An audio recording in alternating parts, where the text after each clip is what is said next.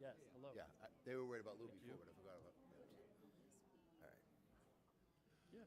good.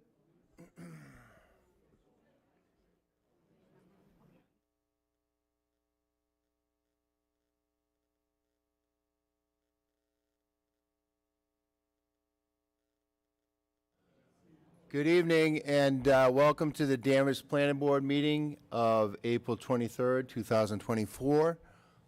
Jim Sears, the chairman. We do have people online as well watching, and Lou George is participating as a member online. Hello, Lou, can you hear us okay? All right, thank you. Yes, can hear you loud and clear. Thank you. All right, first item is Beaver Brook Woods definitive subdivision 303 to 333 Maple Street, request by Beaver Brook Woods LLC for extension of completion date for Beaver Brook Woods definitive subdivision to October 31st, 2024. I'm going to recuse myself on this matter, and I'll have Lou take over as chair, and then Tori is going to take over as clerk on that.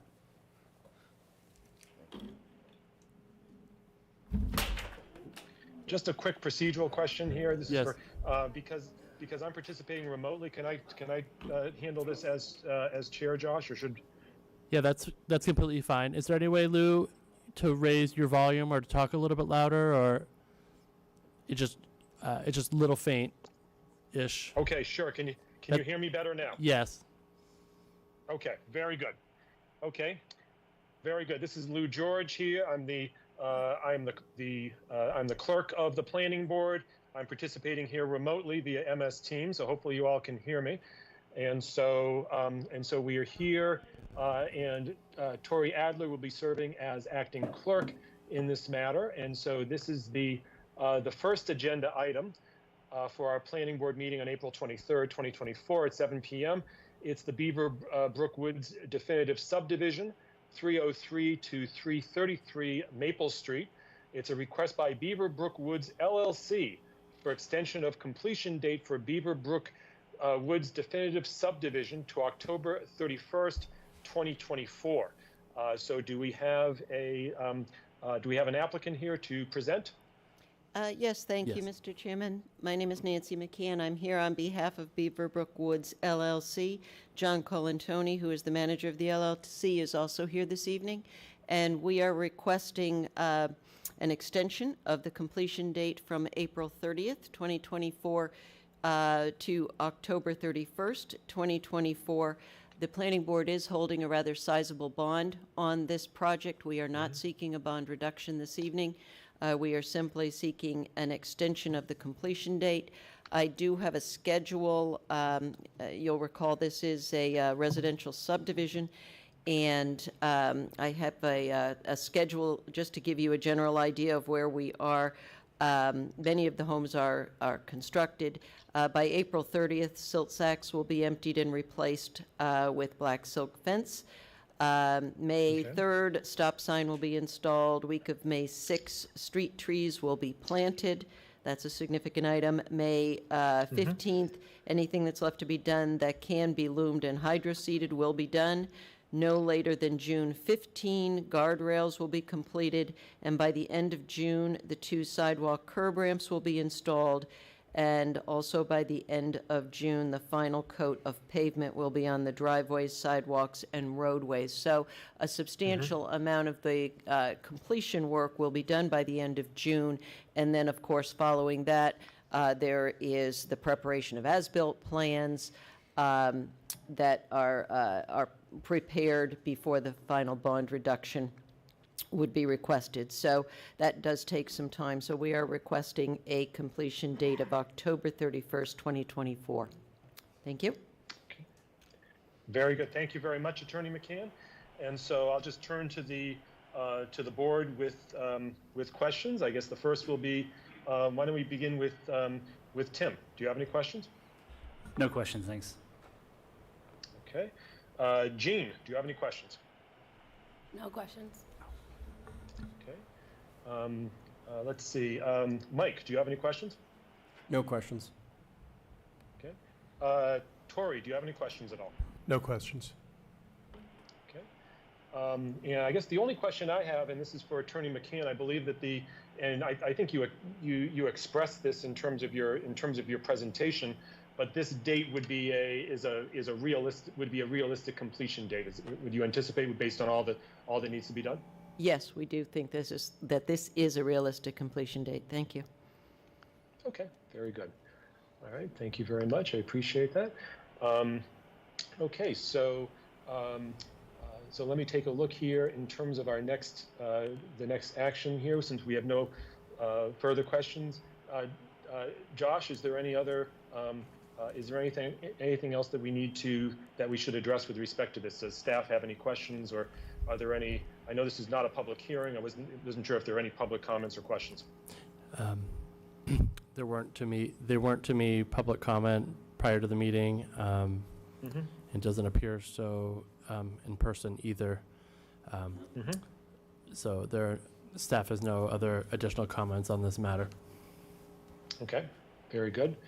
And so is there I do see here that there has been I believe that there is in terms of what needs to be done, I know that we have that there should be a motion, as well as, I believe, are there two motions, or is this a single motion? Just that single Josh? just that single sentence motion in the packet would suffice. Shall I read that one? Okay, so I'll turn, please. Please, Tori, thank you.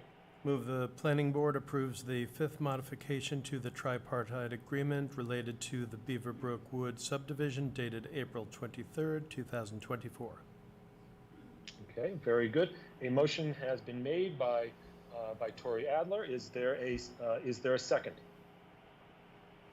Second. Okay, very good. A second from Jean Hartnett.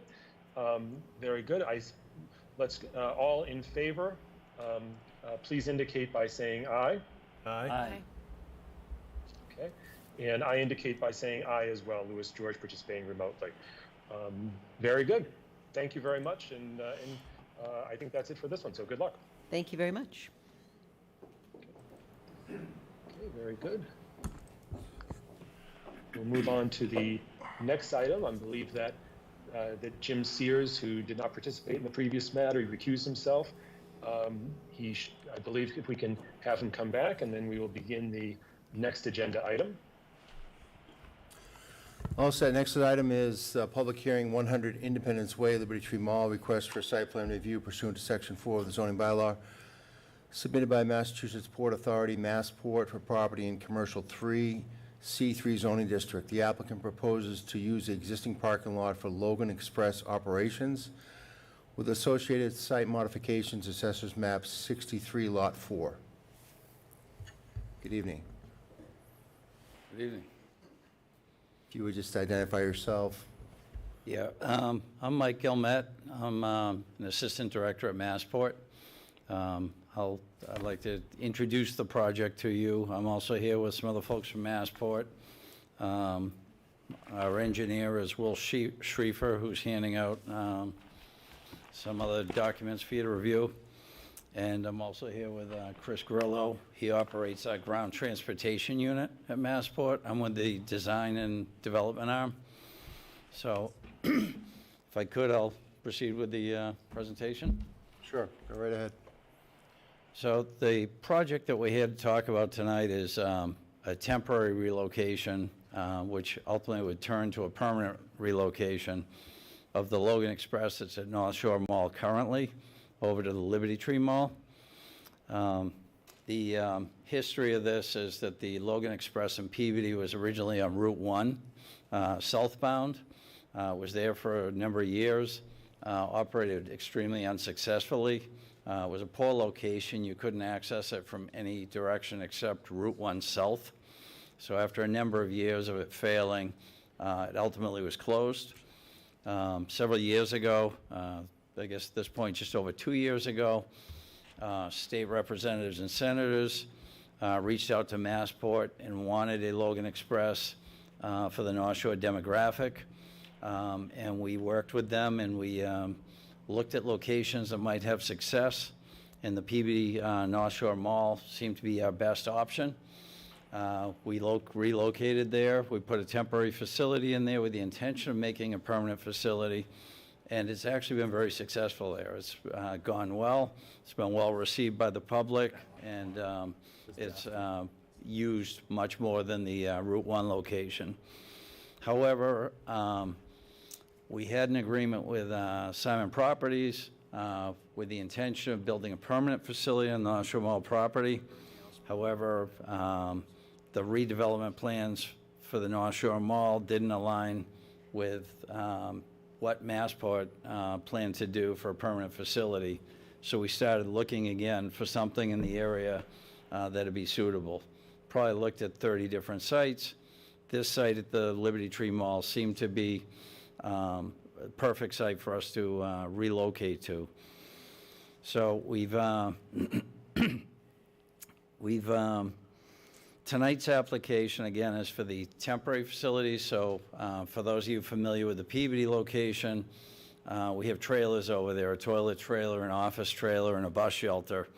We would intend to relocate those onto the Danvers site and then operate there for probably a period of about a year and a half, maybe a little bit longer. We would go to design immediately on a building for a permanent location, and come back to the board in June. If we were approved for a temporary facility, we'd come back in June with plans for site and building design for permanent facility. So the site location's at the northwest corner of the mall behind Danvers Police Station. Currently, it's been used for bus storage until just recently. The school buses are no longer on that site. The site has also been used for, there's trash, there's shopping carts out there, there's the salt storage out there, and they store snow out there. It's really in poor condition. The landscaping's not maintained. If you walk the site, it's strewn with trash all through the landscaping on the sides. There's a used car out there on the edge of the lot. Our intention would be to come in immediately, clean all that up, clean up the landscaping, add additional landscaping, improve the lot, the pavement, and make it not the unsightly situation it is right now. The design of the site, as you'll see on the plans and what's been submitted to date, is that the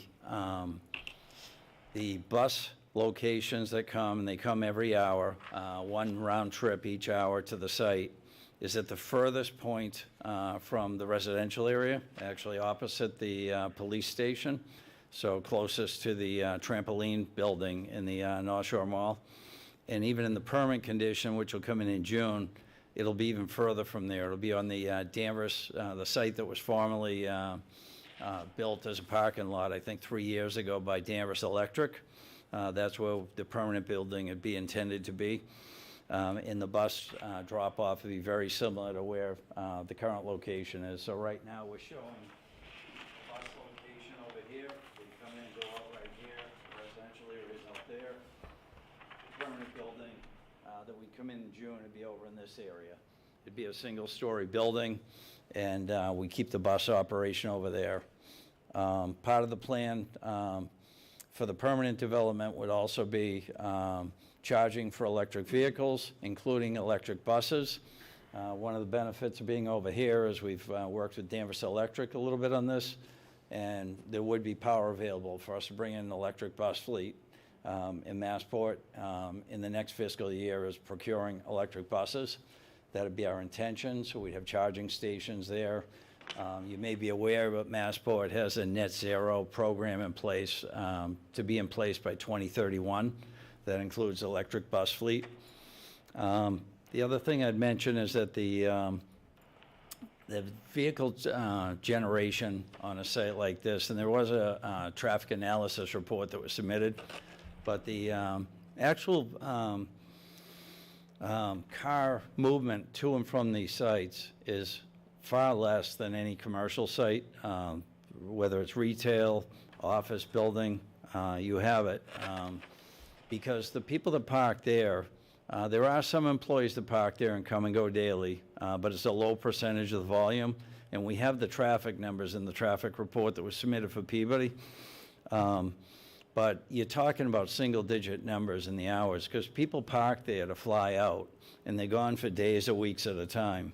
So it's not like a transient population that you would have in a shopping center or a restaurant or any of those types of businesses. So I think that's a high level of what we're trying to do. Thank you for hearing us tonight. I'll have Chris Grillo come up and talk a little bit more about the operation, and then our civil engineer will walk you through some of the design, if that's acceptable. Yes.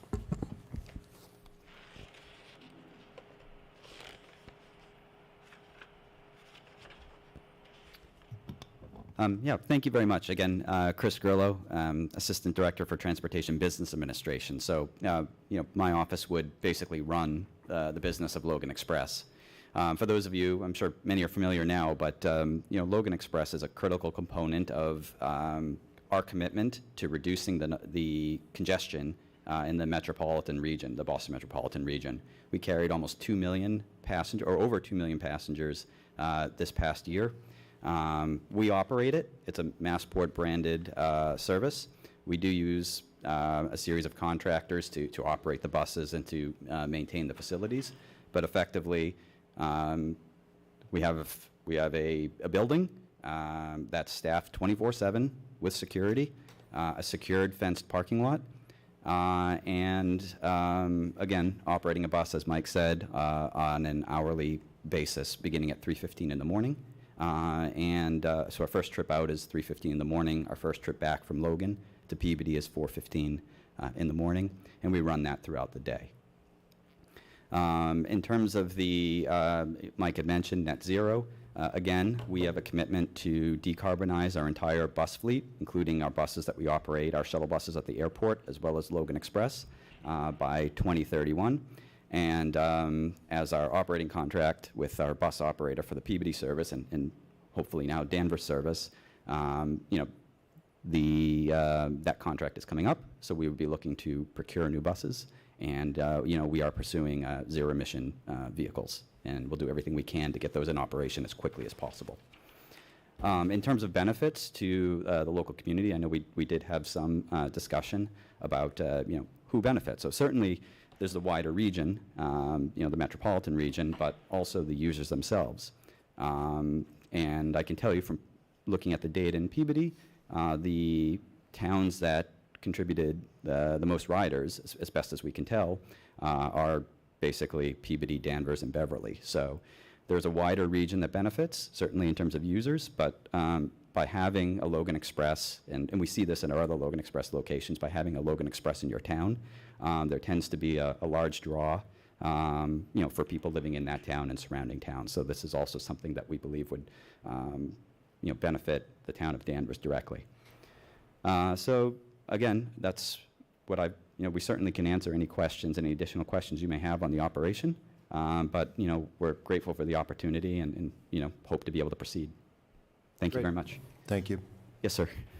We're not entertaining questions from the public at this time. The way the procedure works is the applicant makes a presentation to the board. The board asks its questions, and then we open up to the public after the board has discussed. So you'll get a chance, you'll be the first one after we discuss it at the board level. Thank you. And I think they're still presenting. Right, so Will, I think is going to present. Yeah. Thank you. Good evening, members. So I'm Will Schriefer with HNTB. We are the civil site engineer for the project. So I think Mike and Chris did a great job of giving you an overview of kind of the overall plan for the project and the operations of Danvers LEX. So let me just give you a picture of what we're specifically proposing to do with this application. Mike had mentioned we're installing the rental operations trailer, bus shelter, and the restroom trailer, and you can see them as they're shown. Kind of living on Commonwealth there. There's going to be no permanent utility connections that are installed as part of that. The water and sewer would be supplied by tanks that are in there, so we're not proposing to make any connection with this temporary condition. There is an electric service that would be required. We're proposing to connect to an overhead wire that's over here in this corner by the Danvers electric substation, connecting over and providing to that connection. That would only be in place for a little bit less than a year. We've had varying timelines, but we've heard that overhead line in general will be coming out by roughly next May, June, so we'd be switching to an underground connection. It would only be in place as long as it's available. The permanent connection will be coming through with the next submission. As part of what we're doing, so no utilities, just the trailers. We're doing some site work to just kind of improve or proposing site work to kind of improve the lot and make it better for operations in general. So there will be some restriping that's associated. We're going to clear an aisle here at this kind of dead end. This bus loop will be blocked off for bus traffic only with some Jersey barriers. So we're going to allow for an aisle for cars to pass through, so there's no dead end spots. It's just an easier operation for cars in there, along with some restriping to accommodate ADA spaces and that aisle that's being proposed there. Biggest site change, again, it's all kind of asphalt parking lot. We're really not proposing any. Sorry. In the back, they say if you're talking to the microphone, they can't hear you. I apologize. Also, just for informational purposes to the presenter, there is a pointer, and if you didn't want to, just for informational purposes. Thank you. So it's all asphalt. We're not really proposing any changes. There are some small curb modifications that we're proposing to allow for better turning movements for the buses in the loop that's as proposed. And we're also proposing adjacent to the operations trailer and the bus shelter, an asphalt curb, kind of raising the area up 6 inches, just containing those buildings. It would be entirely contained in that bank where everything is loaded and not really affect the aisle itself, but that would be to allow for the kneel down operation for buses. So the bus is equipped to kind of just go down to accommodate passengers who may have more trouble getting on the bus itself, and that movement is made easier by that kind of 6-inch bump up that allows people to just make that step a little bit easier into the operation. As part of that, there are a handful of catch basins that are along there. There's still an existing one that we wouldn't be touching, but in that raised asphalt area, we'd be removing 1 or 2 catch basins. There would still be a low point on site that would contain all runoff before it gets off to Commonwealth. So changing a little bit of the overall function of the drainage, but nothing significant as far as altering drainage patterns. And then just some various landscaping improvements, some patches of full depth pavement repair because the pavement out there is in a little bit of rough shape. So we kind of went through and looked for targeted locations where we could make those improvements. And that's really kind of it as far as the scope that we're proposing now. So I'd like to cut our presentation there and open it up to questions from the board, if you have any. Okay, thank you. Questions from the board? I'll start with Tori. Start with a point of clarification. We're talking about the temporary structure right now, and then we would expect to see another site plan for the permanent structure at a later date? Exactly. So we had a great overview of what we're intending to do. All we are proposing to do right now is those 3 temporary buildings, the rental operations, the restroom trailer, and the bus shelter, and the minor modifications you can see in here to allow for better circulation for the bus movement. That is all that's been proposed. We're anticipating submitting within the next few weeks for a June meeting, but this is all that is before the board and that has been submitted at this point to anyone in town. What are the hours of operation proposed? So I think Chris had mentioned the first bus starts at 3:15, leaving from here, and I think the last bus arrives at 10:15? Or maybe 11:15. AM and 10:15 PM? Yeah, 3:15 a.m., 10:15, or 11:15 p.m. are when the buses are leaving and arriving from Logan. So my concern is not directly related to what you are proposing, because I think this sounds like generally a benefit for the town. I don't know whether we have anyone here from the property management, but this is going to increase traffic on the roads surrounding the mall, which are private roads, which already appear to be beyond their capacity. The infrastructure is quite literally crumbling. There are lights missing, there are potholes that are severe enough to be dangerous. I would like to see a condition of this that obligates the property owner, property manager to maintain those roads before we increase the traffic load on those, especially in the night hours where there's insufficient lighting. Hi, this is Tim Fox with Simon Property Group, the owner of Liberty Tree Mall. So one of the things that we've done through the course of this process is, as seems as an annual rite of passage, is pothole improvement and work that has taken place over the last month or so. We've identified and repaired between 40 and 50 potholes. That's kind of an ongoing process. And I believe the reference to the continued maintenance of the private roads was included in some of the submission documents, which is a condition we're certainly agreeable to. So you'd be amenable to a condition that involves an obligation for continued maintenance to some determined standard? Yeah, we are agreeable to that. I think there's mention that there is discussion with staff to outline the terms of that agreement. Okay, I have no more questions. Thank you. Great. Yeah, that's sorely needed. That's been brought up several times. The recent patchwork is, helpful, but needs a lot more improvement. But moving on. Lou, questions? Yes, thank you. Just a couple of questions, and again, I mirror the concerns that Tori expressed as well with respect to the paving, and I do notice that there were, and I guess a question, we did receive in the packet some information and some photographs related to paving repairs, and when was that done? I anticipate that was done relatively recently. Yes, that was work that was done within the past 30 to 45 days. That was the reference to the 40 to 50 potholes that have been repaired. Got it. Yeah, because in terms of, even seeing the photographs, it almost like as a picture says 1,000 words. It also highlights sort of the really what seems to be the crumbling nature of the roadway. So to the extent, obviously it's the work done is appreciated, but it's still it's a continuing concern as so long as there is a plan that is a condition that that there be a paving road repair plan that be reviewed and approved by town staff. I think that is that would be good. I do have a question just with respect to the in terms of the usage of the facility, and I know in terms of the timing of when it would be used, the 3:15 a.m. start. I guess a concern I have is with respect to a couple of things in terms of noises from vehicles. I understand that there will be a movement for net zero vehicles, but are these buses going to be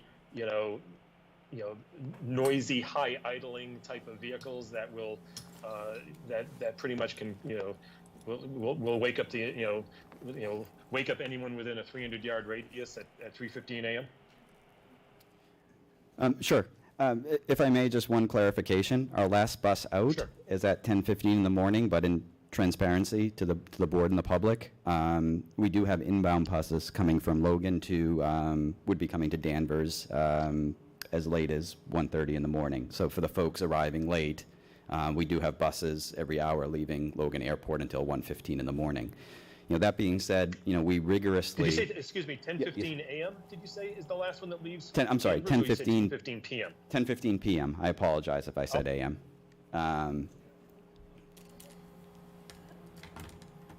Should I continue or should I wait for the... Let's wait a second. Sure. Josh, I didn't step on that plug. That wasn't me. do you want to look? I did the last one. You were still up on your computer? Was it, No. did we lose the internet? Looks like the monitor got disconnected. Yep, just one second, Lou.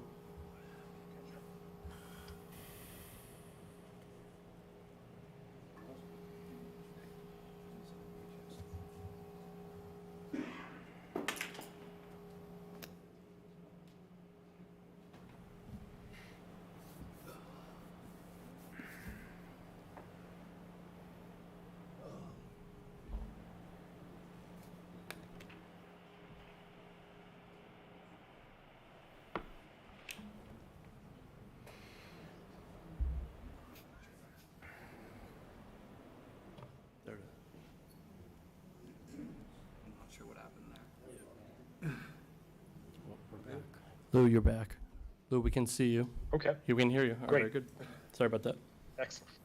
Okay, I just wanted to ask then, in terms of continuing, I believe that the applicant was responding with respect to, I guess, my question I had about noise from buses, particularly like diesel buses, that sort of thing. Right.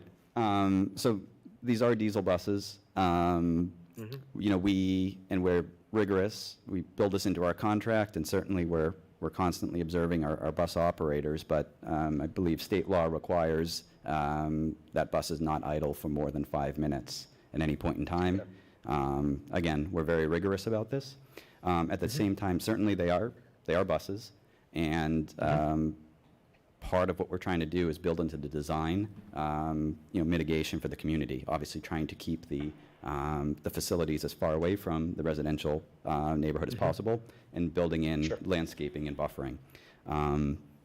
Obviously, the new technology, these are coming to the end of life. We are going to have to, just by virtue of, we have to work with what we have, continue to operate these buses for at least another probably year and a half. But we're hoping that the new technology will not only be cleaner, but quieter, and we'll do our best. Okay. Very good, thank you. And Jim, I just have a couple of more questions with respect to the, in looking at the site plan, it does, appear that, this is, like, this is oriented towards people coming in and parking their vehicles for, and I think it was even mentioned that parking for, a few days when they're on a trip or what have you. Is there any provision made as well for drop-off in terms of, that, if someone's, if a family member wants to drop their wife or husband off to take Logan Express in, is there provision for that so you wouldn't have to be, so that someone can be safely dropped off? Absolutely. We will have a short-term parking lot. We have this at all of our Logan Express sites. Off-street. Okay. Yes. So in the same way, someone with a ride share, for example, a Lyft or an Uber, could be able to be dropped off so that they can just take the bus in without having to pay for parking, or if they don't have a vehicle. Correct, yes. Okay. Very good.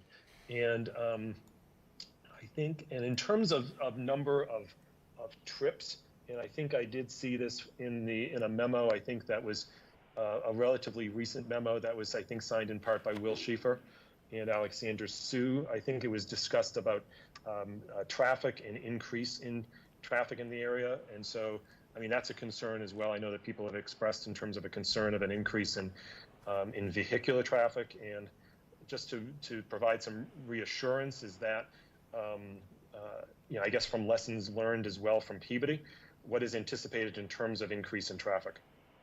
Absolutely. So I can speak to the memo, which was submitted yesterday as part of additional information to the town engineer's comment letter. As you mentioned Peabody, we actually use that to kind of generate the trips that we would expect for this particular site. So we had the in and out data from November 2023 to February 2024 from Peabody, and we analyzed it against, there was actually a traffic report completed in the area at 152 Endicott with counts done in June 2022. So mainly the report is comparing the generated traffic that we'd expect from this site relative to what Peabody is versus the traffic that's on Endicott. So when we analyzed that data from Peabody, the highest any peak individual hour we saw was 26 vehicle trips, and that is very early in the morning, so between like 3 and 4 and 5 a.m. Doesn't coincide at all with the peak rates that we saw in Endicott from that 2022 report, which were more 8 to 9 a.m. in the morning and 4:15 to 5:15. So the peak traffic for this is in the very early morning hours. The average vehicle trips per day we saw was somewhere around 74. Generally, any peak hour, just not significant, especially coming from Peabody. Peabody is a smaller site than what we eventually are hoping to build here in Danvers. The operation doesn't change so much. We're not adding bus trips that would go there, but even if we doubled the traffic from our counts that we had in Peabody, it would, other than from 12 a.m. to 5 a.m., which is mainly because on Endicott, the counts from 2022 were maybe 100 vehicle trips per hour. The amount of traffic that would be generated by this site is less than 1% of the average traffic on Endicott through every other hour of the day, other than 12 a.m. to 5 a.m. Got it. No, that's good. Thank you. Thank you for that. And I think that there's, and I guess the final question I did have, and I know that it's discussed that the permanent facility would be coming back to us within a short time. So June of, so 2 months from now, it seems. So I guess the question is in terms of, is it anticipated would the permanent facility be in the same general location as where the trailers are? No, it's actually being planned. You can see kind of on the bottom right of the screen the existing parking lot that temporary electric service is going over. That will be the location where we're anticipating the final bus movement and building associated with the short-term lot. So generally that area is where operations will be. The parking lot that exists will be improved, built out, and there will be some spaces added, is the plan. Obviously, it's not submitted to you at this point, but it's what will be submitted. We'll be adding spaces to it, improving it, but all of the bus turn operations, short-term, and the building will be actually on the other lot where we're not proposing to locate these trailers. So similar location in that all the movements are going to be coming right in off Commonwealth, but kind of flipped to another lot that is part of the leased parcel here. Got it. Okay. Very good. Thank you very much. I don't have any further questions for now. I think it's going to be I think it would certainly be it provides an additional, I think, needed transportation option for folks, and I do have those concerns I had in terms of noise, particularly as well as the vehicle trips, which I think I've had some reassurance here, as well as a commitment to do the work on the pavement area. But I have nothing further for now. Thank you. All right, thanks, Lou. Mike, any questions?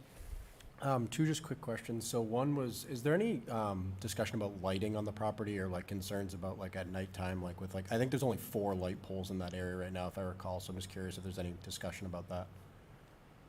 So at this point, with this particular phase, we'd be anticipating reusing the existing lighting. As part of the submission that you'll see, in a few weeks' time, we will be upgrading and installing new lighting on the lot, and the whole thing is going to be phased. This lot will be open and operating with this configuration you see here, and a minimum number of spaces open through that entire phase. So as we're adding and improving the lighting, we will be improving the lighting condition that's there.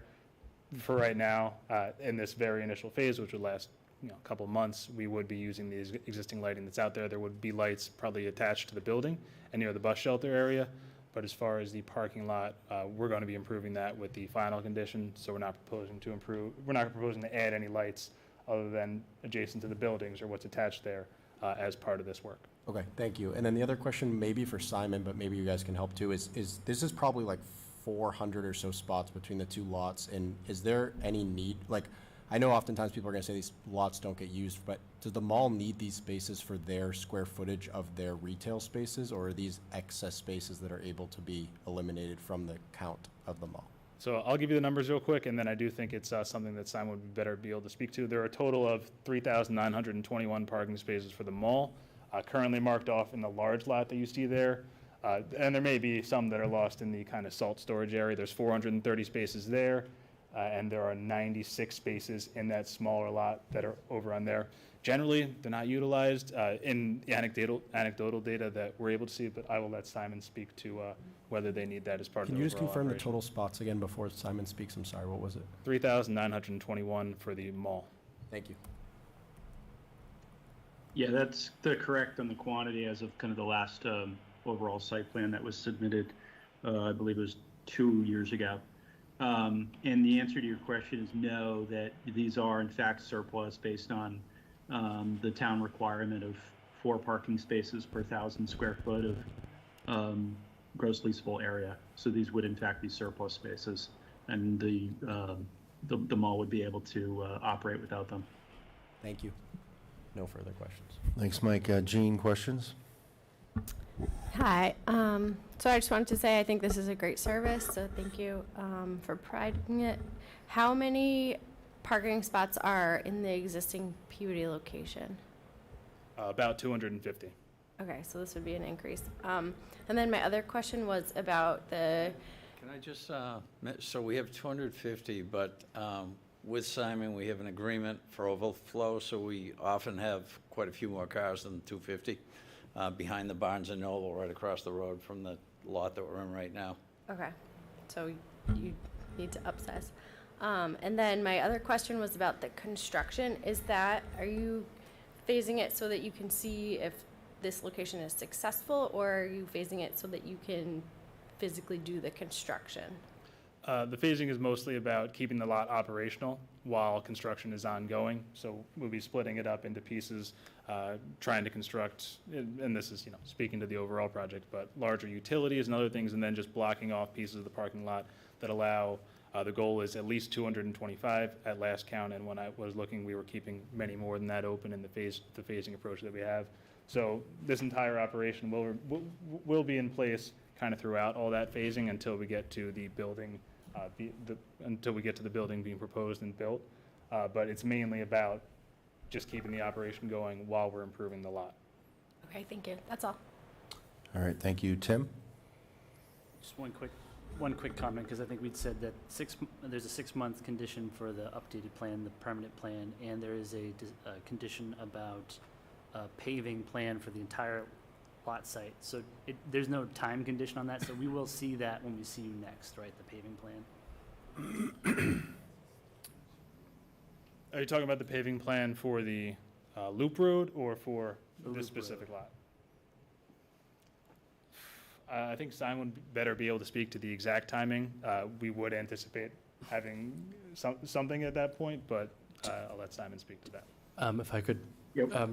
interject, I think that staff was going to finalize that date, the timing, with the next application. We would give a more definitive date with that, just because we know that they're going to be coming in the next month or so.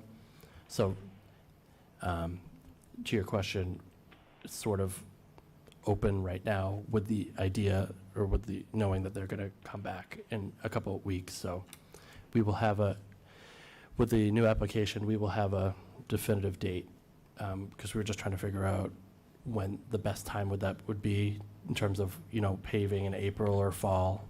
So we were just trying to figure out internally when that would be, and we wanted to kind of talk through with Simon that date. So that's why right now, as we speak, there's not a date, but there will be with the new application. Yeah, and we're happy to start working on the particulars with town staff, immediately.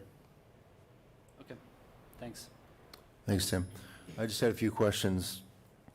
I'm happy to see that there is going to be some paving on that roadway, and it's unfortunate that it takes, a few weeks before the applicant comes in that it gets done, but that's something that has been a bone of contention for a long time from this board.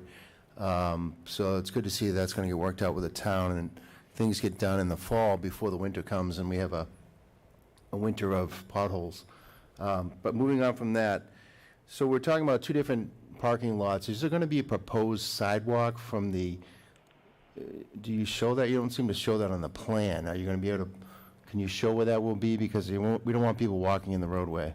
Yeah, in the temporary condition, we're not proposing a connection between them. All parking for the operation would be proposed to be in the kind of larger overall lot that you see there. We wouldn't anticipate using that smaller lot as part of the operation. There will be a walkaway connection in the final condition, because obviously we want people from the parking lot to be able to walk to where the building will be. But for now, everything is going to be contained on the larger lot to the left there. The lot on the right, we'll be installing the temporary electric there, and we'll probably use it for, we would propose to use it for staging, lay down, and not to be used for parking as part of the phase construction. But you'd see that on the plans when we came in for the final condition. We're not proposing to use that smaller lot with 96 spaces with the temporary electric service going over it as part of the temporary condition at all. Okay, I know there's a crosswalk at the larger lot. Is there a crosswalk at the small lot to the mall, or will there be one? There are existing ones at both. Okay. And is there going to be any landscaping improvements at all as part of this construction? I know you mentioned that the lot's in disarray and you're going to clean it up, I assume. As part of what we're doing here, we will be doing some tree trimming to allow for bus turning movements, and then otherwise just kind of clearing areas that, and installing better landscaping in areas that are kind of, don't have great plant growth. We'll be keeping all trees other than, I think, one on that initial turn in, just because when we went out there and ran some test turns with the buses, it was kind of scraping all over the front window. That's the only tree that we're proposing to move, I believe, as part of this temporary condition. Everything else is trimming, improving grass landscaped areas, and doing the same thing for the landscape islands that you do see in there. So improving the landscaping overall as part of this temporary condition. I just mention the area where the residential area is, up in the northern corner of the site. That area probably could use some additional buffer, some landscaping, bushes, trees, maybe some fence. We're happy to work with the town on any areas that you think something should be done.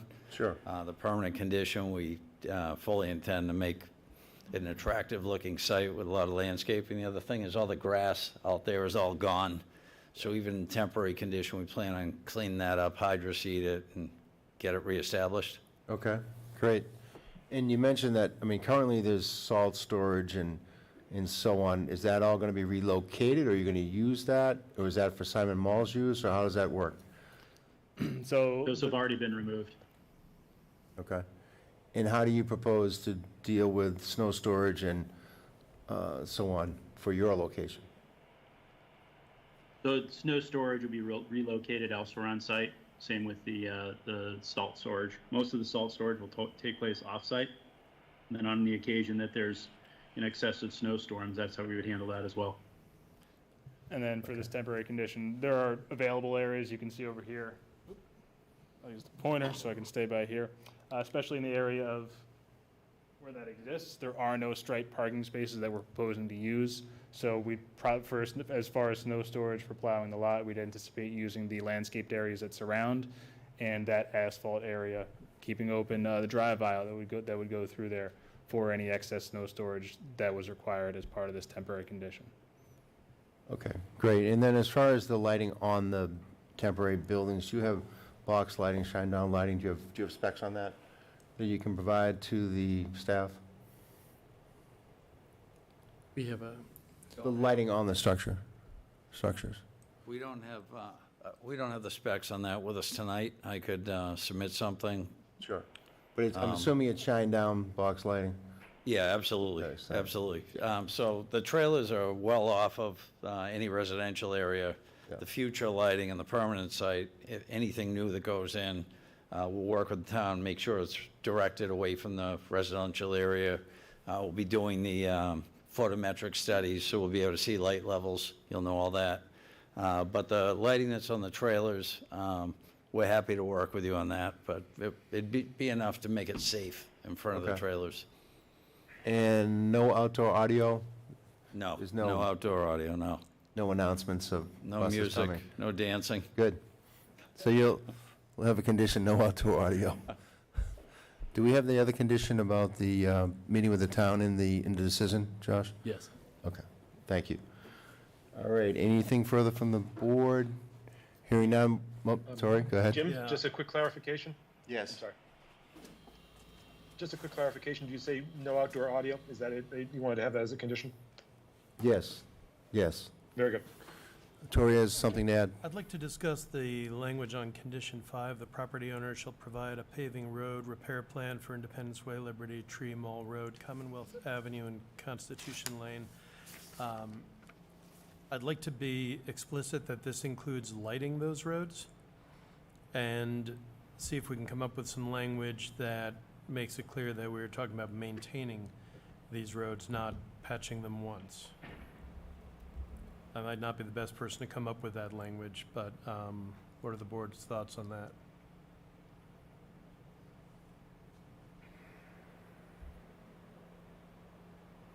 I'm just remembering that the last time we required paving repair, the paving repair lasted a very short time, and the road returned to a condition of neglect. And we're also talking about a lot of late-night, dark traffic. So I think that puts even more weight on on lighting the roads. So you want to add language on the decision condition of approval to say, I think to the effect that, I think we were talking about a semi-annual review, and you're adding the lighting requirement to review the lighting as well. Yeah, that sounds good. Is the board okay with that? That sounds good to me. Okay. All right, moving on, I'm going to, the gentleman is approaching the mic right now as the first one, so you can stop right there, sir. I'm going to open it up to the public. I'm going to ask you to identify yourself. Good and, evening, everyone. Yes. My name is William Cossawan. I own 135 Sylvan Street in Danvers. I also own 7 Fairview Street in Danvers, okay? And I cannot believe that we're sitting here listening to this tonight, okay? First of all, let's start off by you're completely overlooking or softballing the traffic impact here, all right? We all live here in Danvers. Anybody who drives through the mall area, we have gridlock there. We've got gridlock on Endicott Street, the mall's a mess, Sylvan Street's a mess. Getting in and out of my property at 135 Sylvan Street is a daily challenge. The traffic is bad enough now. Feeding up to 114, gridlock. Feeding onto 128, gridlock. Everything slows down. The concept of introducing 250 vehicles to this traffic dynamic is beyond stupidity, in my opinion. And it's also an imposition to the people who pay taxes, such as I do, and you're threatening our quality of life here. All right, this should not even be here. This should be just dropped immediately. There's no planning here. They just figured you got a spot, let's put it there, we'll make it pretty, and everybody will be happy. No one will be happy. You're going to turn around and turn that neighborhood into a nightmare, an absolute nightmare. Please, all of you, go down there and ride through Endicott Street, drive around, see what I'm talking about. Pretty much any hour of the day. It's a mess. Go on 128 and try to get onto Endicott Street. It's a mess. I can't believe anybody would think this. What are you people thinking? Sir, you're going to direct your questions through the chair. You're not going to confront the applicant. Thank you. Point taken. All right, I think I've said all I really need to say is that this is a really bad idea. I pay taxes, and I'm imploring upon you to open your eyes, go down there, take a look at the reality of the situation, and actually do something that doesn't shovel insult in my face by having you people represent me. Thank you. Very much. In the back, Pat?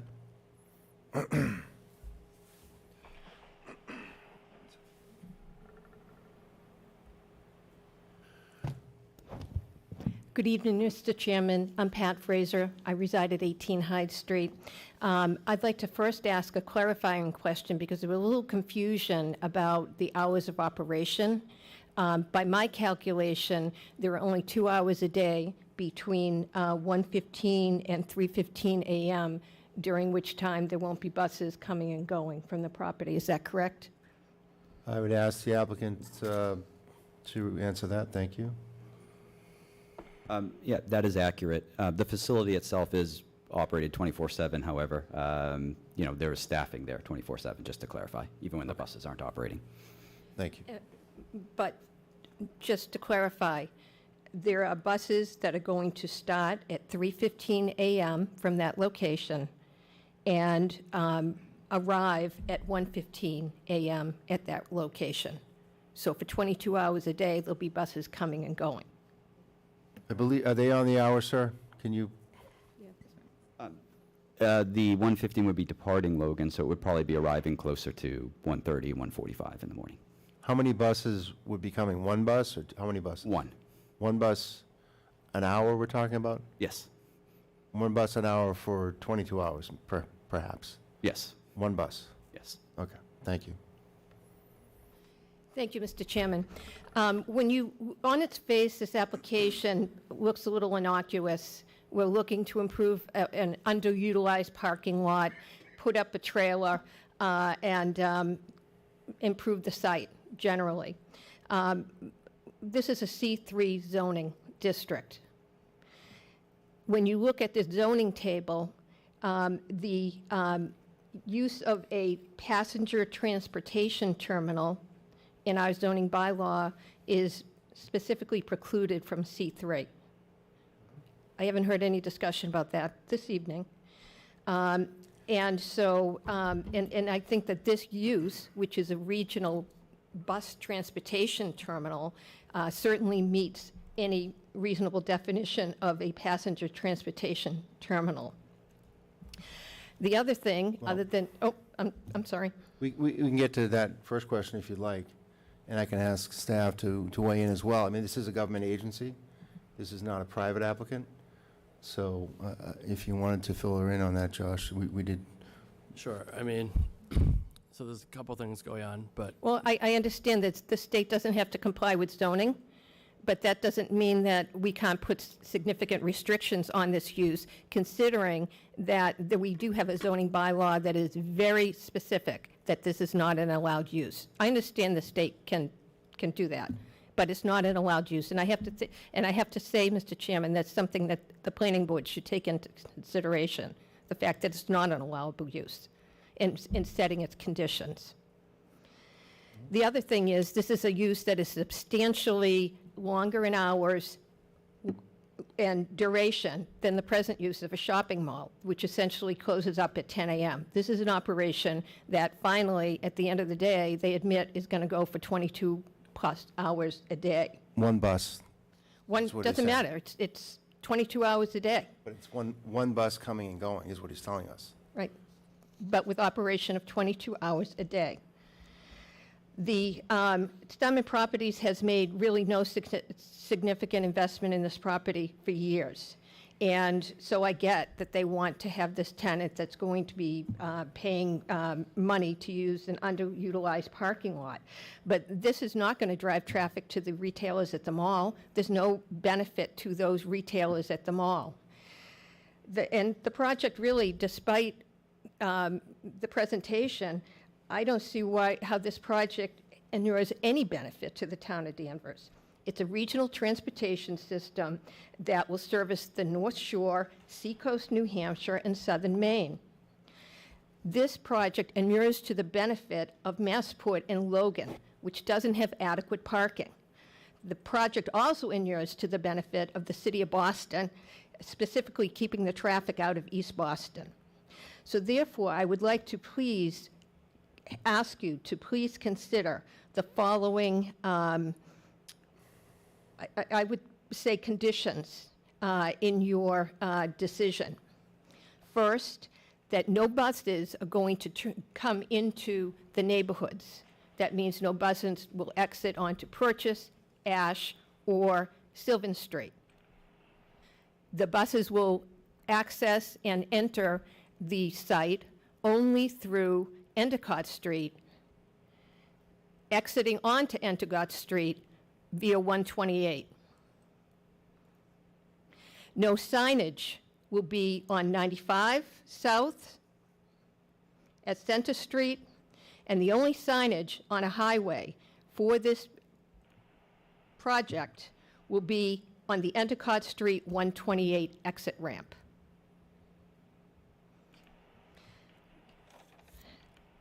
I'm not on the Board of Selectmen, but this also is an issue where Massport can certainly give our community something more than improving the landscape.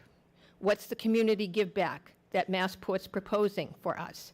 The city of Boston, specifically East Boston, the city of Chelsea, Nahant, they all see benefit from community give-backs from Massport. We haven't heard anything about that yet. This is a large piece of property that that's the next piece of property that we're going to be looking at for zoning reconsideration in Danvers. I don't know about you, but a transportation center isn't my vision for the Liberty Tree Mall. Thank you. Thank you. On that point, maybe the applicant could just address the traffic pattern off-site as it relates to the comments regarding Endicott Street 128. Is that the route that we're talking about? Yeah, in the application, in the package you have, it shows the traffic route that the buses would come up 128, enter at Endicott Street, and then directly into the mall by the Goodyear dealership, and they'd exit in the reverse, back up Endicott Street and on 128. So you'll agree to a condition to that? Yeah, that'd be fine. Other questions from the audience? Sir? Thank you, Mr. Chair. Good evening. My name is Eric Mitchell. I live at 36 Abington Road, and with your permission, I'd like to give you this. You need to give to the applicant and to staff as well.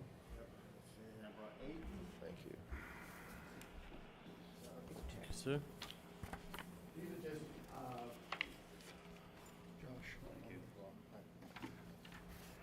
What I came to discuss tonight has already been presented. I live at 36 Abington Road, and I am a frequent user of the shuttle from all of its locations. It was horrible on Route 1 South. It's certainly better over in Peabody, and it would be a great asset, in my opinion, if it were to be placed there, although the permanent structure in the smaller lot was, I didn't really pick that up until tonight.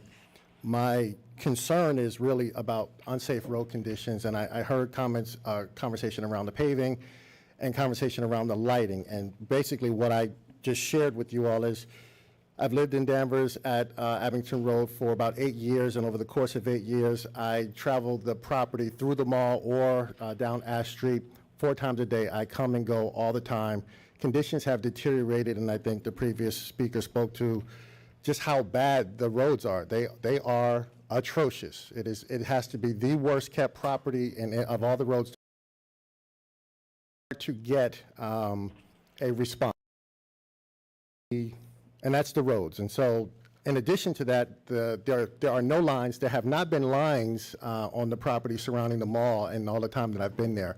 And so it is, in my opinion, it is a dangerous and treacherous road that if we're going to have buses, it is a great community value to have roads that are paved, that have lines, and have lighting. And I did submit to the planner. I took video late at night. If you want to see how dark it is pitch black out there.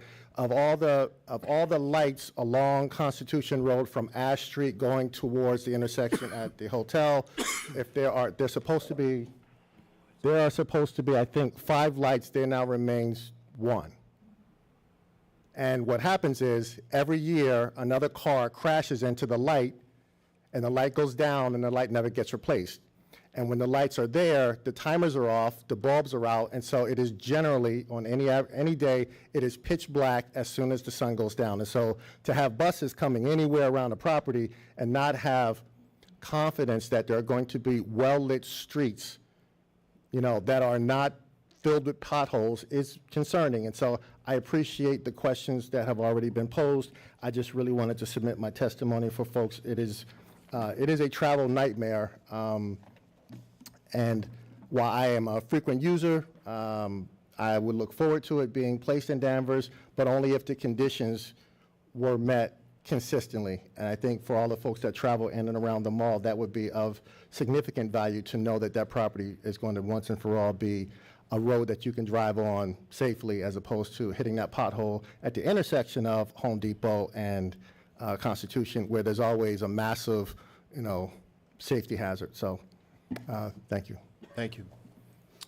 Just, Mr. Fox, I know you're on the line. Can you address the lighting concerns, the missing lighting on Constitution and Commonwealth?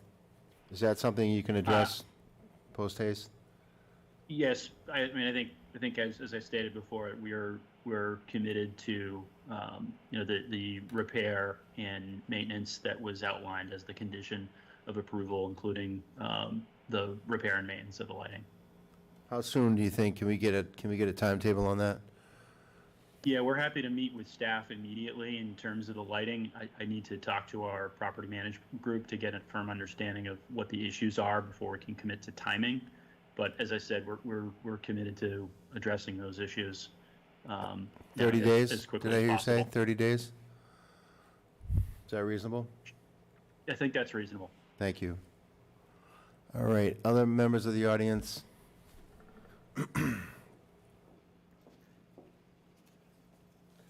Hi, I'm Kathy Simon, town meeting member, Precinct 7. Not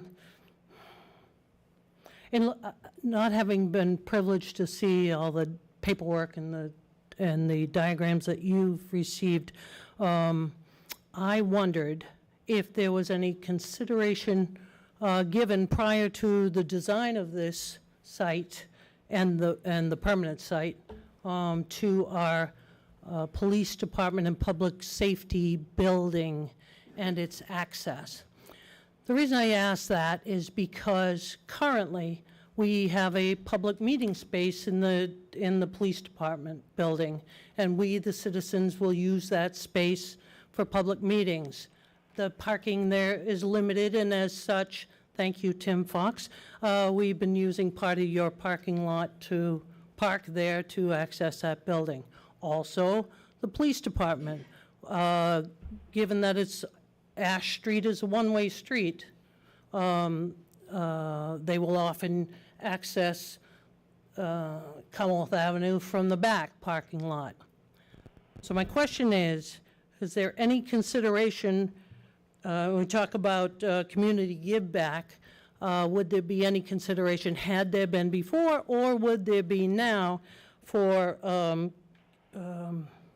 a travel lane for our police department to access Commonwealth Avenue, and/or additional parking, maybe 10 to 12 spaces at the end of your lot in the back, so that police and our community can use parking spaces to access our public building? Oh, and if I could I should clarify, I am on the Traffic Advisory Committee. So, thank you.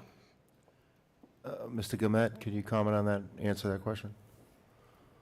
We've had conversations with the police department about access through the lot. These lots are secured with gates. In the final condition, there'd be a fence around the perimeter, and there's revenue control gates. However, for the police department, we've talked to them, we've agreed on where their lane would be to pass through the lot, and that we'd work out something with some sort of transponder system so their vehicles could go through and activate the gates automatically. There's never been any conversation about additional spots for that meeting room. I'm from Danvers, as you know, and I've used it myself, but I wasn't aware that there's a shortage of spaces. I've never parked in that lot for a meeting. I'm not disputing that there's a need. Not really prepared to address how to carve out additional spaces tonight. Right. But, we could take it into consideration. We're going to be back before you for the permanent site if we move forward tonight to talk about the permanent condition. So the fence is going to be right up to the border of the lot as it abuts the police station? Could it perhaps maybe move back a short distance? We could look at it and see what the options are. To allow for spots, maybe? Right. Okay. So we work with staff on that? Josh? Yeah, right now, if you're familiar with it, there's the driveway that kind of joins the two lots. So we just have to look at how you configure something like that, but it seems like something that'll be doable. So you have 430 spaces. You don't anticipate you're going to need all 430, do you? We hope to. Do you? Okay. I don't know if we will, but, we're optimistic, so it's a successful facility. At your other facilities, could you So not compare sure. it to something else? You might be able to do better than me, Chris. With the numbers for other facilities and the like. Yeah, sure. So this is probably our least used facility of our park and rides. So we probably max out around, using the overflow spaces at the North Shore Mall, somewhere around 375 spaces at any given time at our peak, which is approximately now when folks are going on April school vacation. Okay. Some of our other sites, we have upwards of, they're significantly larger, particularly Braintree is our largest facility. We have 1,800 spaces there, and in Framingham, we're building a garage expansion that would take us to 2,000, but we don't anticipate having anywhere near that kind of volume here. It's just the market wouldn't support, we don't think, something anywhere near that large. Okay. So 400 or so. What we're designing for is approximately what we're hoping for in the next, foreseeable future. So your peaks are April vacation, probably school, Christmas time, the Right. major travel holidays and things like that. Right, about 375. We're expecting the airport's going to grow upwards of another, call it 20% or 30% in the next 10 to 20 years. So that's kind of how we're sizing things today. Maybe add another 20 or 30% we're hopeful for. Okay. In time. All right, thank you. Yes. Further questions from the audience? Go right ahead, sir.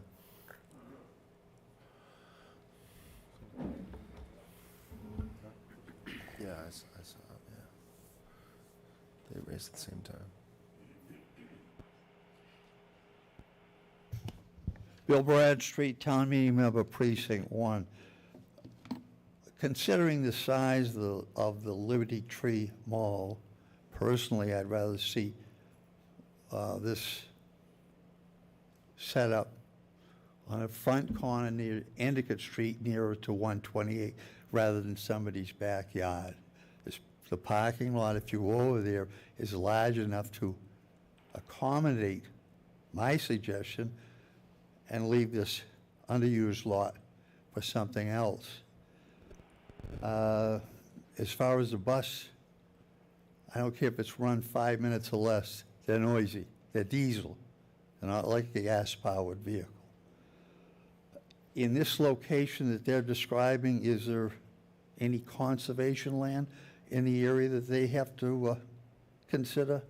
I haven't heard that I don't mentioned. believe so, no. No.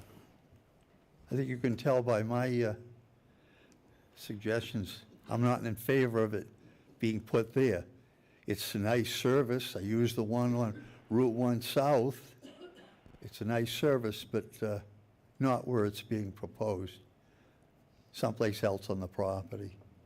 Thank you. Thank you. Further questions? Yeah. Just one thing I wanted to clarify. There is some conservation land that's on site. We're not proposing to expand the limits of anything with the existing parking lot right now, but I'll point it out real quick. This area is bordering vegetated wetland with no hydraulic connection to any sort of downstream or upstream area, so it's not actually jurisdictional by Mass DEP bylaws. It is jurisdictional by Danvers, so we are anticipating submitting to Conservation Commission. We have submitted for this temporary condition, mainly for the overhead wires that are crossing through there, and we will be submitting an NOI as part of the overall proposed development because of impacts to the jurisdictional areas that Danvers regulates. Won't be submitting the Mass DEP because that is not a jurisdictional wetland by Mass DEP's bylaws, but we will be in front of the Danvers Conservation Commission later this week for that overhead service, and then sometime in June for the overall project. Thank you. Representative Kearns?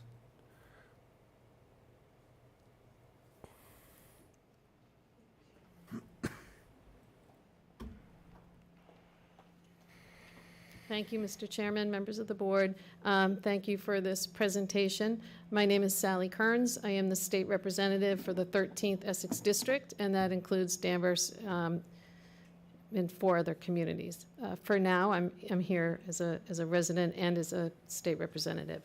I appreciate what Massport is trying to do in reducing the number of cars that all go to the airport. No quibble with that.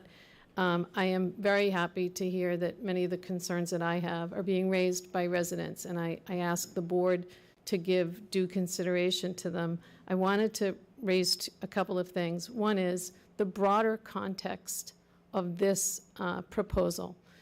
We are a community underserved in the realm of public transportation, and it bothers me greatly that this would be presented as a service to Danvers. This is people love using Logan Express. Maybe I will plan a vacation one of these years and I will use Logan Express, but that is very different than public transportation as a service to a community. So you all know that I've been working and still working to get the bus stop, the MBTA bus stop in downtown Danvers restored. And I would, while these two agencies are not connected and Massport is only quasi-public, I recognize that, it is my hope that we could introduce the topic of restoring the downtown bus service from the MBTA as part of this larger conversation.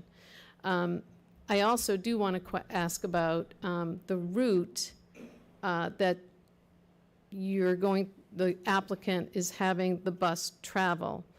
And I wonder, I'm thinking about the fact that the 435 bus, which comes over on Endicott Street, turns onto Commonwealth, and there is a little bus sign. There's no kind of a shelter. There's nothing like that. The MBTA has not done a good job at that. I don't know if that's affected at all by this proposal. But I wondered, could you share with us the thinking around having the bus go out Commonwealth, left on Endicott, right up to 128, left on 128, rather than, and maybe there was a good reason you ruled this out, and I just don't know it, going out to Endicott, turning right at the light with Sylvan, taking a left, right up Sylvan, left on 114 to do what Logan Express does now, right down. And I think there might be a dedicated lane, but I wouldn't swear to that. Yeah, right down Andover Street. There might, as I said, could be a very good reason why that wasn't chosen. I'm just curious, why did they choose that route? And is that something Sure, we you can ask the preferred? applicant. Applicant can answer that question. Could have just asked my friend Mike, but no, yes, please, You please. can leave stuff right there. The Endicott road was selected because it would keep us further away from residential area. We know in Sylvan, just coming up, there are some homes not far from there. So that was the idea. If the town prefers the alternate route, we'd be happy to consider that. But we thought this would keep us furthest away from any residential area. Okay, okay, thank you. All right, and so the fact that there is a residential area, it worries me that there'll be traffic stacked up. Not only is Sylvan Street an issue, but Collins.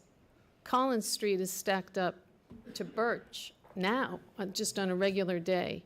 So I'm hoping that before you approve this, because I think we're seeing that there are things that need to be worked out in this. I certainly don't think this is ready to be approved right now, tonight.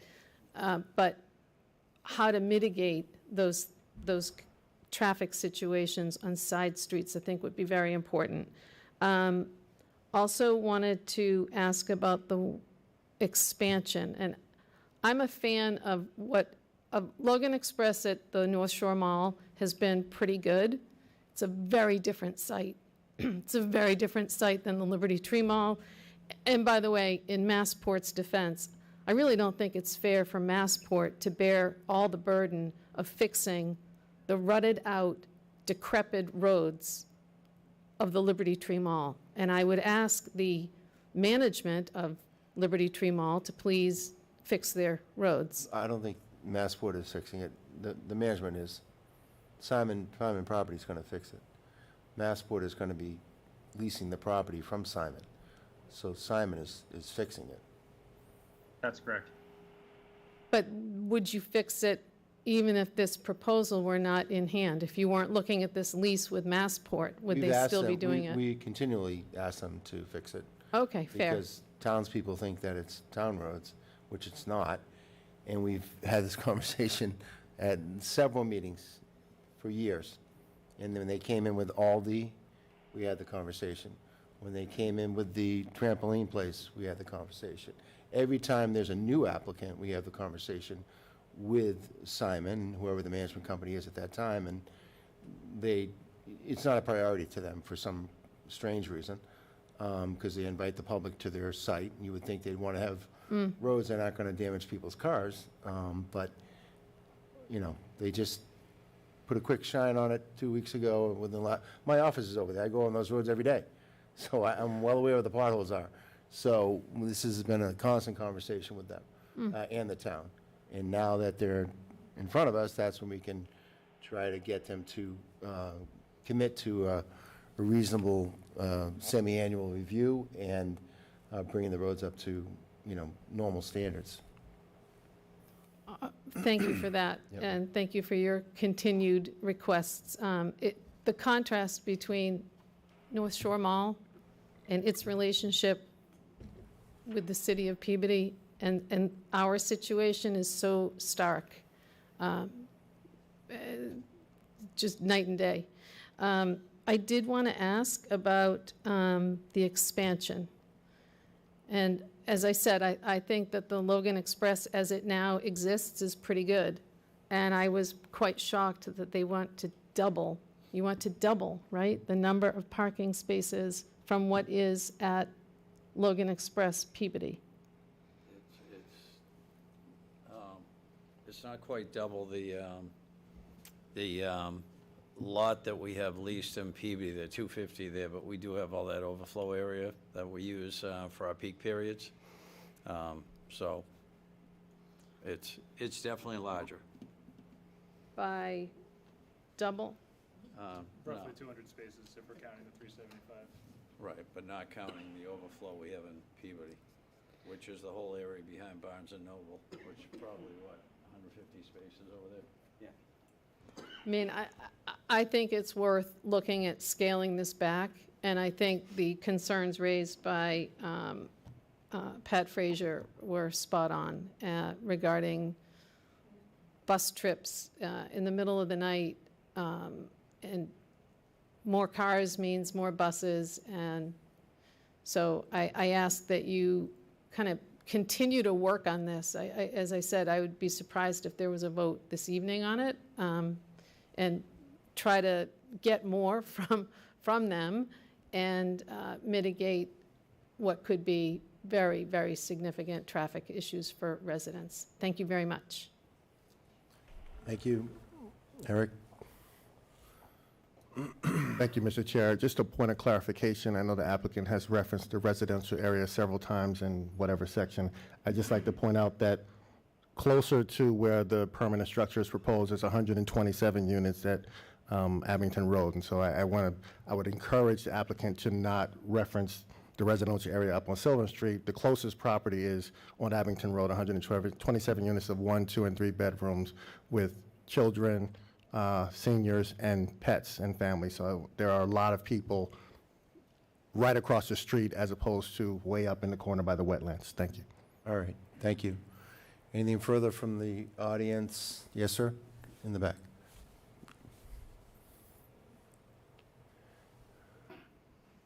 Thank you, Mr. Chairman. Thank you for committee members.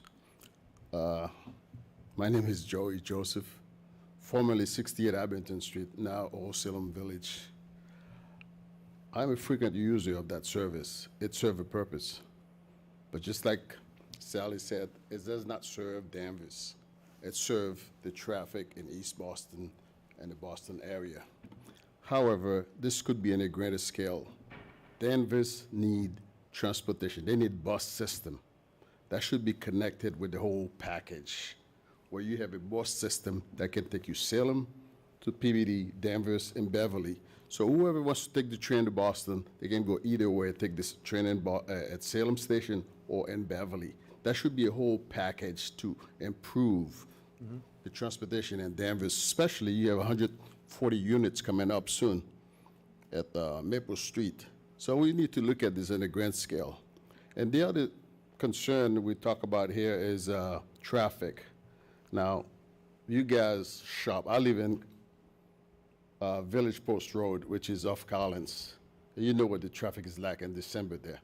So that road need to be two roads coming into the mall, where whoever's turning can turn, whoever's going right can turn. But sometimes the traffic goes all the way back to the rail trail. So this should be taken into consideration. And Liberty Tree Mall has a lot of problems. One problem that they have is parking space. In fact, they may have too many of them. So I don't think parking space is an issue. But they also, one thing these guys will do is, the structure seems to be in a pretty good condition. Either way they're going to build it. We haven't seen it yet. But however, I hope you keep eyes on it. Abington Street, traffic sometimes pretty crazy there. And light system is not working, as the gentleman said here. It's pretty dark. I used to live there. And if you walk into the mall there at night, which is very close, you better not walk because they'll take you out. Traffic just go crazy there. So this is the things that I just want to see put in mind as you put this plan in, put it all together. Thank you. Thank you. Any other questions? We have a lot on the agenda this evening, so at this time, I would ask the board if there's any further questions from the board. Maybe one, sorry, I don't want to add more to the agenda, but I think all the concerns that are raised do seem to be addressed in the conditions, and we'll be seeing the permanent plan coming again soon. But can I ask, so what is the rush for the temporary location if there's currently a working location at the North Shore Mall? Why not just get the permanent approval first and then move to the retreat? We're trying to, the site that we have at the North Shore Mall, there's a deal on there. You probably are aware that there's a hotel that's going on at that property. So we're, for lack of a better term, being evicted. And we wanted to have continuity of service. So in order for us to take that site, there's, a couple of months of work to get all this stuff set up and in suitable condition. So that's why we were hoping to come through for the temporary condition initially. But the permanent condition, the plans, it's a little more work, and we're trying to get all the plans developed and everything, but they won't be ready until May for June board.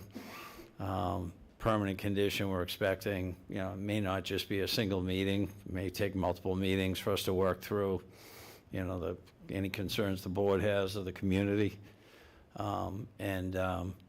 Really, it's about continuity of service. So that's why we're trying to do this portion first. That's it, thanks. Further questions from the board? I would entertain a motion to close the Jim? public hearing. Jim, I have a question, just by the way. Go ahead, Lou. Is that you? Yep, just a question with, yep, that was me. Just with respect to question, and this is a question that was raised, by Ms. Frazier with respect to signage. So, understanding that they'll be using exclusively Endicott Street, the bus will. That is, what's the anticipated for signage to get to Logan Express? Is there only going to be signage at on or about the Endicott Street 128 exit, or is there anticipated to be signage elsewhere? So Massport has a strong relationship with the state DPW. So on the state roadways, 128, there'll be signage. We've actually had conversations with the town about the possibility of putting directional signage along Endicott Street, specifically so that cars arriving are directed straight to the site, not ending up in other parts of the town and causing congestion. My understanding is that we would need to get planning board approval initially, and then we go to town council for the sign application on public roadways. So would you be putting them on to Independence or Commonwealth Ave? Well, ideally, we'd have something out on Endicott. But I mean, directing them to enter Independence or Commonwealth? On Commonwealth. We try to keep all the traffic on Commonwealth. There would also be the buses we can control, but there will be people coming off of 95 and Route 1. So coming from that direction, we'd also be looking to have a wayfinding sign probably at the corner of Endicott and Sylvan to direct people up Endicott so that they're not going straight through into the more residential area, keeping them in the commercial area. Okay. Okay. I guess a question would the applicant be willing to include, and I'm not sure if staff has anything in terms of just say that that in addition to, having as a condition, obviously for the buses to use exclusively Endicott Street, for the applicant to work with town staff for vehicular traffic, that they use Endicott Street versus other roads. We'd be happy to do signs, for instance, if we can do something like this, if the town's amenable to it, we do that. We also have a Massport website in which we advertise and have all the public information for our services. We're happy to do that as well. You know, at the end of the day, you know, and I understand people's concerns here. We want to be a good neighbor. We're supposed, you know, our plan is to be on that site for 40 years, 40, not 4. So we want to come in with a good plan that's going to best serve the community. So, you know, through all of our means of advertising, the Logan Express, you know, we'll have maps, we'll have diagrams of how we want people to approach the site, and we'll work with the town with what routes are preferred. Okay. Okay. So you'd be willing to have, I guess, include a condition for like willing to work with the town with respect to preferred access to minimize use of residential streets? Absolutely. Okay. Okay. Anything further from the board? All right. Then I would entertain a motion to close the public hearing. Move that we close the public hearing. All in favor? Aye. Opposed? Aye. Did you say you were opposed or you're with us, Lou? Oh, no, that was an aye. You get the 7-second delay, I think. Yep, aye, yes. Okay. Do you want to read the decision, Lou? Do you have that available? I do, yes, I do. Okay. Thank you. And so I have a number of conditions here as well, so so please make sure to, I think I'll make sure to catch everything, but we'll see what I can do. Hopefully I'll catch them all. The one you just mentioned, I know paragraph 5 on page 2 we talked about. Yes, we did. Yes, we did. And we also talked about it, about the issue of noise, no outdoor audio, Yes. as well as ensuring the routes use exclusively Endicott Street for the bus traffic. Yep. Thank you. Okay. Okay. Very good. Let me begin here. Motion, site plan review, 100 Independence Way, Liberty Tree Mall. Date of application, March 28th, 2024. Date of hearing, April 23rd, 2024. Date of decision, April 23rd, 2024. The Danvers Planning Board finds the site plan submitted by the Massachusetts Port Authority, Massport, for property at 100 Independence Way, Assessors Map 63, Lot 004, to be in substantial compliance with the criteria and regulations adopted by the town. Details of the plan review can be found on the following plans. Danvers Logan Express Massport property, Danvers, Mass, MPA project number L1830, prepared by HNTB Corporation, dated March 28, 2024, revised to April 22nd, 2024, consisting of 7 sheets. Supporting materials include bus routes plan, traffic impact assessment memo, prepared by HNTB Corporation, dated April 18th, 2024. The following submission requirements have been waived. 1, Section 4.3.2, Site Analysis Plan. The Site Analysis Plan is entitled the Topographic Survey, part of Liberty Tree Mall, Existing Conditions Plan. 2, Section 4.3.3, Dimensional Regulations Plan. Dimensional Regulations Plan prepared by Registered Professional Engineer instead of Registered Land Surveyor. No permanent buildings proposed under this application, so height of the temporary trailers is not provided. 3, Section 4.3.4, Site Construction Plan. The Site Construction Plan is entitled the Site Layout and Utility Plan, C-002. The existing contours are shown on the Topographic Survey, part of Liberty Tree Mall, Existing Conditions Plan. The proposed location and dimensions of drives, parking areas, curb cuts, and drainage system will remain the same. A minimal amount of earthwork is proposed for trenching an underground electrical conduit. Any excavated material will be reused on-site in future phases. 4, Section 4.3.6, Utilities Plan. No utilities plan submitted.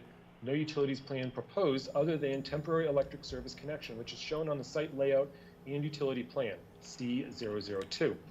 5, Section 4.3.7, Landscape Plan. No landscape plan submitted. No landscaping is proposed. Existing landscaping will be maintained.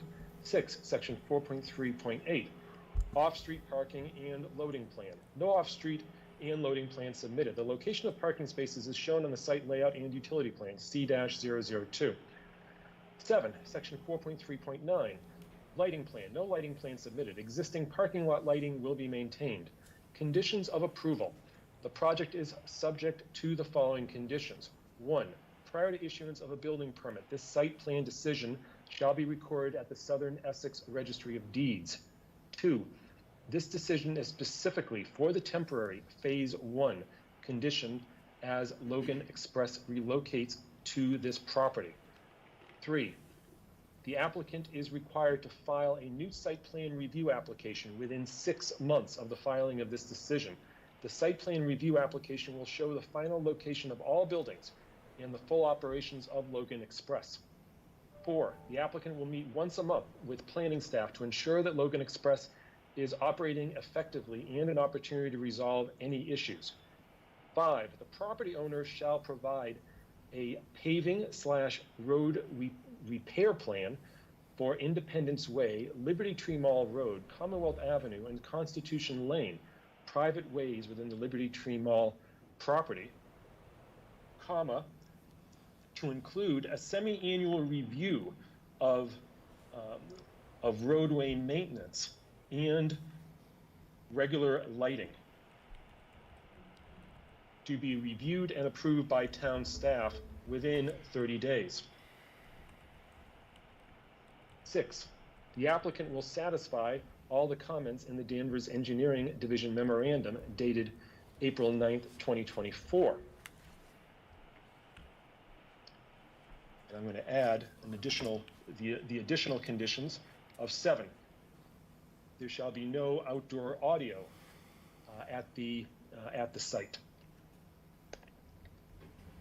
New condition number 8. The applicant will ensure that the Logan Express bus traffic shall use exclusively Endicott Street and shall avoid the residential streets. Okay. New condition, it looks like new condition 9, I believe. And the applicant will work with plan staff to ensure a preferred route to reduce the use of streets by users of Logan Express. So now this will be revised, I believe 10 now. If there are any changes to the approved plans, the use or the condition on premises, planning staff will review. If deemed a major change by staff, the applicant will have to apply for a new application for site plan review. This project is subject to the attached list of general conditions. Any approval of this site plan review shall lapse within 3 years from the grant thereof if construction has not begun by such date. James Sears, Chair. Motion's been made. Do I have a second? Second. Motion's been seconded. All in favor? Aye. Opposed? Aye. You were in favor, right, Lou? Yes, that was an aye. Thank you. Unanimous. Thank you. Good luck. All right, All thank right. you. Appreciate your time. Thank you. All right, let me get my agenda back up here.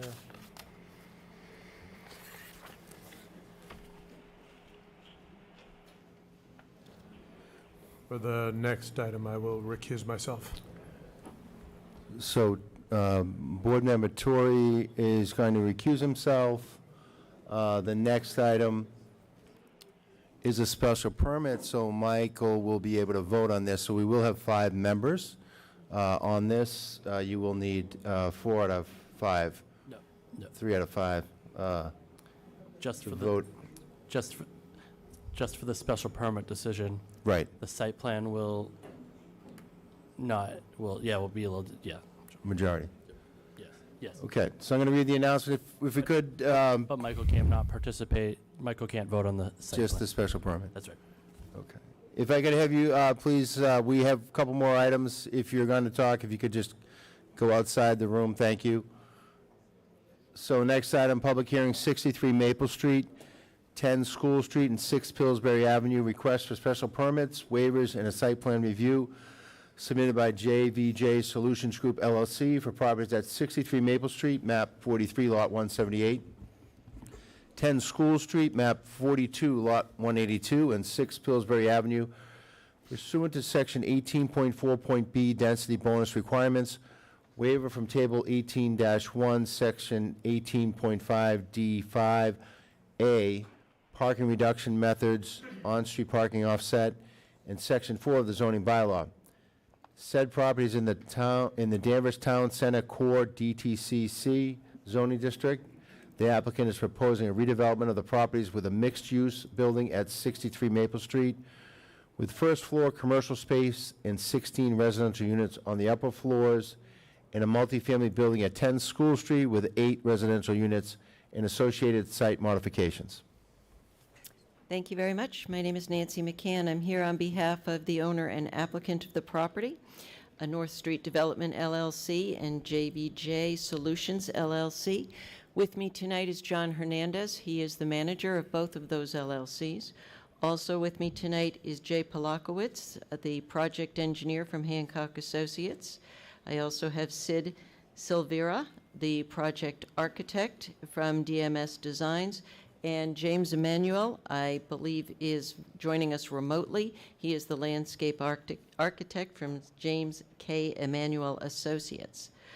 And this project is filed with you under the relatively new downtown core zoning district for the redevelopment of the project site, and it's actually defined as the development site under the DT core zoning district, which allows for the compilation of different parcels, different lots, into one development site. And in this case, we're talking about 63 Maple Street, 10 School Street, and 6 Pillsbury, for a total square footage of 31,157 square feet of development site area.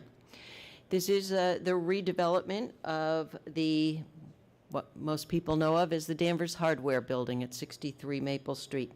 We are proposing a mixed-use building in place of the existing single-story commercial building. The proposal, again, mixed use, means we have commercial uses on the first floor, either retail or other type of commercial use, and residential uses above on the upper second and third floor. The redevelopment of 10 School Street, which is an 1890s historic building. We're proposing to keep that building, do some minor exterior renovations to bring it into the look of a multifamily building, and that will contain 8 units. And then 6 Pillsbury Ave, we are proposing the removal of some dilapidated old garage and commercial storage buildings, and that area is going to create a beautiful outdoor amenity space for this site. The property, as I said, is located in the DTC Downtown Core Zoning District, which is part of the CBZD zoning that was undertaken a couple of years ago for the downtown area. And the purposes of the CBZD zone, the DTC core zone, there's a lot of letters, are as follows: to guide the development within a context base with building and site development that reflect the scale, character, and settlement patterns existing or envisioned for the downtown area. Create a vibrant public realm, which is the active commercial space on the first floor along Maple Street. Create high-quality housing production of a variety of types and ranges, as well as create business development within the downtown area, including employment opportunities. The development site, it's particularly 63 Maple Street, is quite visible, being the former Danvers Hardware for many decades.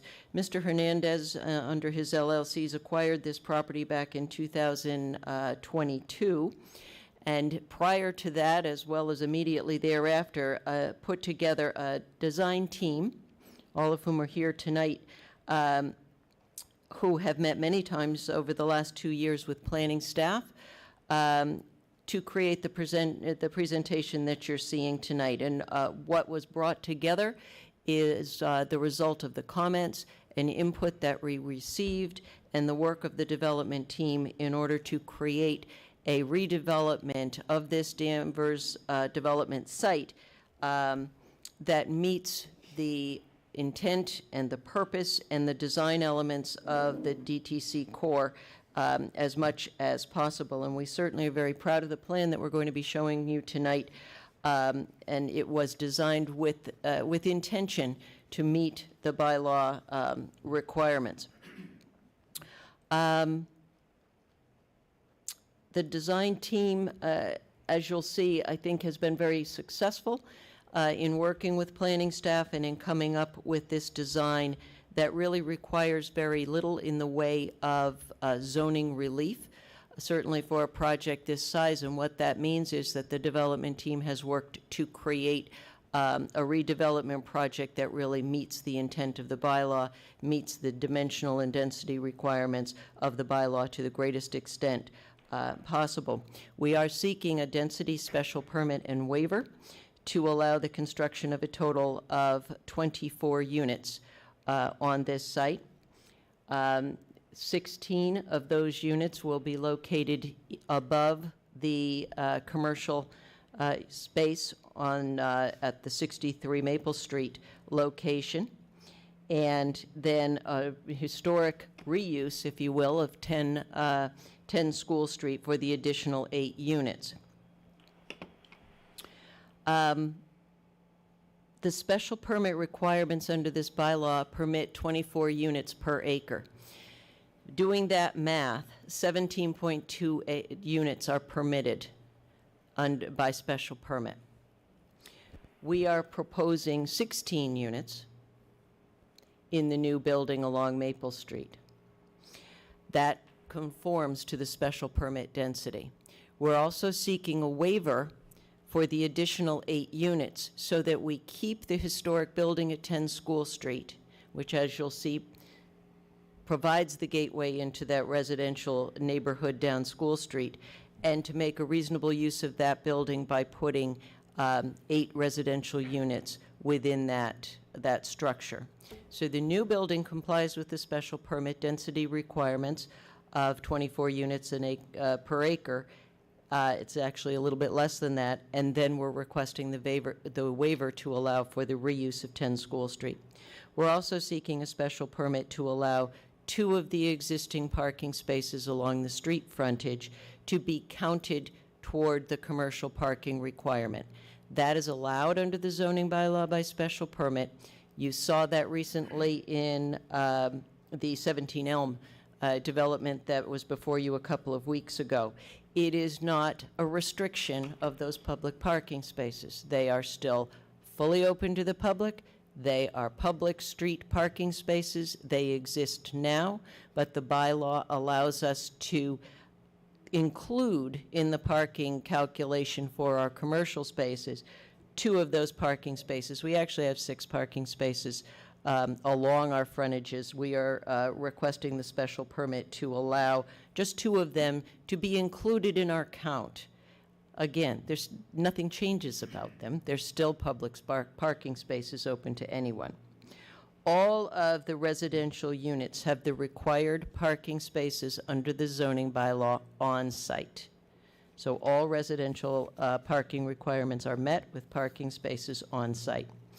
That's it as far as relief under the DTC core district that we are looking for with regard to this development, in conjunction, of course, under Section 4 site plan approval.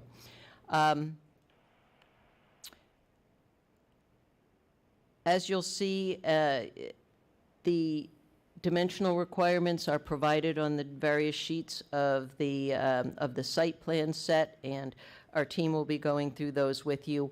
I will note, as you look at these plans, this particular district has a height permit of 4 stories and 45 feet. As you will see, the proposed buildings here are 3 stories.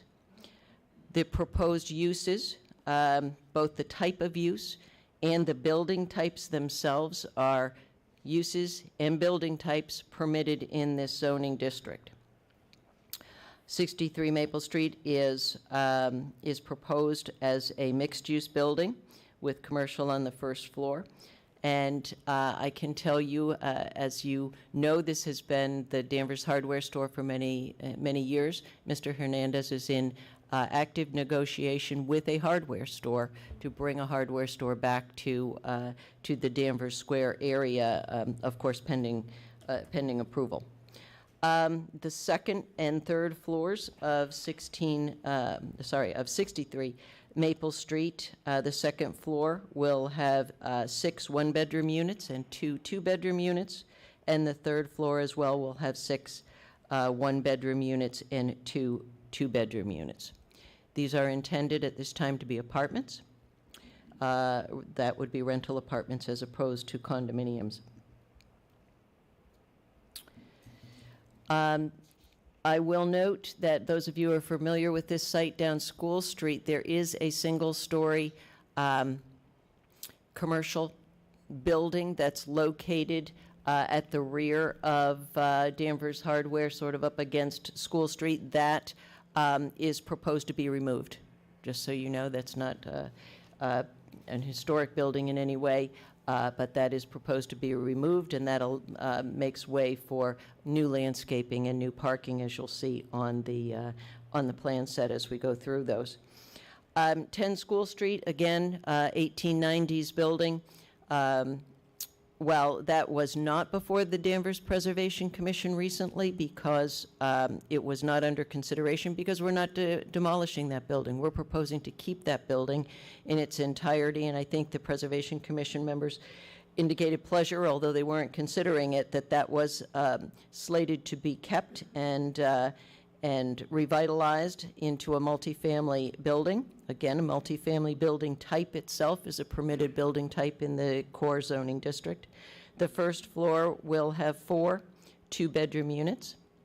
The second floor will have 4 units as well, two two-bedroom units and 2 two-bedroom with loft. So those that makes 8 units in the multifamily building at 10 School Street. The open amenities space that I mentioned that will be taking place at the rear of 10 School Street, that with the elimination of those old garages and storage buildings, will be a pocket park for the residents of the development. A pocket park itself is a permitted outdoor amenity space type under the downtown core zoning district. We are proposing 22.5% of open amenity space on this site, and the bylaw only requires 15%, so we are significantly exceeding the open amenity space proposed for the site. That's the overview, and what we'd like to do now is to get into the specifics of the plan. We'll start, if you would permit, Mr. Chairman, Jay Polakowitz to go through the civil plans with you, followed by Sid Silvera, our project architect, and ending with James Emanuel, our landscape architect. And then, of course, I'll come back and do a summary of some of the more boring stuff on the legal requirements. So do we want, after the presentation, to do the special permit first and then go to the site in that order? For purposes of voting, yes. We're doing the whole presentation now, but then, yes, you would typically do that. Yes. Thank you. Thank you. Good evening. Jay Polakowitz with Hancock Associates. I'm a project engineer. Josh, do you mind going to sheet C2? So this is our existing conditions plan. Over here is the Danvers Hardware Building, 63 Maple Street. This is 10 School Street. These are the garages along Pillsbury Avenue. And this is the block building that Nancy had mentioned. It's part of 63 Maple Street.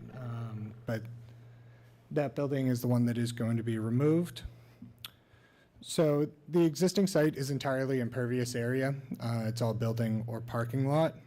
There are no drainage provisions and there's no landscaping on site. There are 5 on-site parking spaces for 10 School Street. Parking is permitted along Maple Street, and the spaces are striped. Parking is also permitted along School Street along the frontage. Those spaces aren't striped, but 1 hour parking is allowed. Sidewalks exist along Maple Street along the frontage, but sidewalks don't exist along the School Street frontage of the lot. Can we go back to C5? As I mentioned before, the building that was here is to be demolished, and it's becoming parking. The hardware store is to be demolished, and it's become a mixed-use building. 10 School Street is to remain, and it was previously a mixed-use building. It's going to be strictly a residential building. The garages along Pillsbury Avenue are to be removed and become a Pocket Park. So we are proposing landscaping throughout the site on top of the Pocket Park. The Pocket Park itself will be surrounded by a fence, which will provide privacy for the park. A dumpster enclosure is proposed at the rear of 63 Maple Street.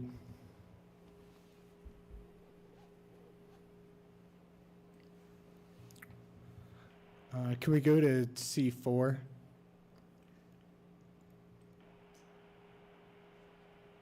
So this plan pretty clearly shows the intent for parking. 33 on-site parking spaces are proposed, 12 of which are tandem, and those tandem spaces will serve 6 two-bedroom units. The 5 existing parking spaces that are on site for School Street, they will be maintained. We are only claiming 2 of the parking spaces that are on the street, even though there is existing on-street parking. All parking spaces are 9 by 18, which are on site. The on-street parking spaces are 8 by 22.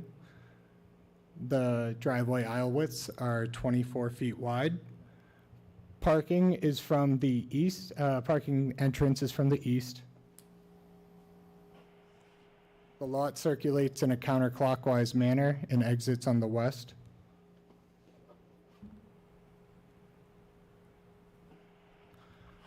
This layout allows for the existing right-of-way to remain.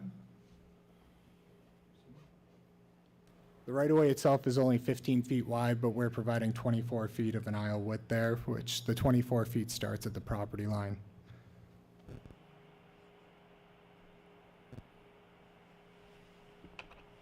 Can we go to sheet C6?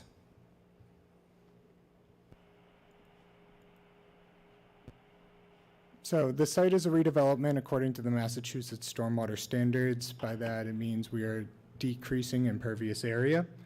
And because of that, we are cutting down on peak rates of runoff without drainage structures. However, we are proposing a subsurface drainage system. These would be infiltration chambers. These chambers will collect roof runoff from 63 Maple Street and 10 School Street. It'll also collect runoff from the parking lot by 2 trench drains, which will be at the entrance and exit of the site.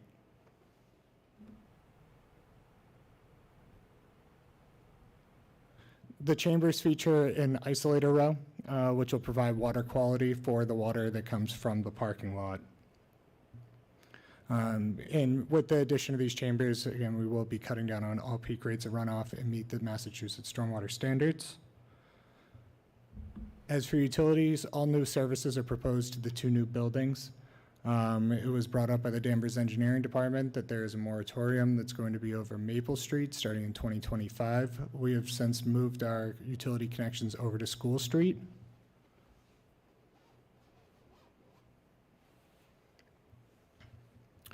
And that will help with the Danvers Engineering Department's comments. And with that, I think I can hand it off to the architectural team. So, do you want to talk?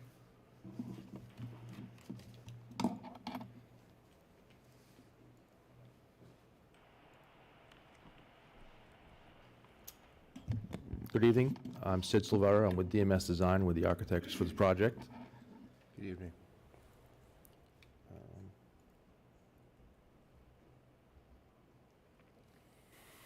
Next page, please. So as Nancy alluded to earlier, this is a multi-family project, multi-use project, ground floor commercial space. Right now, we're showing 3 separate spaces. That's not officially determined yet. And second floor and third floor identical, with 2-bedroom units and 1-bedroom units. Next slide, please. There's just some contextual images of the Danvers Hardware, 63 Maple Street, and some proposed elevations. For those you can't see here, but the board can see that there's actual identifications of materials. We're looking at hardy fiber cement siding, clapboard siding, cementitious panels. Ground floor would be brick and wood trim. And probably the perspective will show it better. Next slide, please. Do you have colors on that? Yes. Is the color going to be what's shown or different? It's always tough when you do renderings like this. We're looking at a gray blue here and a light gray here with white trim. Okay. We've done a few projects in this vicinity. We're very familiar with design requirements. We've done 44 Maple Street, which is across the street here.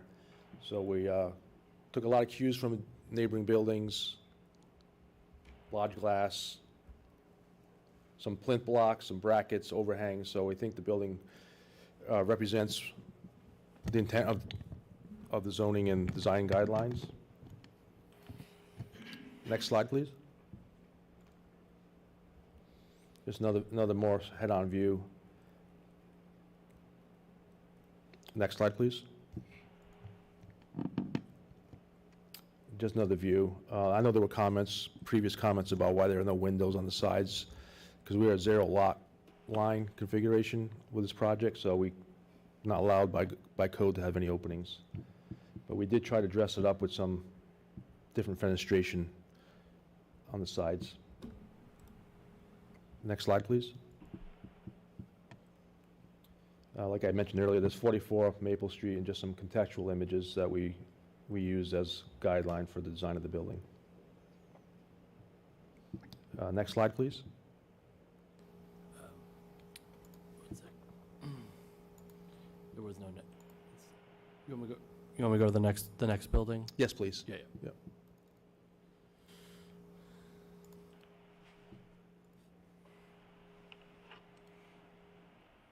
You can skip. Actually, I'll talk on this one. That's 10 School Street, existing building, currently multi-use, proposed to be just strictly residential, 8 units. Vinyl sided currently. We're looking to do a combination of vinyl siding up above and some kind of vertical hardy siding up below. Next slide, please. Just quick floor plans just showing 4 units on the first floor, 4 units on the second, and 2 of the second floor units have loft space. Next slide, please. So just some photos below of the existing property. It's, like I said, it's currently multi-use. It's got a commercial retail aspect to it on School Street. See here below on the ground floor. We're replacing that with windows, more residential nature, and more of a central entry in the middle of the building, facing the parking lot. New canopy. Basically what we're proposing is removing signage. There's miscellaneous wires hanging. There's some windows that have been blocked in. Just trying to restore the building to what it was initially and just making it more residential in nature. And it's also, as Nancy mentioned, it is kind of the gateway to the residential neighborhood, so it kind of bookends the neighborhood and kind of delineates where the commercial aspect of Maple Street and School Street end. Next slide, I believe that might be it. That's it, sir. That's the last one, yeah. Thank you.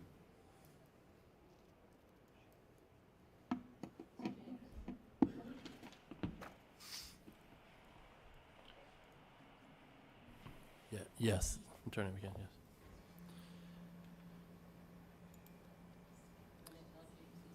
One sec.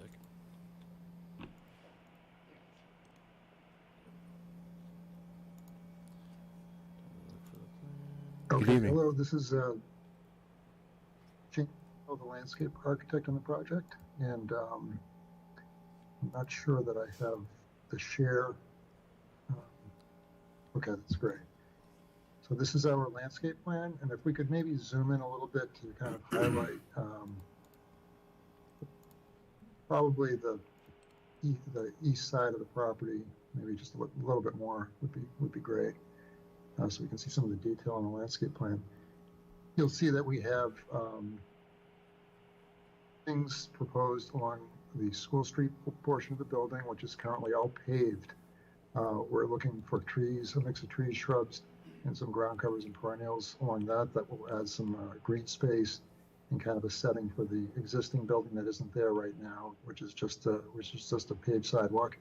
As we proceed north along the parking, we'll have another paved area that's near the entrance to that building, and we kind of think of that as a smaller pocket park. It's really like a paved courtyard, and that's kind of open space that'll be flanked by trees, plantings, some evergreens, and then fencing along the backside as well too, with a pathway that connects it along the north side of that building to a larger pocket park courtyard type area, where we'll have a couple of different types of pavers, a bunch of plantings, trees. I think we have proposed about a dozen trees in total that we're going to be adding to the site, along with some evergreens, fencing, and flowering shrubs that will border these small park areas that'll also have benches and seating and serve as an outdoor gathering space.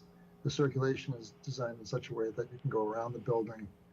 You see some stepping stones to the east of 10 School Street, back to the door along that side there. There's a fence along that property line, and then it would connect to a concrete walk, which is the egress back out to School Street on the sidewalk. So we've got trees, shrubs, perennials, paved open spaces, seating areas, and greenery in front of the buildings as well. And I think we can, if we have the second sheet, the L2, just show a few sample images of kind of like what we would anticipate these spaces, the kind of the character of these spaces.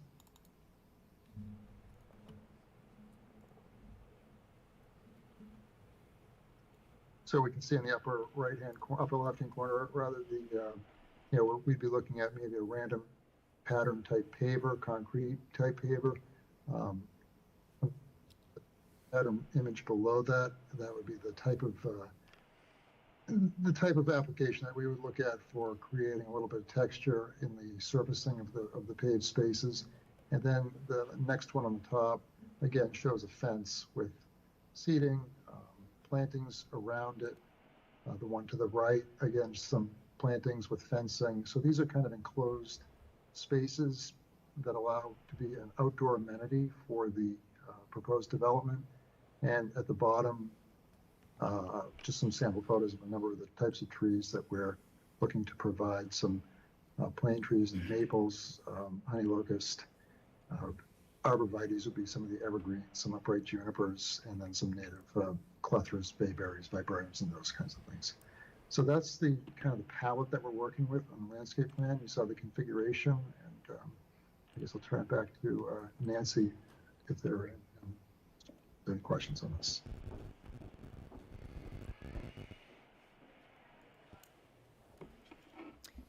We're very excited about this project. This really, I think, meets the intent of the hard work that the planning board did in designing the downtown core zoning district. And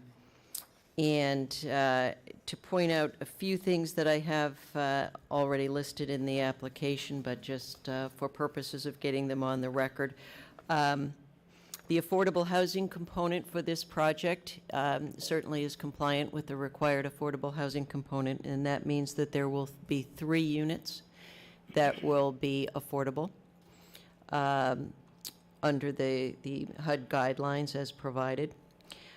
Transportation mitigation fee will be required for this development in the amount of $35,235. of a transportation mitigation fee. Water use mitigation fee, of course, is an added fee that Danvers has that is established through the anticipated water usage as determined by the Danvers Water Department.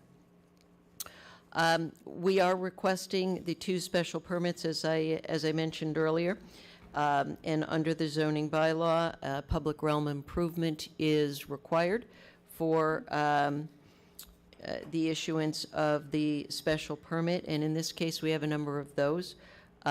We have sidewalk that along Maple Street, about 80 feet of sidewalk that is currently not in particularly good condition and is not ADA compliant. We would be replacing that public sidewalk for the entire length of the frontage of this property on Maple Street.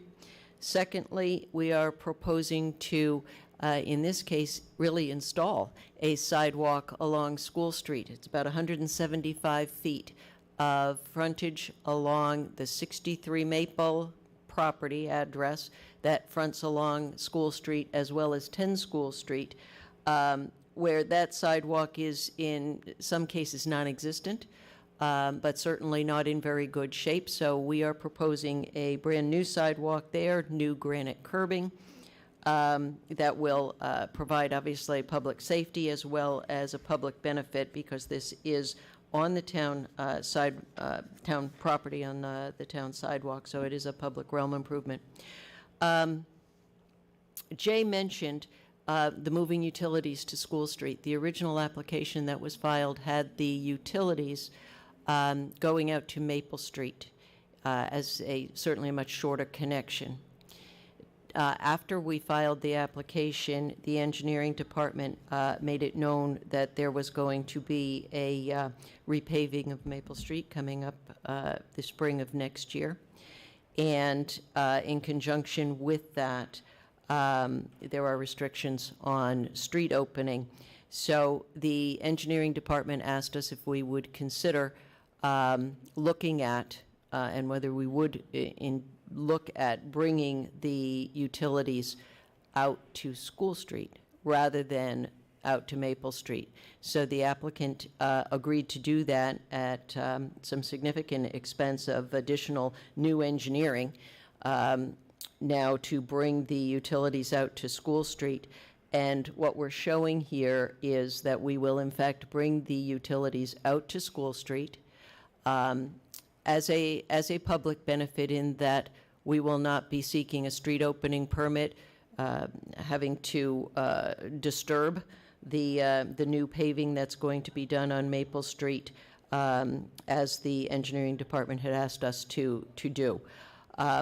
It results in the utility runs being 3 times longer for this project than what was originally proposed going out to Maple Street. So we feel that that is also a public realm improvement. We have met all of the requirements as outlined in the application, 1 through 8, for the grant of the special permit. And given the time, I won't go through each and every one of those, but we do provide adequate traffic flow, access, parking is provided, utilities are provided. We have benefits for pedestrians with the new sidewalk, as well as the residents with the beautiful open space area and the pavers that James had mentioned. Fiscal impact of this project is considerable. Increases on the tax base, employment opportunities, new commercial space on the first floor that's going to revitalize this area, and a design that really is very much in keeping with the intent and purpose and the guidelines provided in the DTC core zoning district. So with that, we've given you a lot of information, but we think we've submitted to you a very complete package. We appreciate the time that the Danvers planning staff has given us over the last 2 years in putting this application together, and I know Mr. Hernandez is very excited about bringing this project to Danvers, and we would be happy to answer any questions. Thank you. I'll start with Michael. I just had a question for the architect. Were the elevations that you shown and the aesthetic that you show of with the elevations and the windows and everything, have unit plans been created with those dimensions shown? I'm just looking at at the overall floor plans, and the unit measurements, the width of them and the depth of them is a little odd for like bedroom dimensions and stuff like that. So I'm just curious, have unit plans been figured out to make sure that the elevations that you show can actually be attainable? Yes, good question. Yes, they have. Okay. Yep. All right, thank you, appreciate it. So I guess just to follow up on that, but like there's a 2-bedroom unit with a 22-foot dimension width, so you can get 2 bedrooms in there plus the living room, all with natural light and Yes. ventilation, everything. Okay, all right, great, thank you, appreciate it. That's the only question I have, thank you. Thank you. Gene?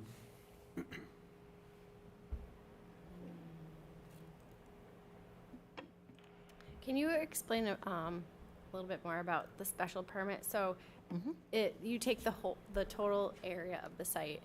So Yes. basically you could have 17, including the Maple Street building and the School Street building, but you have 24 with those two, so you're asking for 7 over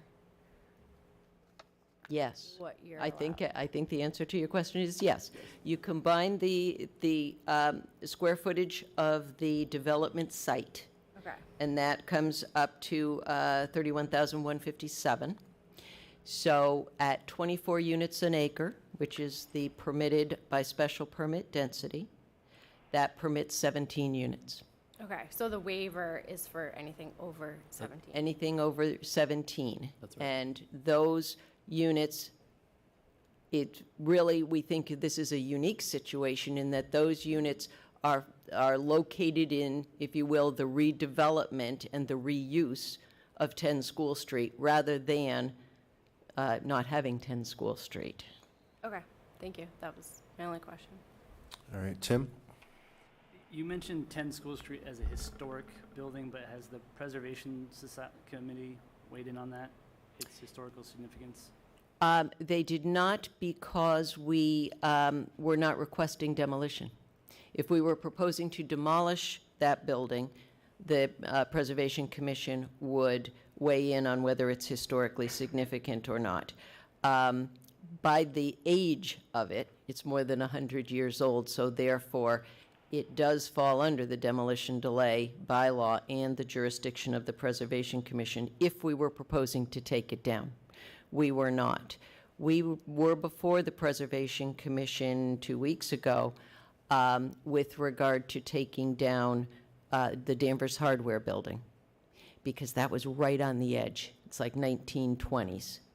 And so that puts that over 100 years old. So we needed to go to the Preservation Commission to have them determine whether it was historically significant. And they determined that both the Danvers Hardware building as well as the garages at 16 Pillsbury are not historically significant. But during the course of that conversation, there were comments by Preservation Commission members saying, well, we're glad you're not taking down 10 School Street. It's not before us because you're not trying to take it down. But Yeah, I mean, having been by that building this morning, it doesn't strike me as very historic looking. It's in pretty bad disrepair, from what I could tell. So it does strike me as, like, the framing that you're putting here, that you're sort of hamstrung with that building and throwing extra units in there, and therefore that's the justification for the waiver.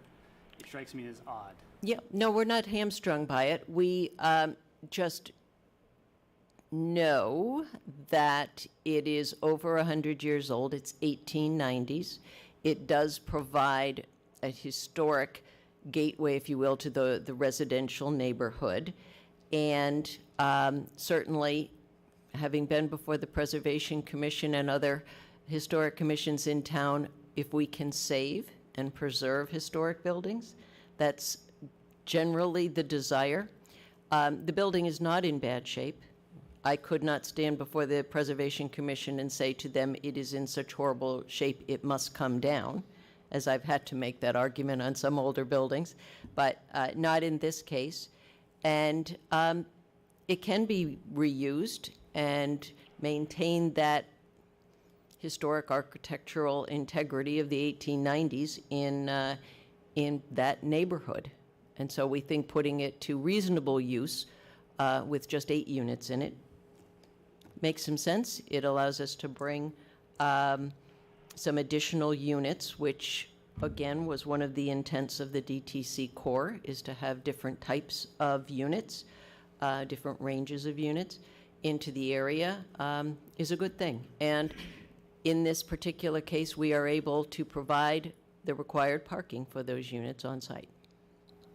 With respect to the units in the School Street building, I think the site plan still mentions some 3-bedroom units, but then in the letter, it's all 2 bedrooms, is that correct? It's all 2 bedrooms. 2 of the units that are located on the 2nd floor, because of the attic, they're able to be loft units, so they have a loft above. And am I to assume from what's on the site plan that at some point there was consideration for 3-bedroom units in that building? Yeah, I think there have been a lot of considerations for different types of units and different building types. So yes, I think that was probably considered at one point. Is there any reason, I mean, because considering the number of units you're asking for, you know, the spirit of the law here is a variety of housing. It's a little surprising to see there's no 3 bedrooms. Well, these are two of them that you're talking about are 2 bedrooms with a loft. Right, Could but that's that a be, 2-bedroom, could not that 3 be a bedroom? I suppose it could. It does not change now under the recent change to the zoning bylaw. Whether we have 2 bedrooms or whether we have 3 doesn't change the parking requirement. Sure. So it seemed like 2 bedrooms with a loft, probably for the demographic of folks who might live in this downtown area, that made more sense. Yeah, I mean, I understand the parking requirements. I'm speaking strictly from with 24 units, if we wanted a variety of housing, there's no 3 bedrooms here. There are no 3 bedrooms. There correct. seems to be adequate space for it, especially given, sorry, that's more of a comment than a question. Let me go back to another question, which is the 63 Maple building, were there considerations for other footprints? Because I think if you're, you didn't use this word, it's my word, hamstrung with the 10 School Street building, and you fit as many as you can in there, you're still building a new building. That's the incremental units. That's what brings you to 24. And so it strikes me that, you know, we mentioned already the sort of 0-foot plot line on either side. Was it consideration to make it narrower, taller, different shape, structured parking? There just seems like there's so many different ways that building could have accommodated a larger variety of different types of housing, better facade on each side if it wasn't a 0-foot. So were there other considerations, or why are we seeing this particular layout? Because this, over the last, quite literally 2 years, going through this, we looked at a number of different layouts. I recall bringing different elevations to the planning staff. I think one of them was 4 stories there, which is permitted under the bylaw. Another one was 2 stories, which they said, oh no, it's got to be taller than that to have the streetscape look as at least planning staff thought it would be good. When the downtown core has specific dimensional layouts for having 0 lot lines because it's intended that it will be a connected streetscape. So that played into it too. Economics plays into it too, on how you're going to build it.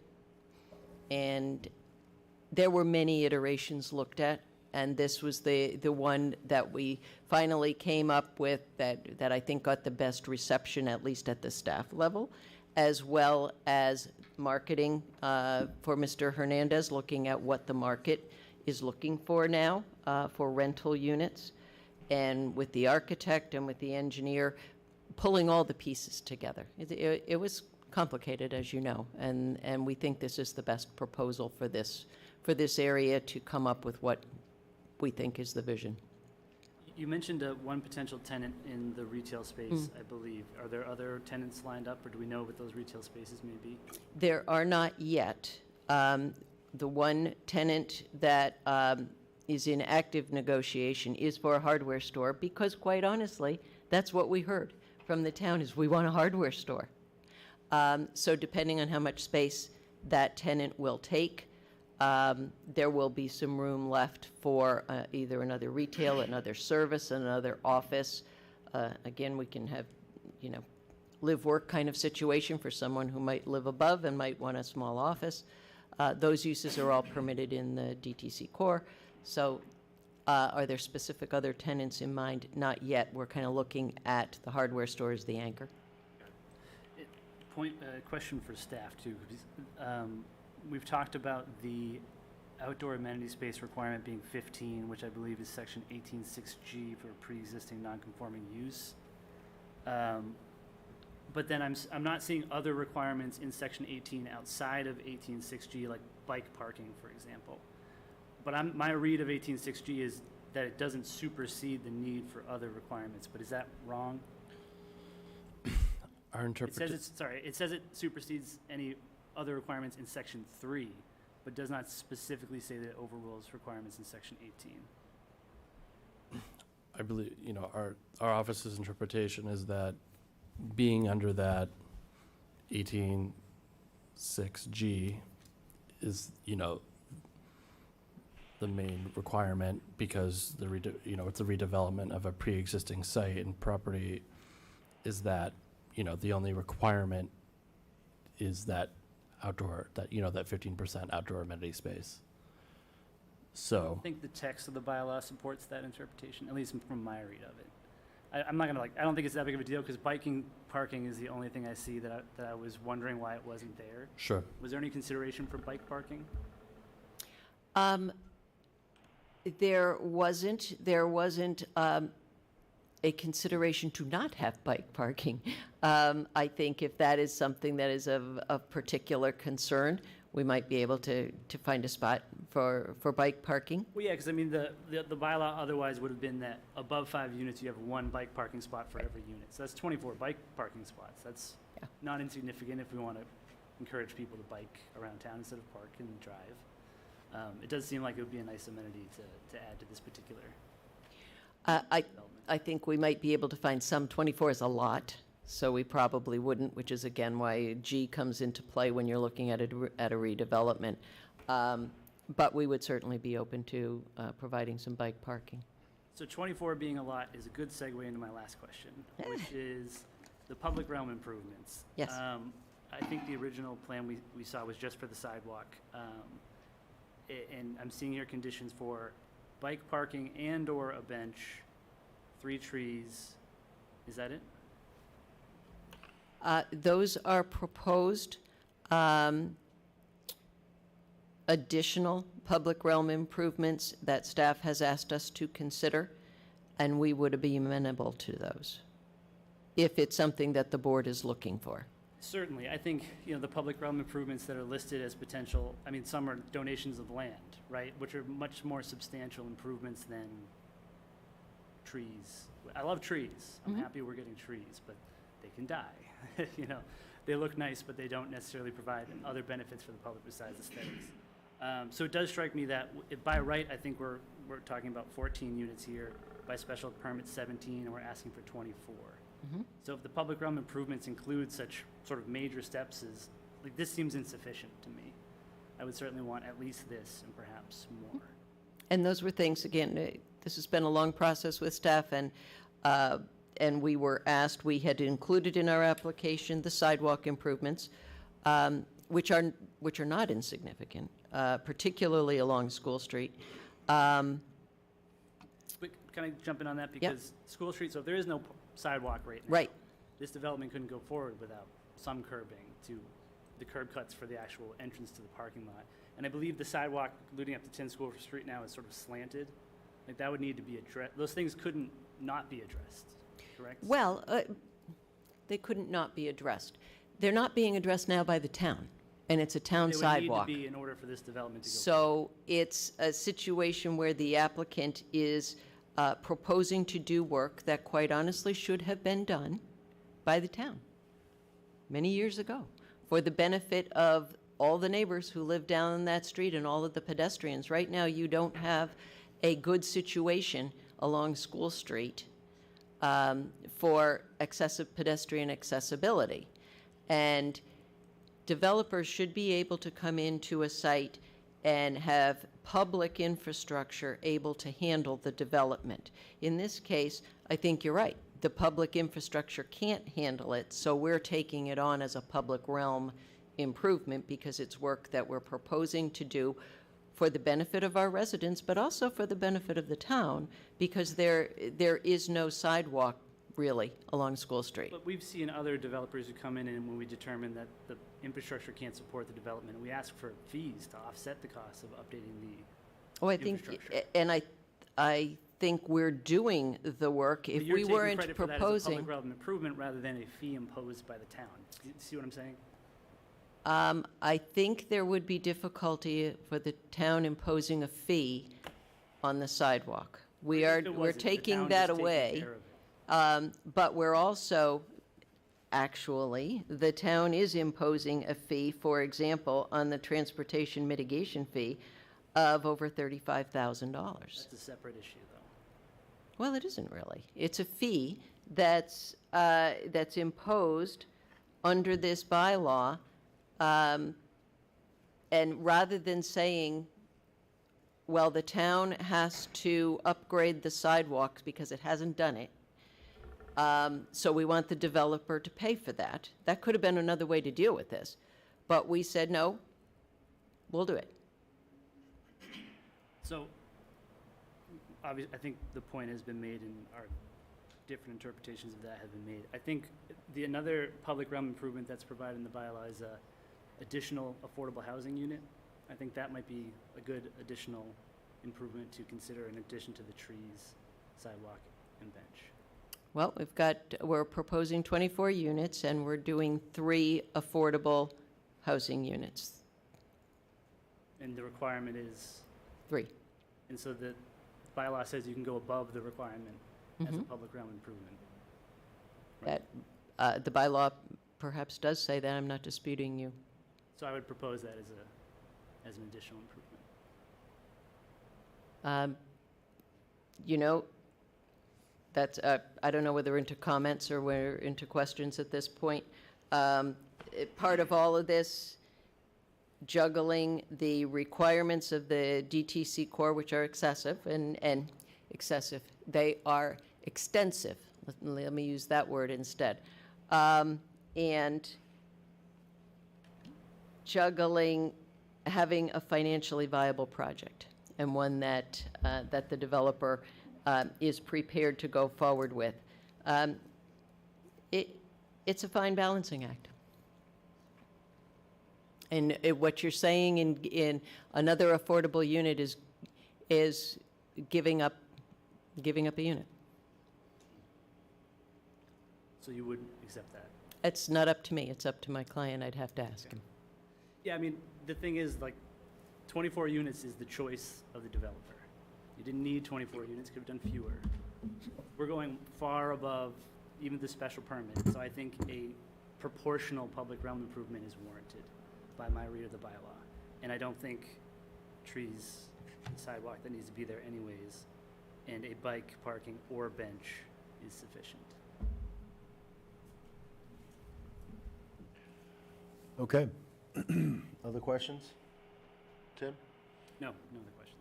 I'm going to turn to Lou. Questions, Lou? Yes, okay. So a couple of things here. And when I first looked at this, I did have some concerns in terms of the scale of the project, in terms of the, because we're looking at, in terms of it, that we are going, from the 17, that would be permitted, that would be going up to the 24. I mean, I understand in terms of discussing this, and I know the applicant has been talking about, the financial, I know financial viability is part of it, I'm sure. The, in terms of the, I can see the, at the, I mean, one area that at least I feel some reassurance on is that at least that the new building at 63 is, that we don't, that what is not in the application is having all 24 in the one block area of that as the existing building that's put out between two buildings. So as opposed to putting it in all one big one block and then, knocking down, for example, the 1890 building, which although it was not before the Preservation Commission, I'm a member of the Preservation Commission. It is, just as a resident, I'm happy that the older building is being retained. That all being said, in terms of I do have a couple of questions, I guess, in terms of and one thing as well. I mean, I think the design of the project, particularly with the former Danvers Hardware site, I think is appropriate, and it does seem to blend in, and it makes sense in terms of that it did. That if you're looking at the property across the street, it sort of maintains that feel. And I am happy as well that Mr. Hernandez is in active negotiation with a hardware store as well. I mean, we all miss Danvers Hardware, and I think that even having lived in a residential neighborhood in DC for some years, which was also going through, adding mixed use, having a hardware store was a terrific amenity to those who not only lived in the general area, but those who live in the mixed use area as well. I think having that is a convenience in terms of being able to walk to the hardware store as opposed to having to get in the car and go to Home Depot every time. So in terms of the public realm improvements, I guess one question I did see was the sort of looking at the small piece here. I know the applicant was amenable to, I think, as a public, a proposal of placement of a bench and or a bike rack. Given some of the conversations with our other that Tim Spittle had mentioned, is there could we see as well a bench and a bike rack, so both? Yes. Okay. I did have a question as well, an architectural question with respect to the School Street building, and I noted, and I know there was noted that the building on Maple Street is proposed to have brick as well as hardy plank siding, so it's high quality materials. But then for the 1890 building, which is being presented as sort of the gateway to the neighborhood, it doesn't look like, it looks like you'd be using vinyl siding as opposed to the hardy plank. Is there been consideration to use an upgraded material such as a hardy plank for the 1890 building?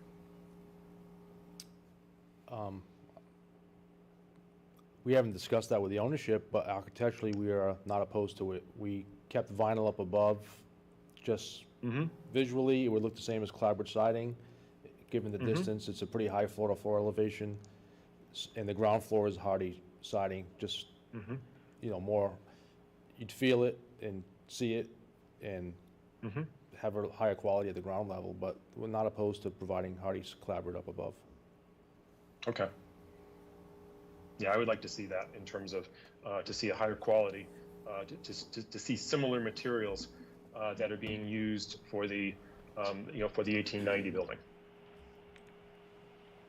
The applicant will agree to that. You got that, Lou? Yeah, applicant will agree to that. Yep, got it. Thank you. Okay. Further and then questions? Finally, just a question with respect to the, and this picking up on Tim's comment with respect to the additional public realm of an additional affordable unit, or is that something, I think that the applicant indicated that that's something that would be, that you would need to, that's something to be discussed with the, with her client. Is that something that you'd be willing to discuss? Oh, I would certainly be willing to discuss it with him. I don't know where he stands on that, on that at this point. I think we can put that to a vote or as to the board, as we want to, if the board would like to see that, we can talk about that, but I just want to go through my questions first.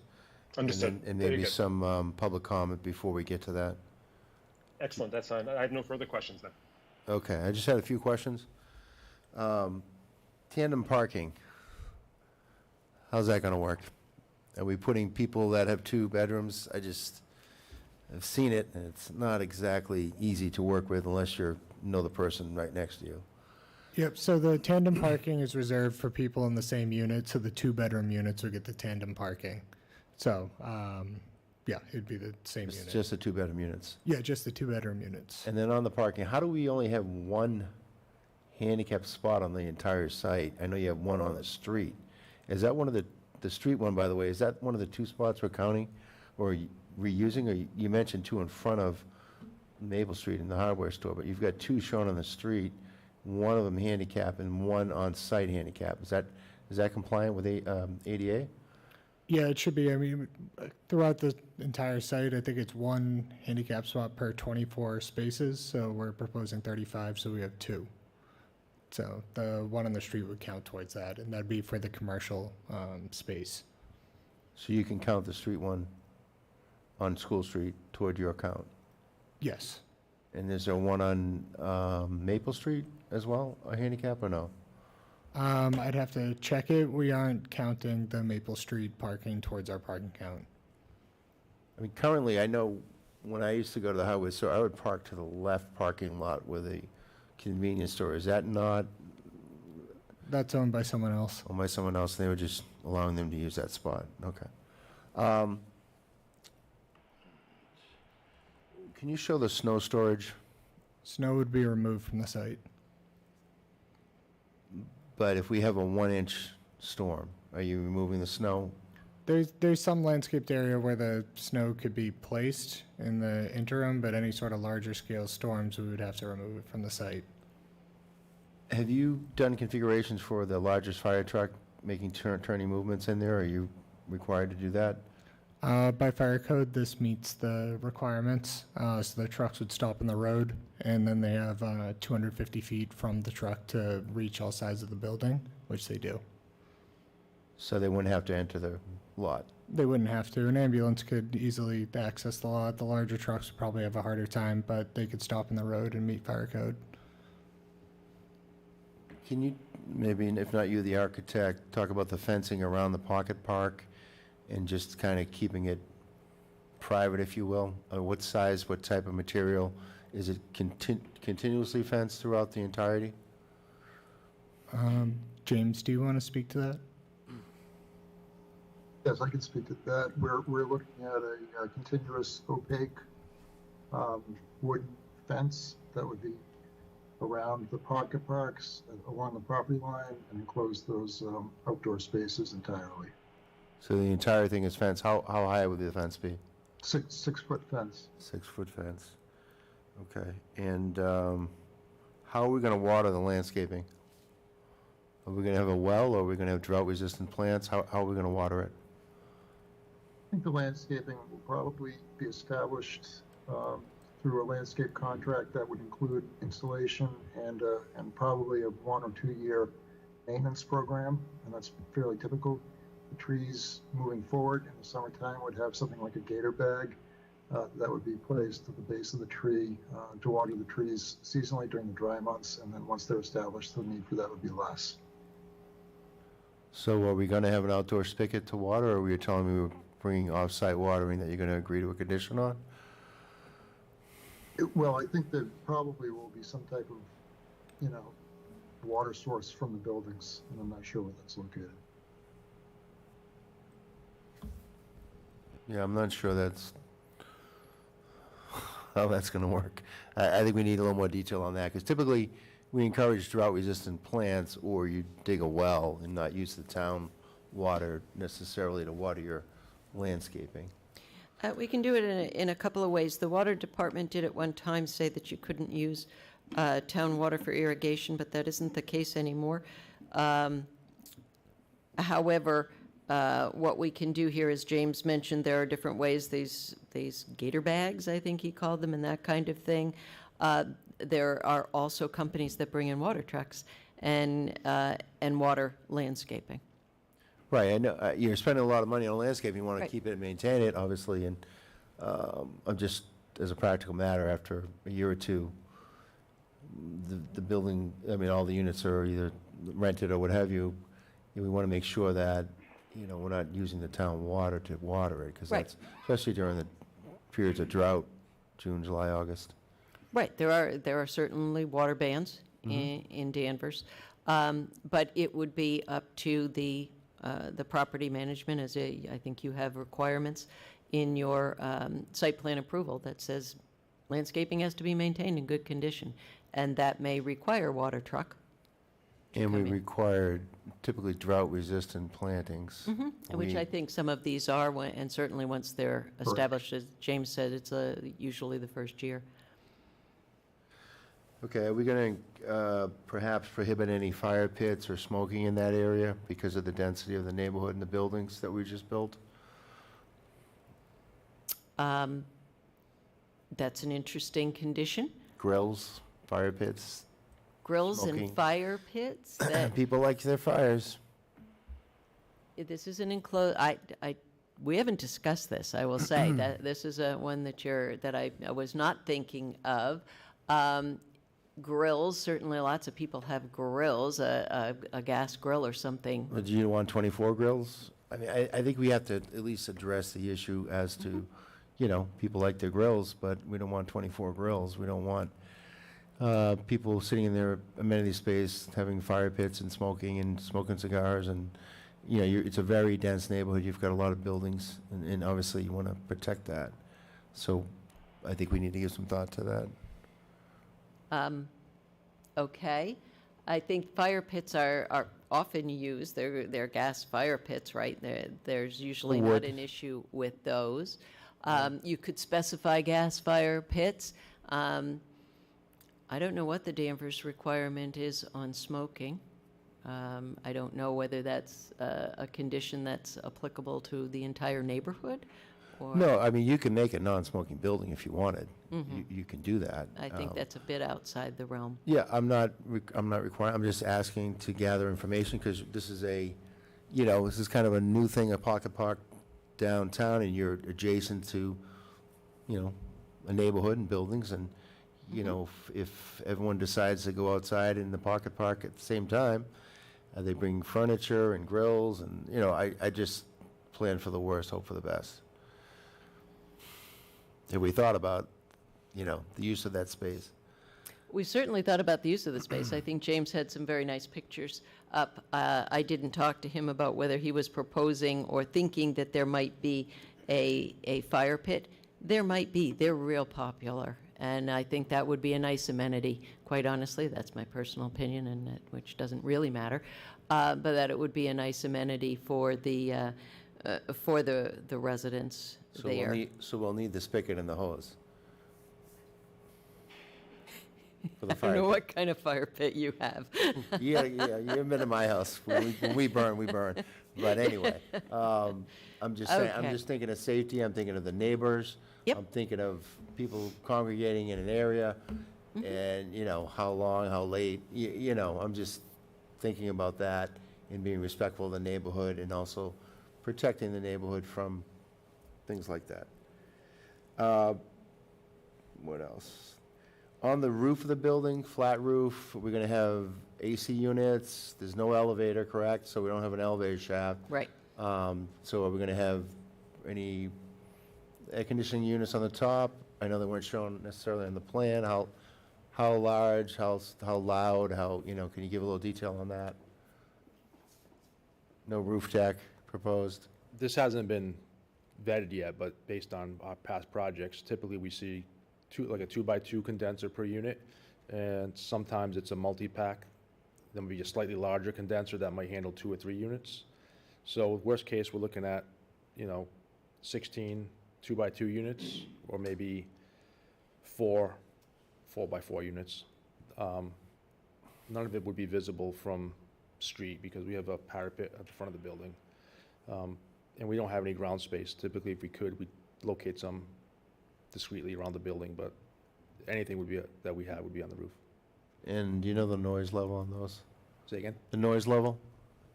Decibel level? No, we can provide that, but, you know, that's a legit concern, and manufacturers are making them quieter and quieter. We use Mitsubishi and Daikin a lot, and they're really low, so. Okay. And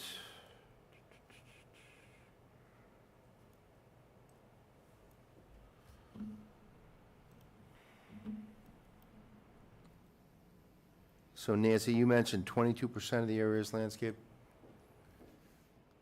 A little bit more, A little bit more? Yep.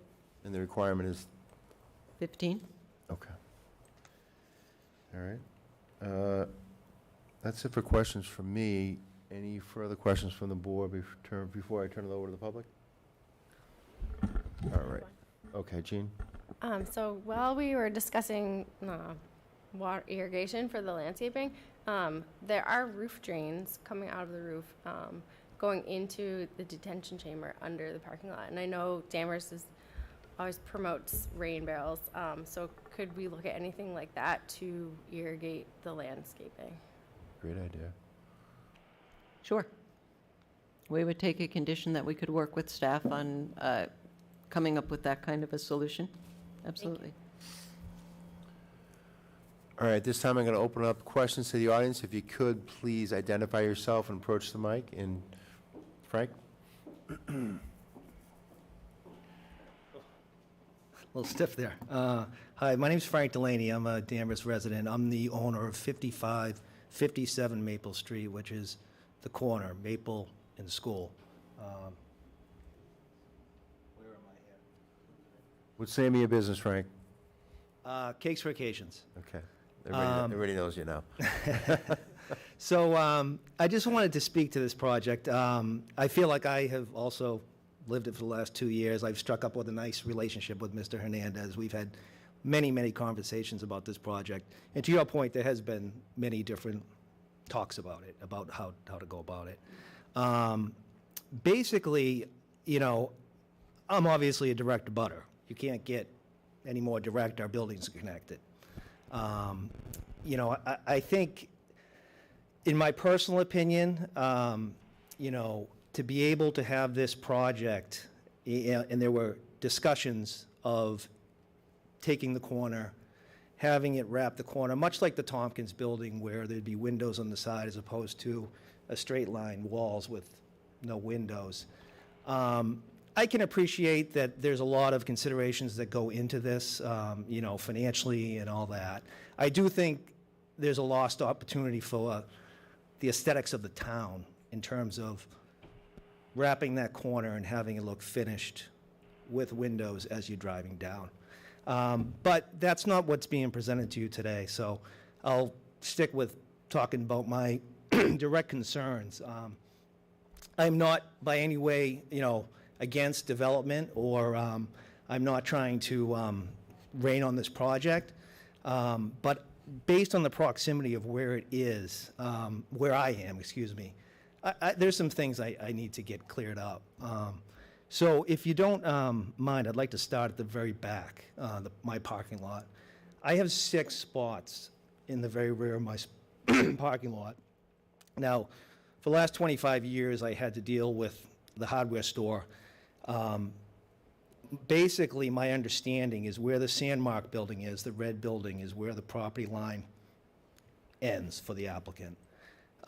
My parking spots come, I'm having trouble reading this, but right here. So this is my building. Here's my parking. Now, between my parking, the end of my parking, and the Sandmark building, there's a right-of-way. Now, my heartburn for the last 25 years, thankfully, the guys that own the hardware store, Sid, Mark, and Steve, were great guys, and they tried to help me. But every contractor in the world would be running in for a box of nails, a can of paint, drop off a mower, leave the truck running, all 6 of my spots blocked.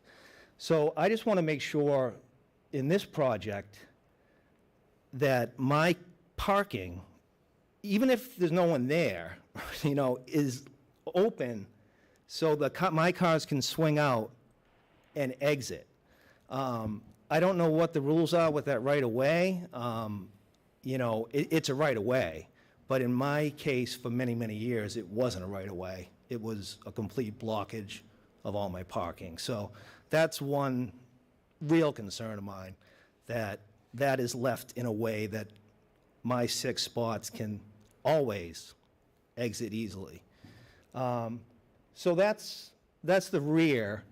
As you come to the connection of our buildings, my concern there is pretty obvious, demolition. So there have been similar projects I know where there's been damage done when buildings are connected, foundations, walls. I think it's happened locally, as far as I know.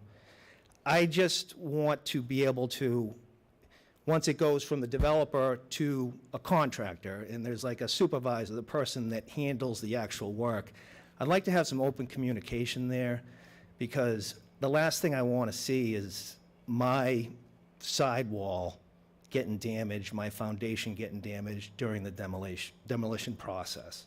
It's just, it's right there. You know, they're connected, and they have been for the last, I don't know, however many years. So there's that. While I'm on that side, I have a rubber roof, relatively new on my roof. Rubber roofs don't react too well to things landing on them. First of all, when the construction does happen, I just want to make sure no one's on my roof, one. And two, once the development goes up, could something be put in place that protects my property and my roof from falling debris, construction materials, whatever it may be, so it doesn't end up on my roof? So that's kind of the rear and the side of the whole thing. Sidewalk, you guys talking about sidewalks. Is the whole front sidewalk, including in front of my space, to be demolished as well, or is it simply in front of 63? Is it? Okay, so it doesn't go down in front of me then. Okay, I just was wondering about business and access if that were to get torn apart.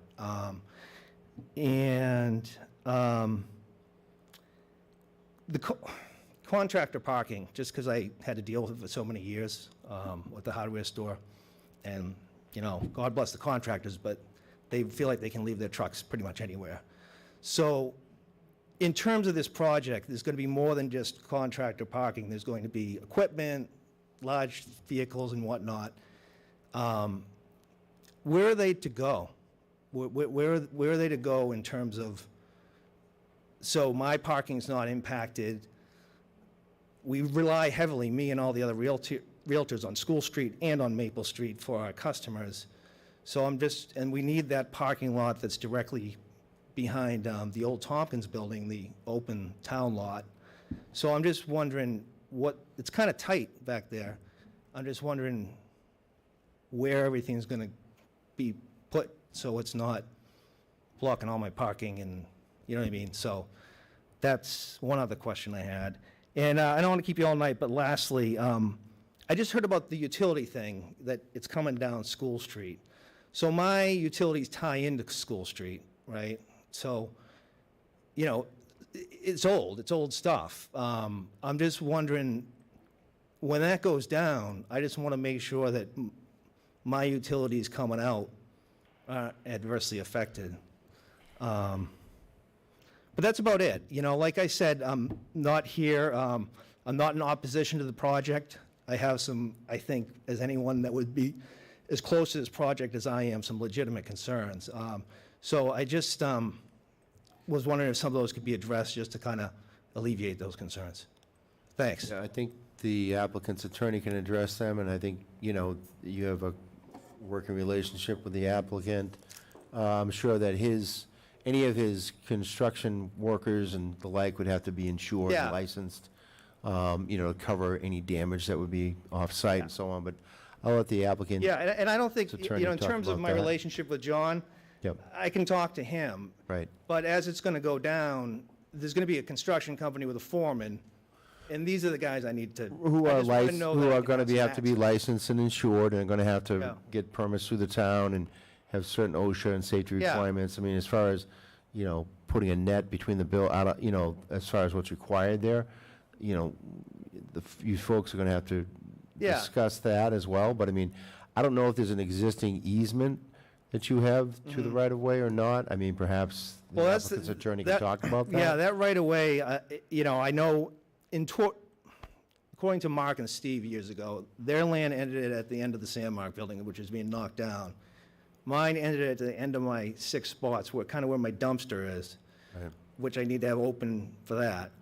And that area in between, that right of way, was no man's land. It allowed my cars to back out and exit. Do you have an easement to use it, probably in your title, maybe?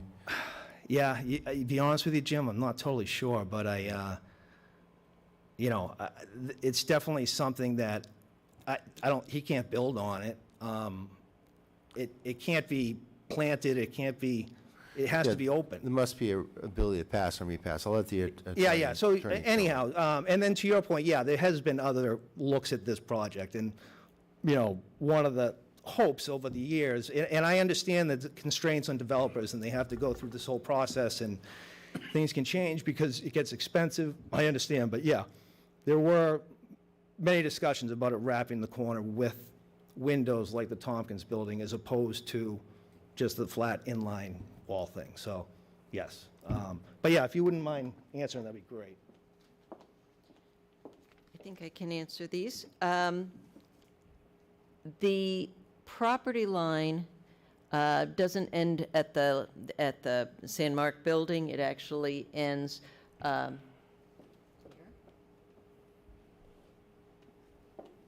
which is the backside of the 6 parking spaces that were just being discussed. And then he has a 15-foot right-of-way easement.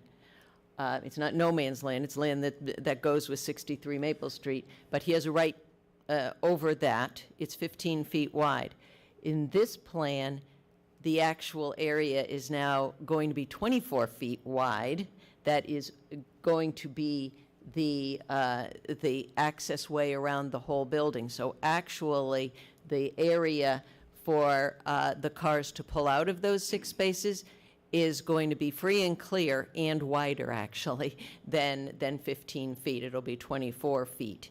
And it won't be available for parking. You won't have contractors and delivery trucks and all of that parking there as you have, unfortunately, because that's all part of this counterclockwise circulation around the building. So that won't be a parking area. So actually, I think the situation is probably going to be better than what has been experienced. Jim, can I follow up? Demolition and wanting open communication, and this, what I'm going to say now answers, I think, a few of the questions. One thing that was discussed actually at the last meeting with regard to another project was setting up a meeting with town staff to discuss construction sequencing and phasing and how all that's going to work. And so we would certainly expect that to be a condition of this project, and I might suggest that when we have those meetings, that the abutter be included to come to those and to hear how it's going to be sequenced, make sure that it works, and what protections. Certainly nobody can be walking on his roof, but there can be netting, and there can be things that can be put up, and those pre-construction meetings, there's sequencing meetings, and then there's always pre-construction meetings with the actual contractor. So that will all happen in the normal course. But I think this sequencing meeting and working with planning staff makes a lot of sense, particularly when we're talking about a downtown area where things are close. So that's, we would certainly take as a condition, and utilities, his utilities in School Street are not going to be disturbed. We'll be working with the town utility departments with regard to whatever work has to be done to bring the utilities out and connect into existing utilities, and there's certainly, those get looked at when it happens and all of that. So that, I think all of those concerns are reasonable concerns that we can certainly address. I'm assuming with the demolition, the entire lot will be fenced to a certain degree? Oh, I believe absolutely. So I there think won't be- there's all that sort of thing, a demolition company, once it's selected, they do surveys of the abutting properties to make sure there's no issues there, all before demolition happens. The I would demolition assume that is quite Mr. involved. Delaney's building would be surveyed Mhm. prior to the demolition. It's a demolition survey, yes. Yes. Yeah. Mike, you had a I just question? had a question. So the arrows on the plan that you guys show in the 24-foot wide area in the right-of-way is showing directing traffic in that counterclockwise direction. But to Mr. Delaney's point, that's his right-of-way access. So to pull into his property, would he need to then pull into the entrance of your parking lot and drive in a counterclockwise motion to access that? Because currently, I'm assuming, correct me if I'm wrong, but you pull in through the right-of-way and pull left into your spots, correct? So are you trying to change the direction that he can pull into his right-of-way? I'm going to ask Jay, potentially, yes. So I guess a follow-up to you after that, if they confirm, is that a concern for your business that you need to pull through a parking lot to get to your spots? We can look at that because, and as Jay was pointing this out, this is a 20-foot Correct. Yeah, wide it's a way. double wide It doesn't have to be one way. Correct, that's why I'm asking. So, Could that be a condition potentially yeah, if it's that an it, issue? that it can be two-way, because 24 feet wide is certainly wide enough Correct. for two ways. So while we're showing that circulation, it doesn't have to be And I think that circulation's way. fine for the Yeah. people in the parking lot, but maybe a condition for Mr. Delaney's property is that he's able to pull into that right-of-way so that he doesn't need to loop around and deal with anything in that parking Right. lot to get to his Yep. spots. Yep. Thank you for confirming, appreciate it.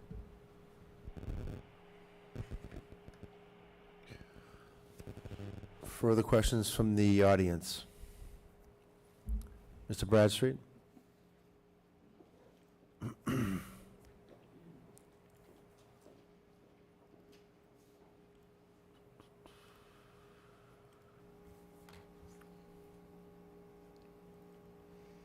Bill Bradstreet, Town Meeting Member, Precinct 1. And forgive my hearing, but the pocket parks, can I get the dimensions, size-wise, not square feet, but 5 by 20? Or I believe they mentioned 2 of them. That's one thing.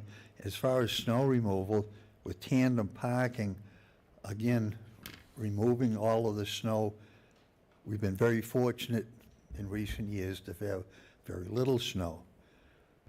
The world is changing. I could picture us being buried with feet of snow. And I wouldn't want to be in a tandem parking situation with heavy snow, getting around there.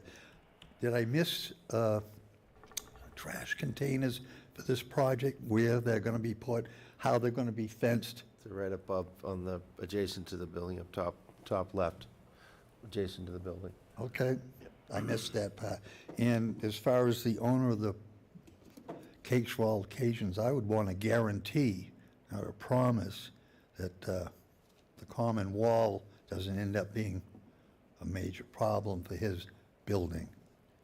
Again, Contractors need to be insured and licensed, right? So if something did happen, then it's going to be an insurance claim. You know, I mean, that's why they have to have insurance. That's why he has insurance. That's why they're going to do a structural survey before they come out to do the demolition, as was stated by the applicant.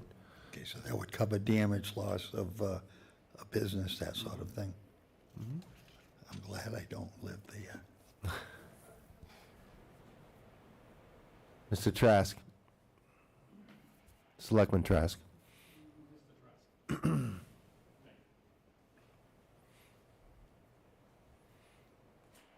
Tonight's just Mr. Trask. I'm not representing the select board or the town in any way. I'm actually here, and you weren't here the last time I was here. My comments are to thank this board. It took years and years and years and years of work, years and years of public input, years of community meetings to get to the point where we have this zone. And the sad truth is downtown Danvers is slowly dying right now.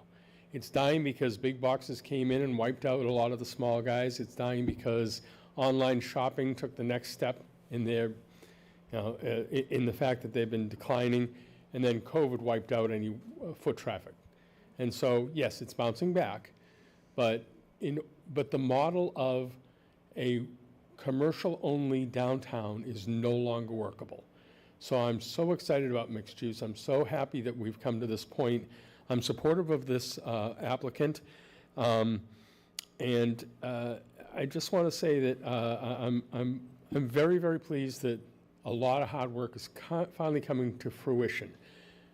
As you know, I don't have to tell you, you can never get it 100% right the first time, no matter how hard you try. It is always special conditions for every single property. There's something unique and something special about it. That's why we have the special permits.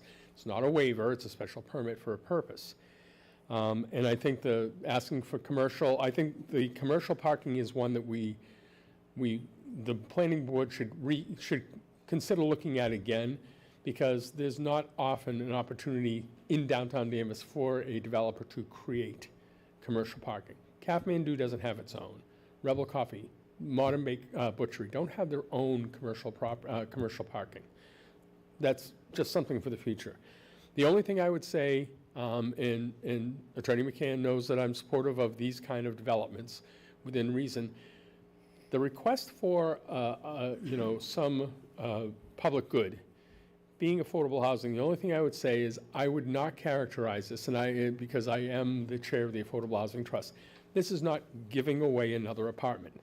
At 80% median income, Boston median income, those rents are going to exceed $2,000 there. They may be giving up some opportunity for a little bit more each month, but it's not giving up an apartment. So I just don't like that categorization. But other than that, I'm supportive of this, and thank you, the board, for doing its hard work. Thank you. Further questions from the audience? Mr. Delaney. Attorney Delaney. Good evening. Good evening. Came as an observer, but I can't resist just making a couple of comments. It's late, so I'll be very quick.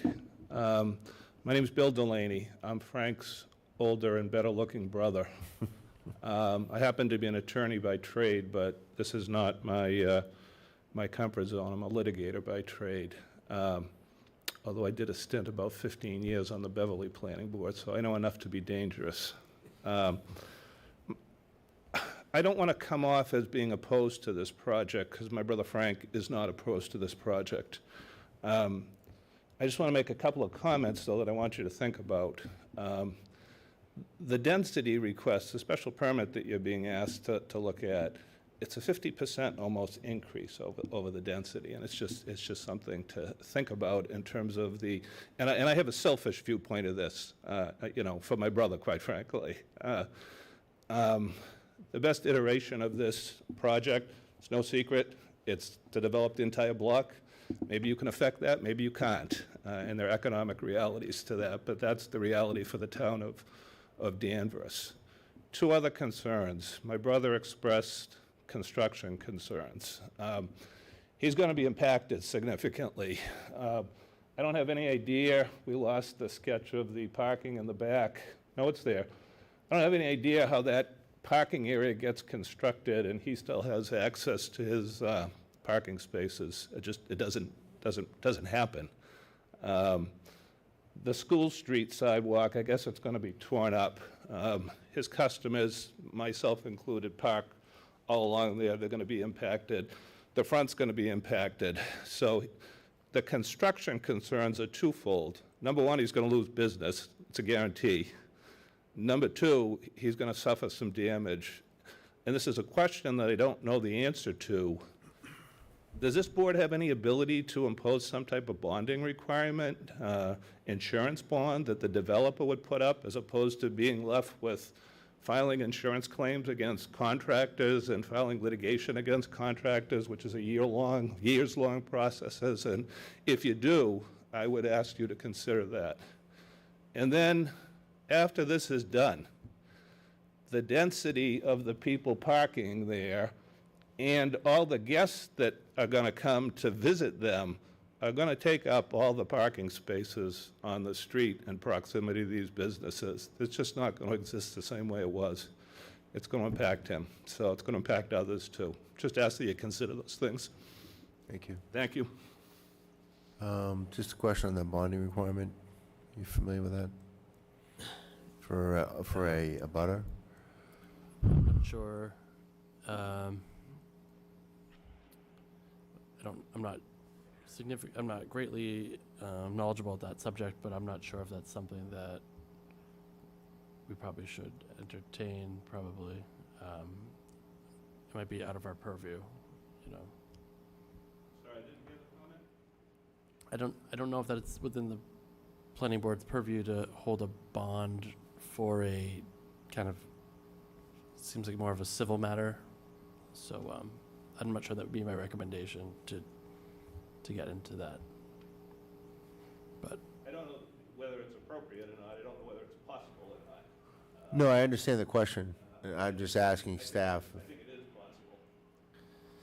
I'm happy to give some input into that if you give me some time to look into it. Okay. Thank you. Yep.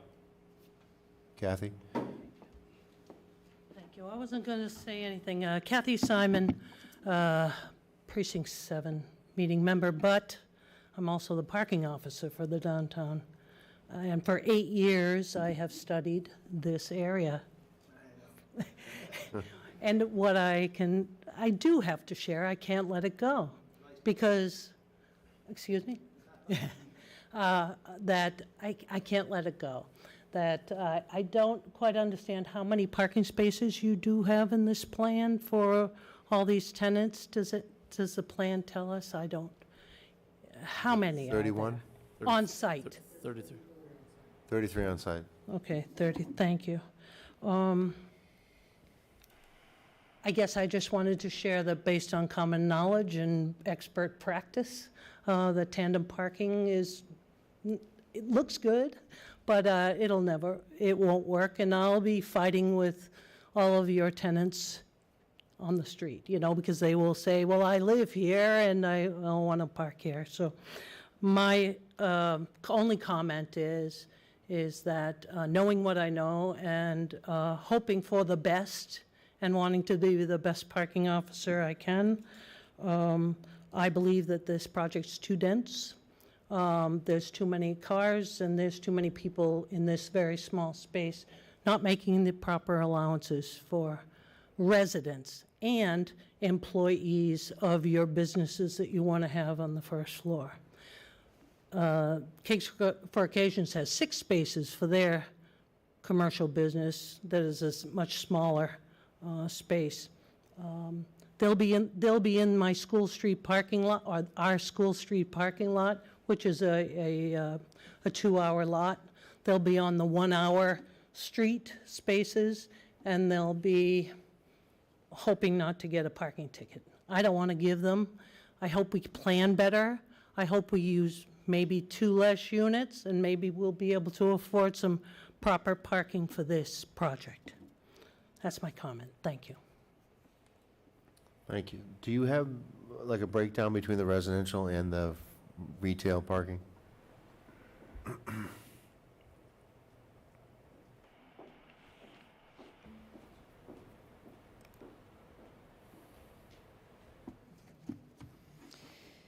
It is in the application.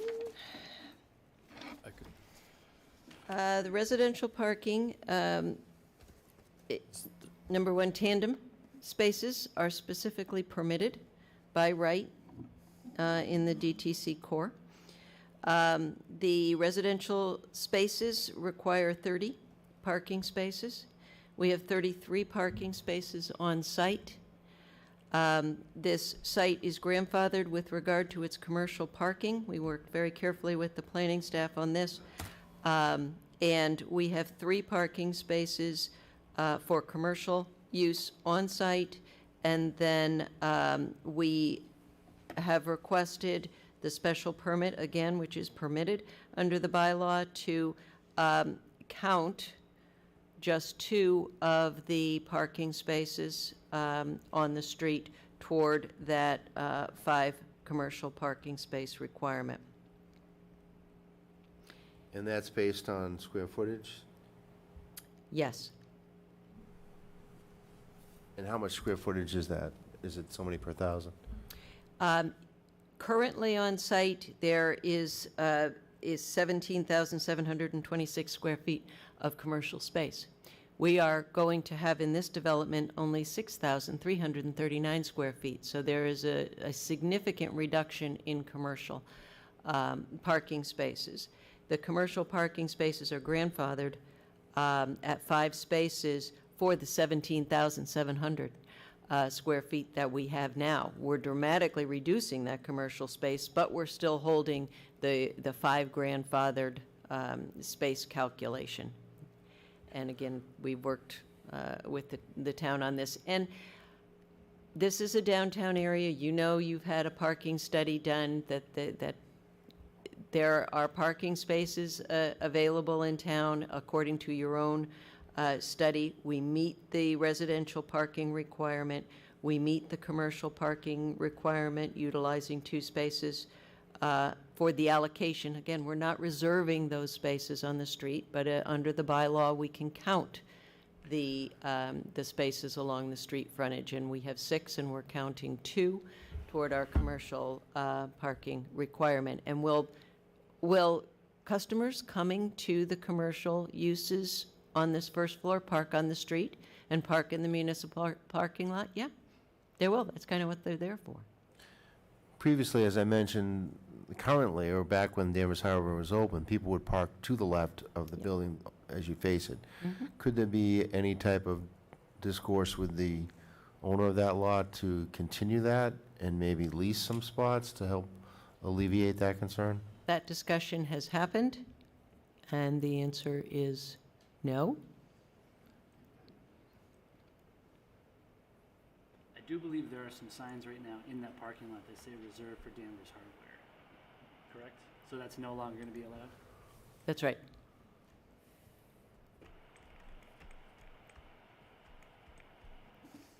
When you say the spots are grandfathered for the commercial spot, can you just elaborate on that again?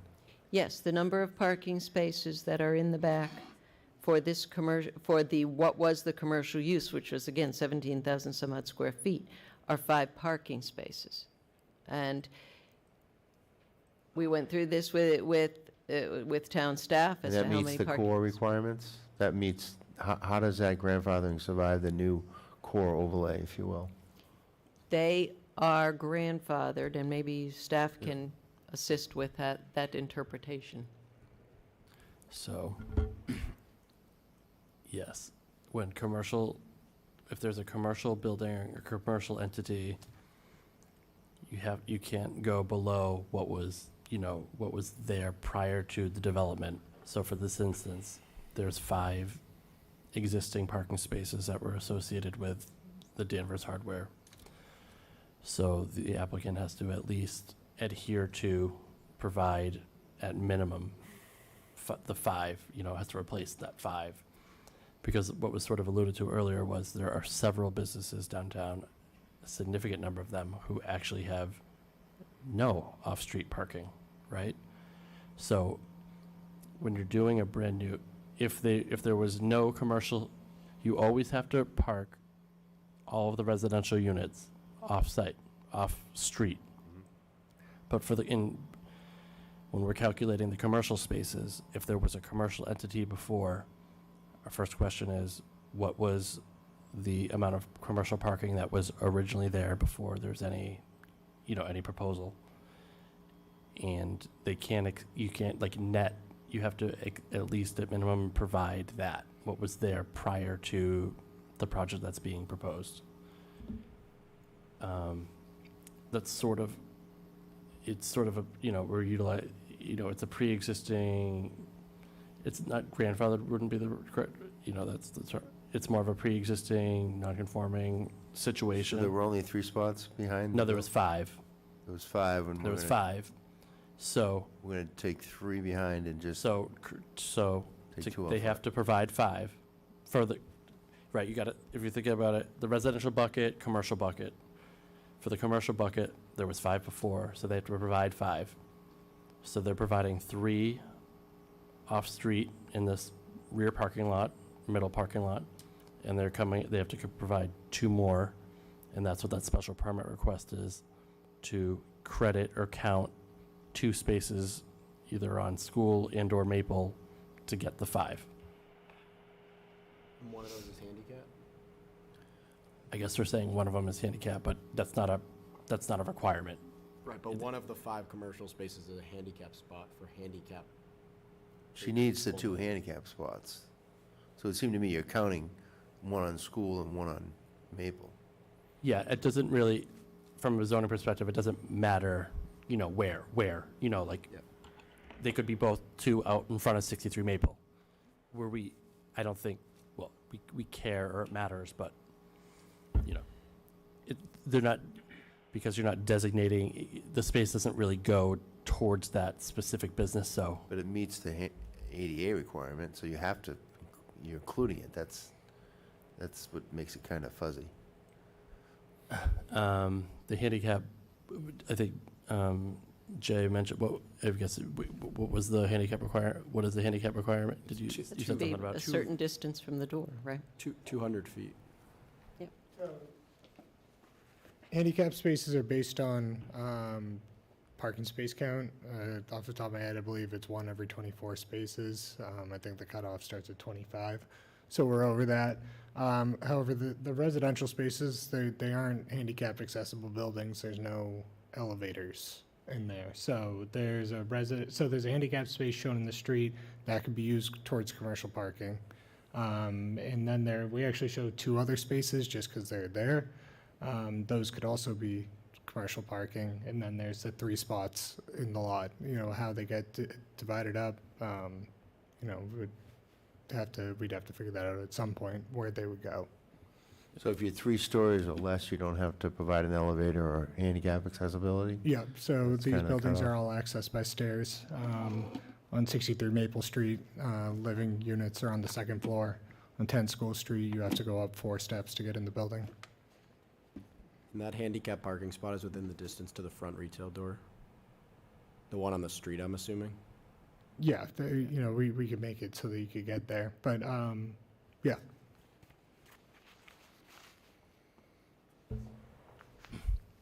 If there was no commercial prior, then they would be held to the commercial.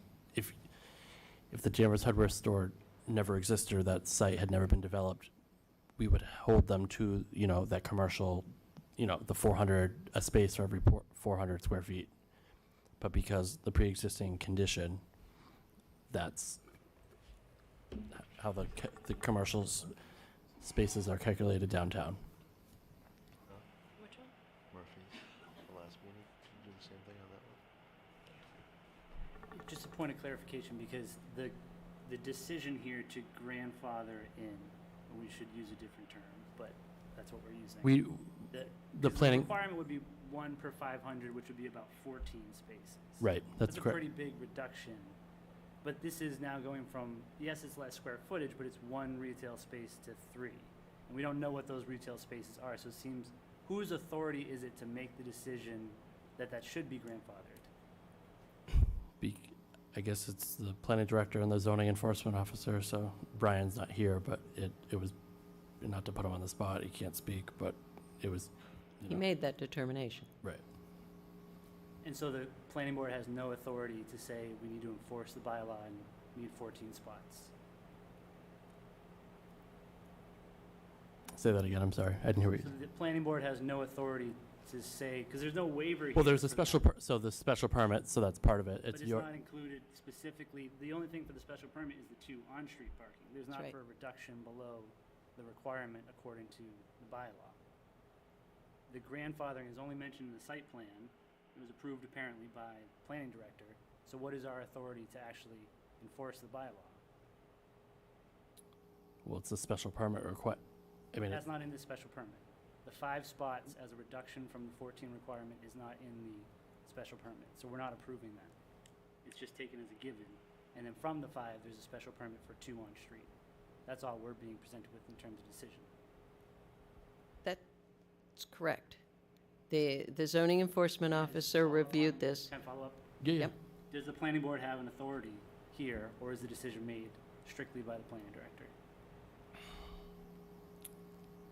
I guess it's a policy that, I mean,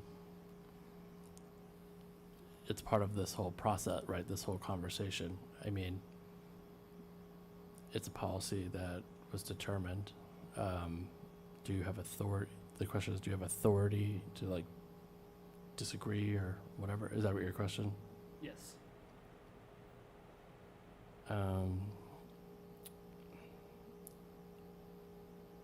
And I'm not saying I do disagree. This is just a point of clarification. Sure. I mean, I guess I'm not really sure if that was like our office's, just, kind of policy on this parking question. I guess something that I guess the board and staff can have, but I don't know. Okay. So I can't give a better answer. I know but you're on the spot. Yeah. I think that would be valuable for us to follow up on that point. Sure. If I could just follow up, the discussion was had with the zoning enforcement officer. The information was presented and the determination was made, and that is his authority to determine whether what we're proposing is compliant. And that was the determination, is that 5 parking spaces are required for the commercial, and how we get to those 5 spaces is the special permit Right. that's Exactly. before you. Right. So that's your authority, right? Like you have, is the board accepting or not accepting of that, of the 2 spaces? That's your just, discretion, because it's a special permit. Yeah. Mr. Delaney, if you would please approach the mic. You need to use the mic because we're being taped. It's on Thank you, on sorry. TV. Thank you. The term grandfather that you're using is a misnomer. I think that's been clarified by Mr. Spittle. And my question to you is, if the zoning enforcement officer is making a decision, as apparently he has, how is that published and who gets to appeal that decision? And why doesn't this board have ability to address that now? There are all these... Well, I think the board can do a lot of things. The board can vote against the project, the board can vote for it, or the board can seek some type of, amendment of the project in size and scope. So I think the board has the ability to do that. I think the applicant, working with the board working with the town for the last 2 years, needed some direction as far as what can or can't be done, and they drew their plans accordingly. So that was done prior to coming to us. But I think our board, after what we've heard this evening, can either, seek to extend the meeting to another meeting, seek to, call a vote this evening to approve or disapprove, or seek to, like Mr. Spittle has a idea on the floor, which I haven't got to yet, regarding, the number of, affordable units, increasing the number of affordable units. So if we ask the applicant if he wanted to do that, he could either agree or not agree, and we could be stopped right now, or, someone could say, I think it's too dense, and we want to shave off a couple of units. So we have a lot of things that we can determine before we make a decision. And I appreciate that, and I understand that. The only point I was trying to make, and you've clarified it, is that the board has the authority to do those types of things, and it's not gospel as administered by the zoning enforcement operator. And I understand how the process works. Right. There's a lot of behind-the-scenes pre-planning that goes on with input from the planning department. I get all of that, but it doesn't mean this board doesn't still have the ability to address some of the concerns that are raised tonight. Definitely. Thank you. Thank you. Any further input from the audience? Hearing none, I'm going to take it back to the board. Seeing none. So I think the board has, as I mentioned, let's address, I think, first Mr. Spittle's question. He's interested in adding a requirement of a 4th affordable unit. What do the other members of the board think about that? I think, Lou, you mentioned it earlier. Are you supportive of that as well?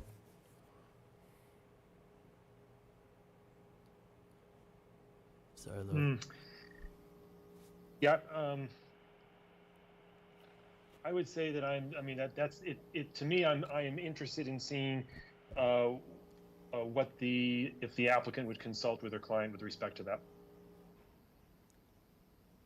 So you're interested in asking for a fourth affordable unit? Because if we have a majority of the members that want that, then I think she would ask. If we do not have a majority of the members, then we don't need to ask the question. And then the overall question, I think that's in the white elephant is, do we feel that 24 is too big of a number? Could we perhaps pare that down to make things a little bit more roomy in the parking lot and elsewhere? Mm-hmm. What do you think, Gene? Yeah, I would like them to ask for another affordable unit. On the plan, there are quite a few, looks like 1 bedroom, right? There's 12 1-bedrooms, and if any of those were increased to 2 bedrooms, you could reduce the number of units. But I don't know the financials behind it. I want the project to work, but that's just a suggestion. But that, in turn, we got to remember the parking. So that's just a trade-off, 1 unit for 2-bedroom. Yep. What do you think, Mike?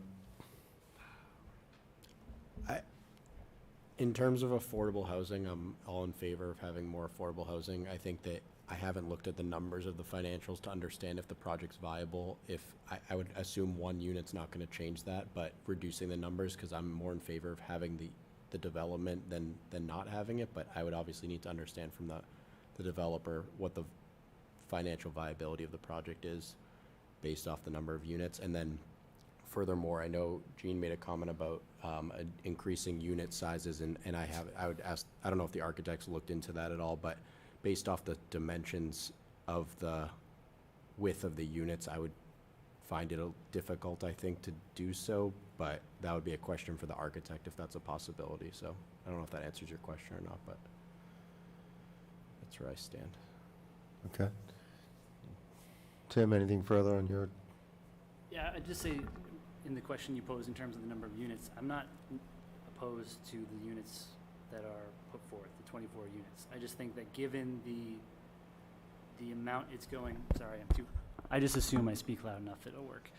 I'm not opposed to 24 units, but given the distance from the special permit number to this, looking at the list of public realm improvements, it just doesn't seem like enough. And so I do think, and maybe this doesn't need to be in addition, maybe we give up a tree and get an affordable housing unit, but I think a more durable public good like an affordable housing unit would be more appropriate here than just another tree or something like that. Okay. Attorney McCann? I appreciate the input from the board members. I've spoken to Mr. Hernandez, and keeping the unit count at 24, he would do an additional affordable unit to four units. Okay.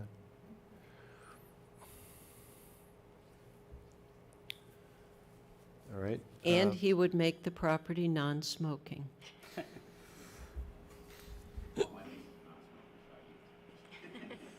Yeah, the only question I have on that, and I think it's a new phenomenon in medical marijuana. I don't think you can. Yeah, you can make the building non-smoking, but I think you still have to allow that, I believe. Okay. No, because it's a medical use, right? That's the argument. Yeah, but I think in many forms, I understand, but that. No. Inside. But I think if you advertise it from the get-go that it's non-smoking, then it's, yeah. The property will be non-smoking. Beautiful. With 4 affordable units. And a spigot by the fire pit. And a spigot by the fire pit. Should a fire pit be desired. Be interesting the fire we'll, department, would the fire department be involved in that decision, I wonder? A fire pit? Yes. I don't think so, but if they need to be, we certainly would have them involved. They have Yeah. reviewed this already and had no comments. One comment I did have is that we would also take a condition of working with staff on rain barrels. Mm-hmm. And providing the hardy plank siding on 10 School Street. Okay. Okay. Oh. You just got to do it Yeah. through the mic. You might have a question on further conditions as well. I'm sorry. Lou had a question. Just with respect to further conditions, I know that I believe that in addition to the, just as a, you were mentioning conditions, I believe Attorney McCann indicated that they'd be willing to do a condition similar to what was done on Elm Street with respect to meeting with town staff regarding construction sequencing. Absolutely. Okay, to include abutters. Lou, it's already, there's a condition that's already in there, but the abutter piece might not be.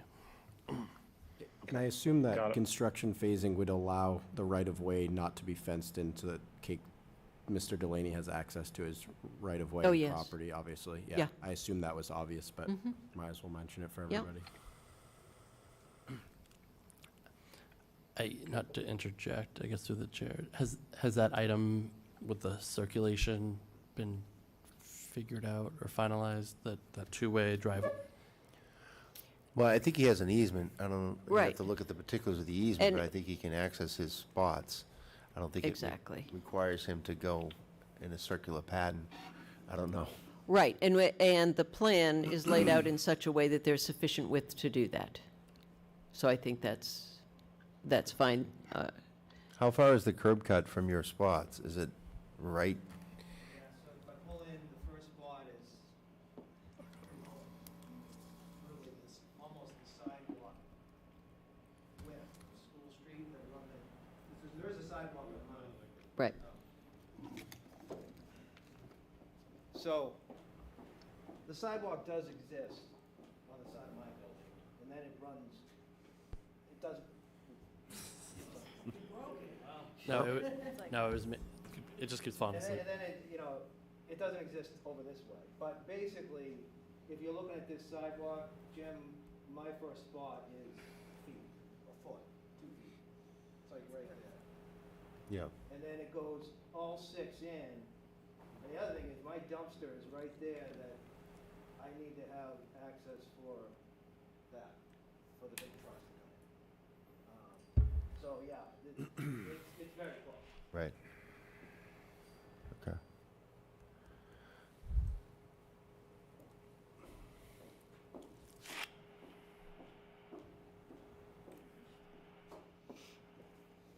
Any further questions? Gardner, I saw your hand up earlier. All set? Okay. Anything else from the board? Do I have a motion to close the public hearing? Motion to close the public hearing? Yeah, right. For the, just for the special permits, we'll do them separate, or whatever. Or the special permit? Yeah. Yeah, so we want to do why don't we do the special permit first? So I'll close the public hearing, then we'll do the votes. So I have a motion to close the public hearing. Do I have a second? Second. Seconded by Second. Jean. All in favor? Aye. Aye. Okay. So, Lou George says hi. all right, Lou, you're going to read on the special permit. Attorney McCann did Yes. address some of the requirements earlier. I don't know if we need to go through all of them, unless the board wants her to, given the hour. Mm-mm. That's fine. I can read it through, and I do have the additional conditions as well. So I'll have to make sure as we go along, just make sure that I've captured all of them. Did you have a comment, Attorney McCann? Okay. All However right, you Lou. want to do it. Go ahead. Okay, very good. So we have before us here the grant of special permits for 63 Maple Street, 10 School Street, 6 Pillsbury Avenue. Date of application, March 13th, 2024. Date of hearing, April 23rd, 2024. Date of decision, April 23rd, 2024. This is to certify that at a meeting of the Danvers Planning Board, held on April 23rd, 2024, having been requested under Section 18.4B and 18.5D5A of the zoning bylaw for property located at 63 Maple Street, Assessors Map 43, Lot 178, 10 School Street, Assessors Map 43, Lot 182, and 6 Pillsbury Avenue, Assessors Map 43, Lot 176.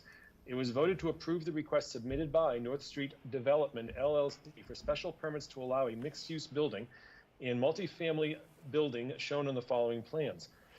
Building proposal, 63 to 65 Maple Street, Danvers, Mass. 01923, prepared by DMS Design, LLC, dated March 12, 2024, revised to April 23, 2024, consisting of 7 sheets. Building renovation, 10 School Street, Danvers, Mass. 01923, prepared by DMS Design, LLC, dated March 12, 2024, revised to April 23, 2024, consisting of 3 sheets. Permit site plan, 63 Maple Street, 10 School Street, 6 Pillsbury Avenue, Danvers, Massachusetts, 01923, prepared by Hancock Associates, dated March 12, 2024, revised to April 19, 2024, consisting of 9 sheets. Site landscape plan, 63 Maple Street, Danvers, Mass., prepared by James K. Emanuel Associates, dated March 11, 2024. Supporting materials include lighting plan and associated detail sheets. Stormwater report prepared by Hancock Associates, dated March 2024, revised to April 2024, and traffic memo prepared by Hancock Associates, dated March 3rd, 2024. Waivers from Section 18. 1. Waiver of Table 18.1, residential density by character-based zoning district. The Planning Board grants a waiver and a special permit for the development to exceed the special permit density of 24 units per acre, 17 residential units, to 33.5 units per acre, 24 residential units. The public benefits provided with this, this development are as follows. Just a moment. Listed as new sidewalks along Maple Street and School Street frontages. And there'll be additional conditions as well, stated further. Special permits. 1, Section 18.4B, density bonus requirements. The Planning Board grants a waiver and a special permit for the developments to exceed the special permit density of 24 units per acre, 17 residential units, to 33 units per acre, 24 residential units. The public benefits provided with this development are the following. New sidewalks along Maple Street and along Maple Street and Schools Street frontages. Section 2, Section 18.5D5A, parking reduction methods, on-street parking offset. The Planning Board grants a special permit pursuant to Section 18.5D5A of the zoning bylaw, parking reduction methods, on-street parking offset, to allow 2 parking spaces located along the corresponding lot frontage to meet the minimum parking requirements. The following criteria have been considered. A, the supply and demand of public and private parking in the district. B, mobility management programs and services. C, that parking provided in excess of the minimum requirement does not result in underutilized spaces, excessive impervious surfaces. Zoning regulations of the Planning Board. The Planning Board finds the project to be in substantial compliance with Section 7, character-based zoning district design standards of the zoning regulations of the Planning Board. Conditions of approval. The project is subject to the following conditions. 1, prior to issuance of a building permit, the special permit decision shall be recorded at the Southern Essex Registry of Deeds. 2, prior to a demolition permit being granted, the applicant must submit a construction phasing and sequencing scheduled to be reviewed and approved by town staff. And I'm adding the addendum to include participation by abutters. 3, prior to the issuance of a building permit and pursuant to Section 18.11.d, transportation mitigation fee of the Danvers zoning bylaw, the applicant and/or property owner shall provide a payment of $35,235.00, which is the transportation mitigation fee associated with the net new square footage, 11,745 square feet times $3 per each square foot of increased net floor area. If the net new square footage is modified, the payment amount will also be amended. 4, prior to certificate of occupancy of the 13th residential unit, the applicant and/or developer shall provide an affordable housing contribution of 3, and we're going to revise this to 4 affordable units. Let's see if this is correct, actually. Or maybe, Lou, sorry to interject, maybe we'll just add a sentence there that the applicant will provide an additional unit above and beyond what is, required. Understood, I'll add that. Yeah. So we'll say provide an affordable housing contribution of 3 affordable units based on the number of net new 24 residential units pursuant to Section 29 affordable housing provisions of the zoning bylaw. In addition, the applicant agrees to provide one additional affordable unit for a total of 4 affordable units. The affordable units shall be evenly dispersed through the project so that not all of the units are located in one building. If the number of net new residential units is modified, the unit construction and/or payment amount will also be amended. 5, prior to the certificate of occupancy, all public related items, including but not limited to the new sidewalks, repaving portions of Maple Street and/or School Street, must be complete to the satisfaction of the town, Danvers Department of Public Works, DPW. 6, the applicant will coordinate with the Danvers Electric Division regarding new light infrastructure downtown. 7, the applicant will provide a bench and bike rack. This was changed from and/or, and bike rack, minimum 5 bikes, as a streetscape improvement for the downtown. Town staff will determine an appropriate location for the placement of the bench and bike rack. The applicant will also provide 3 total trees. 2 of the trees will be planted installed along Maple Street and/or School Street. The applicant will donate 1 tree for future planting installation by the town in another location in the Danvers Town Center Core, DTCC area, all to be coordinated with the Danvers Department of Public Works, DPW. The applicant will satisfy all the comments in the Danvers Engineering Division Memorandum dated April 4th, 2024. The applicant will satisfy all the comments in the Danvers Electric Division Memorandum dated April 16th, 2024. And adding as additional conditions, the applicant agrees to install hardy plank siding materials for the building at 10 School Street. Second additional condition, the applicant agrees to meet with town staff on with respect to rainwater irrigation and use and specifically use of rain barrels or other water conservation measures. And finally, as an additional condition, the applicant agrees that the property will be non-smoking. And the final. Go ahead. I was just going to say there was one more, but I didn't mean to interrupt. If you were going to say. What was the additional? Oh, what about the the spigot by the parklet, the water spigot? Yep. Okay. So the applicant agrees to provide a water spigot near the Pocket Park amenity on the property. Okay. And finally, if there are any changes to the approved plans, the use or the conditions on premises, planning staff will review. If deemed a major change by staff, the applicant will have to apply for a modification to the application to the special permit. Any approval of these special permits shall lapse within 3 years from the grant thereof if construction has not begun by such date. James Sears, Chair. We have one additional item, Jean, point out. I think we agreed to have the drive aisle be 2-way near the Cakes for Occasion rear parking. Okay. I guess Thank that you. was my comment. Okay. So we'll add that. That will be added as an additional condition that the applicant agrees that the driveway the driveway to Cakes for Occasions, is that the correct way to put it? The driveway to enter Cakes for Occasions will be two-way traffic. Can you see the street address is It's like 50. Access parking behind Cakes for Occasion? Yeah, just 55? Is it 55, Maple? 57? 55-57 Maple. Good. So the applicant agrees to ensure that the driveway, so as to approach the adjacent property at 55 to 57 Maple Street will be two-way traffic.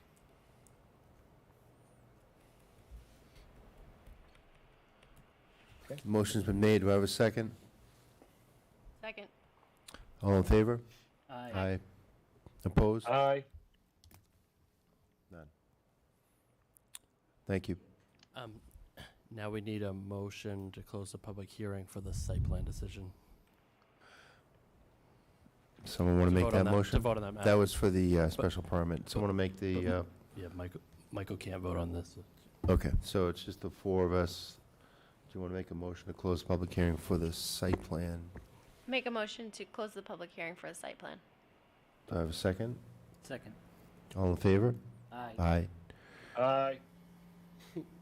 Okay, Lou, if you would read the decision for the site plan approval. Here we go. Okay, very good. Site plan review.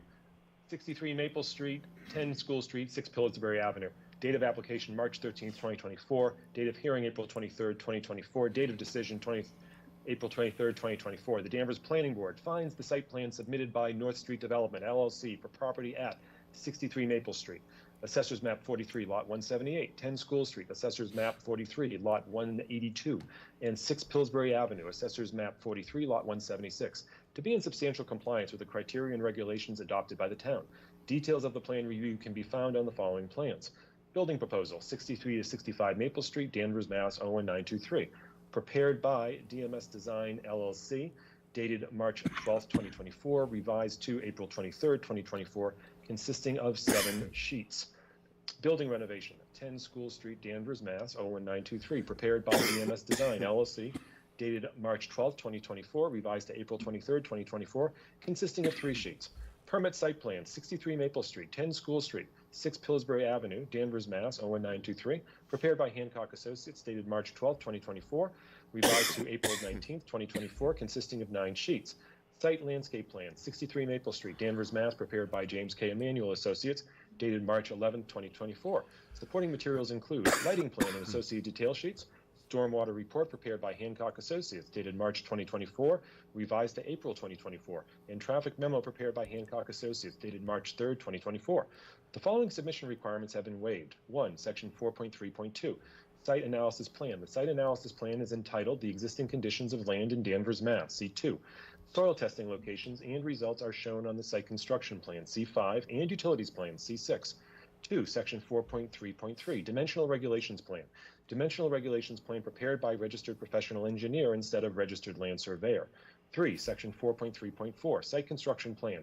The dimension of drives, parking areas, and curb cuts is shown on the Dimensional Regulations Plan, C5. A table indicating amounts of earth material that are to be removed, added, or reused on site in cubic feet is not shown. 4, Section 4.3.6, Utilities Plan. The profile of the water, sanitary sewer, and stormwater pipes is not shown on the plan. 5, Section 4.3.7, Landscape Plan. The methods for protecting plant material during construction is shown on detail sheet C7. The yard setbacks and table showing the percentage of existing and proposed of impervious surface is shown on the Dimensional Regulations Plan, C4. 6, Section 4.3.8, Off-Street Parking and Loading Plan. No off-street parking and loading plan submitted. The number, location, and dimensions of driveways and parking spaces is shown on the Dimensional Regulations Plan, C4, and Site Construction Plan, C5. The construction details and type of materials for surface paving is shown on the detail sheet, C7. A parking table is shown on the Dimensional Regulations Plan, C4. 7, Section 4.3.9, Lighting Plan. Lighting details are shown on the cut sheet. Conditions of approval. The project is subject to the following conditions. 1, prior to the issuance of a building permit, this special permit decision, now there should be this site plan decision. Is that correct, Josh? You should say, prior to issuance of a building permit, this site plan decision shall be recorded? Yes. This site plan decision shall be recorded at the Southern Essex Registry of Deeds. 2, prior to a demolition permit being granted, the applicant must submit a construction phasing and sequencing schedule to be reviewed and approved by town staff. And this is the additional condition with participation by abutters. 3, prior to certificate of occupancy, all public related items, including but not limited to the new sidewalks, repaving portions of Maple Street and or School Street, must be complete to the satisfaction of the town, Danvers Department of Public Works, DPW. 4, the applicant will coordinate with the Danvers Electric Division regarding new light infrastructure downtown. 5, the applicant will provide a bench and, so it's changed from and bike rack, minimum 5 bikes, as a streetscape improvement for the downtown. Town staff will determine an appropriate location for the placement of the bench and bike rack. The applicant will also provide 3 total trees. 2 of the trees will be planted and installed along Maple Street and/or School Street. The applicant will donate 1 tree for future planting installation by the town in another location in the Danvers Town Center Core, DTC area, all to be coordinated with the Danvers Department of Public Works. 6, the applicant will satisfy all the comments in the Danvers Engineering Division memorandum dated April 4th, 2024. 7, the applicant will satisfy all the comments in the Danvers Electric Division memorandum dated April 16th, 2024. And we're adding some of the additional conditions here that were for the site plan review. The additional condition of the applicant agrees to install hardy plank siding materials for 10 School Street. The applicant the additional condition, the applicant will meet with town staff regarding reusing rainwater for irrigation to include using rain barrels or what other water use measures. In addition, we have here the applicant agrees to that the property shall be non-smoking. The applicant agrees to ensure that the driveway to access 55 to 57 Maple Street is a two-way driveway. And then finally, the applicant agrees to install a water spigot to service the park being created. Now, because this is and staff, please correct me here. I'm not including as an additional condition here in the site plan review of the affordable units because it was in the special permit decision. Is that correct? Yeah, that's fine. Yep, that's appropriate. Okay, very good. Did I cover all of the additional conditions? I believe so, yes. Okay. Okay. If there's any change, and obviously if I missed any of the, and I believe I covered all the conditions, but the other conditions were recited in the special permit decision as well. That's right. If there are any changes to the approved plans, the use, or the conditions on premises, planning staff will review. If deemed a major change by staff, the applicant will have to apply for a modification to the application to the, this decision actually reads special permit, application to the site plan review. Yes, it was a long day today preparing for tonight. That's okay. It's been a long day. Any approval of the site plan shall lapse within 3 years from the grant thereof if construction has not begun by such date. James Sears, Chair. Motion's been made. Do I have a second? Second. All in favor? Aye. Aye. Opposed? He can't abstain. All right. Thank you. We have one further item on the agenda. Are they here? Yeah. What are Tori? Okay. What are your thoughts about Well, this let's conversation? open it and see what we're going to do here. It's kind of late. Yeah.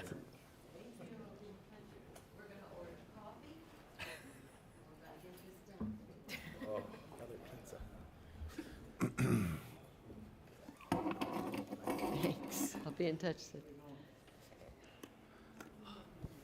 All right, let me read the notice. The public hearing, 64 and 70 Andover Street, Route 114, request for special permit and site plan review submitted by McGovern Auto Group Corp. Services, Inc. for property at 64 and 70 Andover Street, map 61, lots 2 and 3, pursuant to Section 30.5 and Table 1, Table of Allowable Uses, Motor Vehicle Sales, Outdoor, and Section 4 of the zoning bylaw. Said properties in the Route 114 Corridor Zone A, Route 114A zoning district. The applicant is proposing the redevelopment of the properties with an automotive dealership with 3 new dealership buildings and associated site modifications. Thank you very much. Good evening. My name is Nancy McCann. I'm here on behalf of the applicant, McGovern Automotive Group. Relative to the redevelopment of the property located at 64 and 70 Andover Street, that's in the Route 114 Corridor Zone A zoning district. With me tonight is John Crandall from McGovern Automotive Group. Also with me is Garrett Horsfell from Kelly Engineering, the project engineer, and Bob Michaud from MDM Traffic as our traffic consultant. And we are requesting relatively straightforward special permit relative to the outdoor sales of motor vehicles. As you know, indoor sale of motor vehicles is a permitted use in the Route 114 corridor, but outdoor sale of motor vehicles does require a special permit. It's a very common use located in the Andover Street corridor, and we're also requesting site plan approval. The existing site is the site of the Canes Greenhouse at 64 Andover Street, and 70 Andover Street has had a variety of automotive sales, outdoor sales of automotive vehicles over the years. McGovern Automotive, and Matt McGovern specifically, has been in the automotive business for many, many years. 23 dealerships in Massachusetts, 4 in New York, 2 in New Hampshire. Well-established, well-run, high-quality automotive dealerships, and they're looking forward to bringing their experience in the automotive industry to the town of Danvers as a new business and a new employer in town. Again, we're requesting the special permit under Table 1 and for the outdoor motor vehicle sales and site plan approval under Section 4, and a parking waiver under Section 10.1.d, which is a waiver that this board has granted in the past relative specifically to automotive dealerships. I'll give you a general overview, and then the project engineer will walk you through the plan. And we do have our traffic consultant here as well, who can give you a brief presentation also. The site is approximately 9 acres, 5.7 acres in Danvers and 3.4 acres in Peabody at the rear of the property. This property, as well as the Peabody property, are Chapter 61A tax-exempt land, and as such, prior to proceeding with this application, both the Danvers Danvers Select Board and the Peabody City Council waived the municipality's rights under 61A to allow this project to proceed forward. The proposal is to remove the existing buildings. We've got some various greenhouses, and we've got a couple of old and I would say outdated retail buildings on both of the properties, and to construct a new car dealership campus for McGovern Automotive on this site. The campus will consist of 3 buildings that will have showroom facilities and sale facilities, and 2 of the buildings will have the related service component. These are new car automotive dealership buildings. The first building is for Genesis, a new dealership to the town of Danvers. It's about 27,600 square feet plus a mezzanine, and there will be sales and service in that building. The center building is a smaller Hyundai dealership, about 13,400 square feet for sales, and then another third dealership building the same size as the first. That dealership brand has yet to be designated. The buildings, as you'll see in the elevation drawings, and those that were submitted with the application, have been designed to be very complementary and provide a cohesive, very neat dealership layout. I will point out that currently the properties are served by 4 curb cuts onto Route 114. The application initially, as you have read, proposed 3 curb cuts, so reducing that from 4 curb cuts down to 3, and actually with the project engineers' negotiations and dealings with Mass DOT and going through the MEPA process, the curb cuts are actually being reduced further, so there will be only 2 curb cuts, so we're cutting the number of curb cuts in half. Importantly, the entire site, the layout, the building design is fully conforming to building setback requirements and bringing the property more into compliance than existing conditions by adding landscaping, et cetera, both in the front as well as the sides. The project narrative provides you with a full conformance chart. And I will note that building coverage for this site is just 17.4%, and in this zoning district, building coverage could be as much as 40%. The site is also decreasing by about 10% impervious surface area. So we're proposing a new facility that is going to be much improved from layout, design, aesthetics, and landscaping as well to provide the best customer service experience. We have covered service drop-off, adequate customer and employee parking, sales in the front of the building, as is typical, but the majority of the inventory is located in the rear of the building. The hours of operation, Monday through Thursday, 9 to 7, Friday and Saturday, 9 to 6, and closed on Sunday. That's for sales. For service, Monday through Friday, 7 to 6, and Saturday, 8 to 5, and again closed on Sundays for service. There will be no outdoor audio. And I do note that, that we do not have residential abutters to this site. The application outlines the requirements for the special permit, and in consideration of time, I won't go through all of those. However, I will state that the proposal for the special permit relative to outdoor sales of motor vehicles, we do meet all of the special permit requirements under the zoning bylaw for the issuance of that special permit. And this proposal is certainly in keeping with the many other automotive dealerships that are located in this corridor. The application package that's been submitted to you both for the special permit as well as for the site plan approval has all of the required forms, the narratives, technical memorandum, traffic report, stormwater report. It's a very comprehensive site plan itself. We received department comments and we have provided responses to those comments. We have received no comments that we couldn't adequately address, and you also have an additional traffic report supplement that was submitted. I think at this point I will, if I can, Mr. Chairman, turn it over to the project engineer to walk you briefly through the plan. And then our traffic consultant can speak, and then we can wrap it up. Thank you. Thank you. Good evening, Garrett Horsfall with Kelly Engineering Group. As Attorney McCann did a nice job summing up the proposal. It's 64 and 70 Andover Street, Route 114. The town line bisects the property, denoted by the purple line on the attached exhibit. Could we switch to the next plan, please? Or next slide, or is that? Yep, thank you.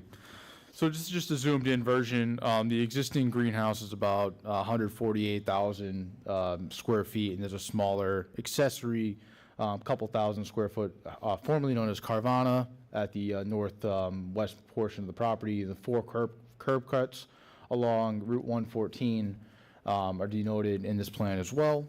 Do want to note the site is bounded by a Tennessee gas easement on the eastern and southern portions of the property, denoted by the red dashed line on this exhibit. And there's about a 10-foot grade change at the rear of the site, which is held up by landscaping segmental block walls. And the site gently slopes south to north towards 114. Almost all of the drainage on the site drains to 114 today through a series of catch basin connections out to that drainage system as well. And today, the site is currently on septic, and we plan to take that off of septic in the proposal, which we'll go over. Please go to the proposed plan. So this demonstrates the 3 curb cut option. I do want to just correct one thing that was brought up previously. The larger facility on plan view left here is actually the Hyundai dealership, and the Genesis would be in the middle. In total, the 3 dealerships, 82,400 square feet, which includes 13,800 square feet of mezzanine. So each dealership has full circulation around with dedicated service drive-ins to each facility. In total, we have 154 parking for customers, employees, and service, and then 514 spaces for inventory storage. And these are primarily located in the back, with the exception of right along 114 for the display of those vehicles to be for sale. So in total, there's 668 parking spaces on the lot itself. And we are pulling in landscaping around the entire parcel from what exists today. There will be no encroachment of development from what is there today. In total, that reduction results in about 36,000 square feet reduction of impervious on the site, which will be supplemented with new green space. If we could just switch to the next one. This demonstrates, after review with DOT, to have two full access on the west and east portions of the site. I do want to note that both of these curb cuts have been fully designed for car carrier access, and we have added a hatched area at the rear of the site dedicated for loading. That's a 30-foot truck aisle all the way around the site to ensure that the vehicles don't park on 114 to offload and unload the vehicles. So this is fully, as well as emergency vehicles obviously can then circulate the site as well. So it's been designed with that in mind, and they, throughout all of their dealerships, are cognizant of that as well to ensure that that happens within the site itself. Let's go to the drainage, please. So we are under review with the stormwater permit with Danvers Engineering Department, as well as Mass DOT for this review as well for the drainage connections into their systems. We have responded initially to the comments brought up in that response. This will have a substantially improved modern DEP compliant stormwater system with new deep sump catch basins, infiltration systems, water quality devices, enhancing infiltration on the site, reducing peak runoff from the site as well. This will have a whole operation and maintenance plan associated with it to ensure the longevity of the system and that is properly maintained and functioning. This will all connect in several points out to 114 how it exists today. And again, this will all be coordinated with the stormwater permit with the town as well as DOT. Next, please. This is just the landscaping plan that's been developed. We have over 500 shrubs, 35 trees throughout the property. It's a substantial landscaping improvement from what exists from primarily impervious site today. We have a 25-foot landscaping buffer along the frontage, which will be supplemented with street trees, shrubs, perennials, ground covers. Just the architectural, please. And this is the front elevation as well as the side elevations of the proposed dealership for the Hyundai dealership. This would be the modern bronze Hyundai with a brown front facade. There's some glass glazing on the front, and on the left is the service entry. All the service is taken in there, and it's all conducted in an enclosed building as well. Next, please. And this would be the Genesis building. It's a little luxury, some more glass. We have a gray band strip here, and it's the sister brand of the Hyundai, the luxury version. So it just has a little bit more glass. This one has 3 service bays associated with it, more for EV-related vehicles, and the luxury with the Genesis brand. I'll just turn it over to Bob Michaud.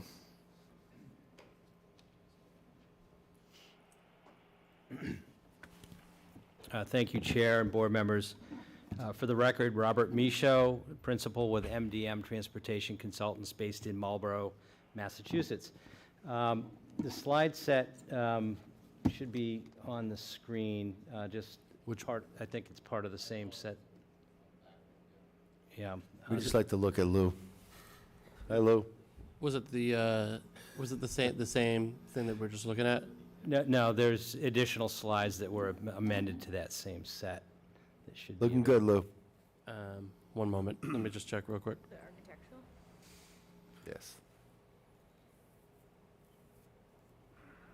No, we're in traffic now. I only got 8 sheets. Okay. So what I'll do is I'll keep this brief. If you could turn back to the site plan itself. Yeah. I believe it would have been about the third or fourth slide. Sorry. That shows the current site plan with the elimination of the central driveway. Should be, This is sheet 3. You want to do 4 or this one? yeah, it was actually the slide set that was presented by Mr. Horsfall. It was a color rendered site plan. It's probably easier to view that Right. than some of these black and whites. One sec. Yeah, if you just back up to, back up to 1 or 2 slides. Yeah, right there, that's good. So our firm prepared a comprehensive traffic impact and access study. It's to a state-level standard. It's actually something that's got submitted as part of the state's environmental review process under MEPA. It looks at baseline traffic volume conditions as well as future 7-year growth conditions with and without the project, all to a state-level standard. Ultimately, as we were looking at the potential impact of the project, we were viewing both access management and how to properly design site access, which ultimately led to this plan, which consolidates, as Attorney McCann had pointed out, the existing 4 curb cuts to 2 curb cuts. Those 2 curb cuts are located along sections of Route 114, where there will be allowable full access, meaning that you'll be able to turn left or right into the site, as well as left or right out of the site in a way that is not conflicting necessarily with other driveways in the area. Secondly, from an impact perspective, we were charged at understanding how much more traffic would be generated by this use relative to the existing Canes operation. The industry standard estimates that we're obligated to report and that are in fact reported in the traffic study have been updated to reflect the actual experience of McGovern in Massachusetts. And that was the subject of the supplemental filing that we've made with this board that quantifies traffic generation characteristics of 5 existing McGovern dealerships and applies that known trip generation to this site. The outcome of that indicates that during peak hours, we could expect about 50 trips either going into the dealership or leaving the dealership over the course of a typical peak hour, right? So to draw a picture of that, weekday morning, 9 in the morning, for instance, would be generating some amount of customer, or rather employee trips leading up to that 9 a.m. opening. And then following that 9 a.m. opening, of course, principally customer-based trips. A snapshot in time between 8 and 9 in the morning would generate about 1 vehicle per minute coming into the dealership and 1 vehicle leaving the dealership. Same thing in the evening and Saturday middays. That trip really represents the dealership itself. It doesn't take into account what's currently operating at Canes. Canes is a very active use, as this board is probably personally aware of. Its peak activity months run from April, May, and June. We had the opportunity in March of this year to go and recount the actual operation at Canes. It's a month that's not a peak month necessarily, but we know that during that month, Canes is generating about 30 customer trips either coming into or leaving the facility. So the true differential in trip activity for this proposal is about 20 vehicle trips either coming into or leaving the property over the course of an hour. It's not a large number. The capacity analysis results that are published in the traffic report are based on a higher industry standard. I mentioned that we went out and counted at McGovern's actual experience. The industry standards that we're obligated to use for the analysis and that are published and used for Mass DOT permitting actually show an even higher peak hour trip level. And even under that scenario, the analysis indicates that there's ample capacity to accommodate this use. So we're comfortable that from a capacity and operating standpoint, that this plan is efficient. It will be designed to a state level standard. It will be subject to DOT review and approval, and will work properly and safely. That's the upshot. I had a series of slides that would more coherently walk the board through that.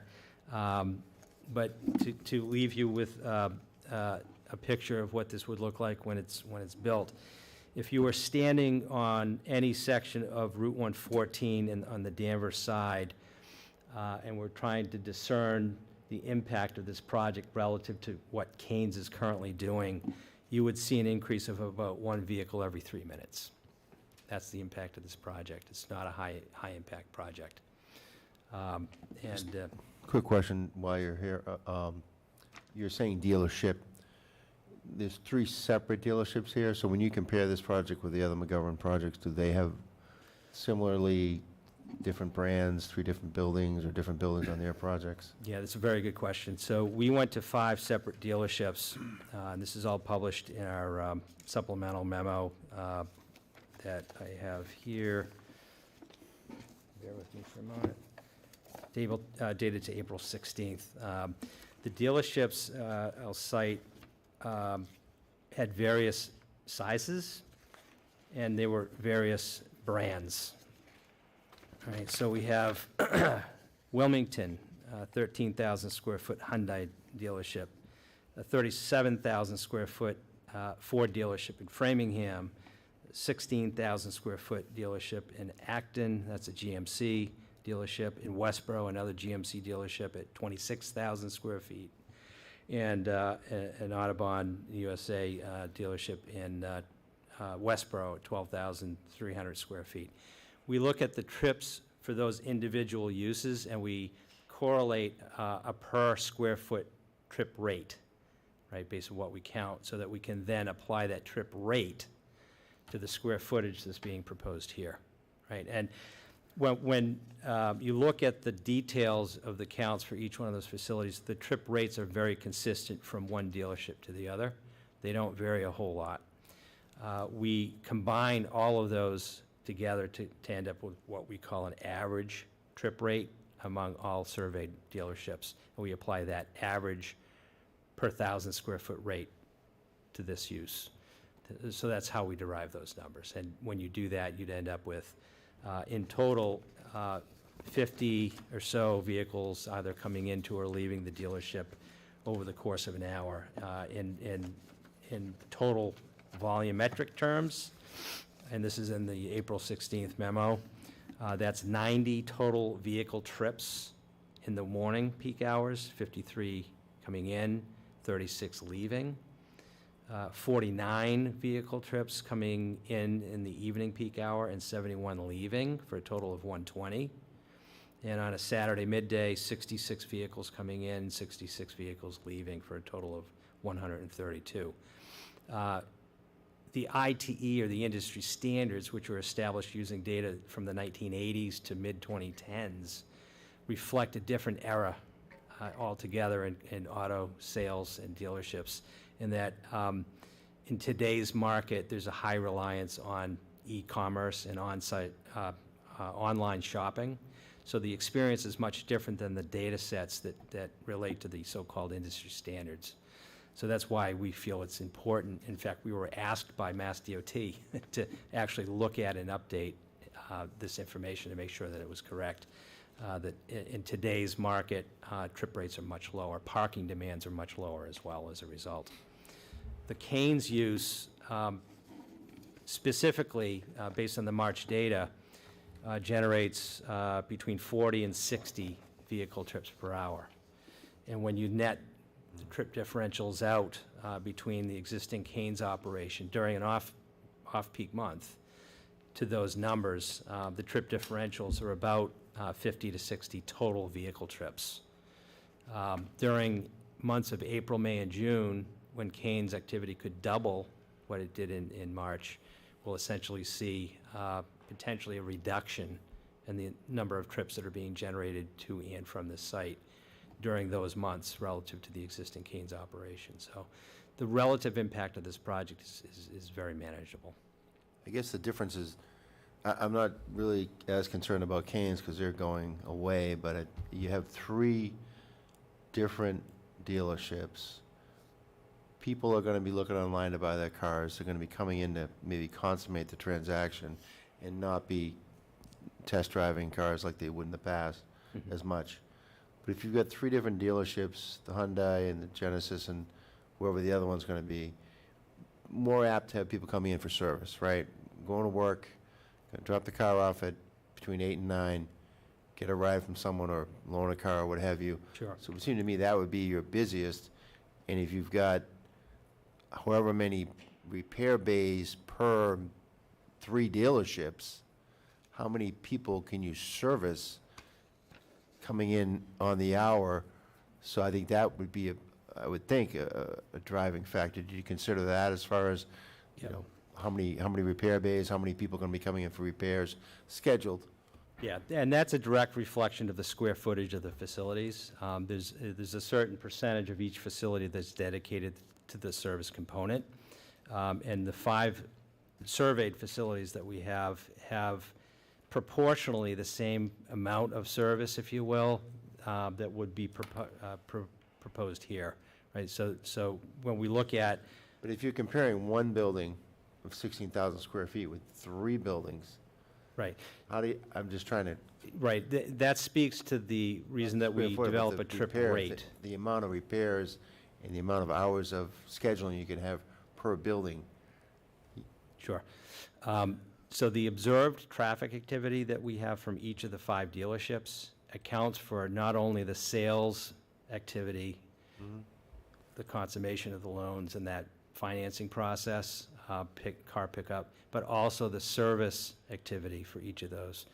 And so the combined level of activity between sales and service, along with any employee-related trips that are being made, are all accounted for, and the trip rates per 1,000 square feet of dealership that we have from each of the 5 surveyed So if one building in, wherever you said, Westford is 20,000 square feet, we're having so many of those on the hour, do we multiply that times 3 because we have 3 buildings here? By virtue of the rate that we've developed, we've essentially done that. So we've taken, just to illustrate the point, if you take the Framingham McGovern Ford dealership, that's a 37,000 square foot building. It's actually larger than, you know, the largest building that we have here. It has a very active service component associated with it. You know, the surveyed trip rate for that facility per 1,000 square feet is 1.63 in the morning, 1.41 in the evening, and 1.22 per 1,000 square feet in the Saturday midday peak hour, right? If you look at let's take one that's going to be similar size to the Genesis, GMC Acton, 16,000 square feet. Its peak hour rate, right, this is taking the total number of observed trips and dividing it by the square footage of the facility, is very similar to that Framingham rate, 1.47 versus 1.63, et cetera, right? I'm struggling with the 3 buildings versus the 1. Do we have 3 times as many service bays? Oh, I say know what I Mr. mean? Randall can answer that better than I can. If the Genesis building is the only bays in there for doing battery service, all the service mechanically will be done in the Hyundai building. So there's similar brand, so the parts are interchangeable, not all interchangeable, but we will do all major services in the Hyundai building. That is only the 3 bays are just for light. What about the other proposed building? How many bays will we have there? They're between 14 and 16 in each of the 2 on the right and left. So you have 33 bays? Correct, in that area. So on any given morning, you could have 30 people coming in or more just for the service component, for their 9 o'clock appointment. Their scheduled appointment, correct. Okay. And that's coordinated into the count. that is reflected in the method that we've used to calculate trips, correct? Okay. So those 50 inbound trips, a large proportion of them would be service-related trips. You know, employees would have arrived earlier to accept those customers, et cetera. So when we look at the count data, which we took from 7 in the morning till 9 in the morning, and again 4 in the afternoon to 6 in the afternoon, and on a midday 11 to 2, those observed trips account for all of that activity on a per square foot basis. And I can't speak to the number of service bays that Framingham has. It's got to be very similar to the 15 to 16 bays per building that John had just mentioned. In fact, I've had my car serviced there, so I can attest to it. But that's all baked into the number. Okay. All right. Thank you. Thank you.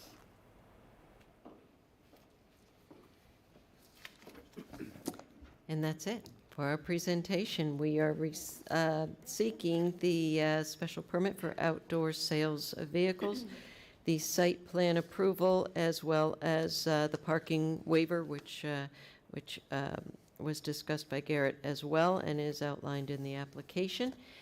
And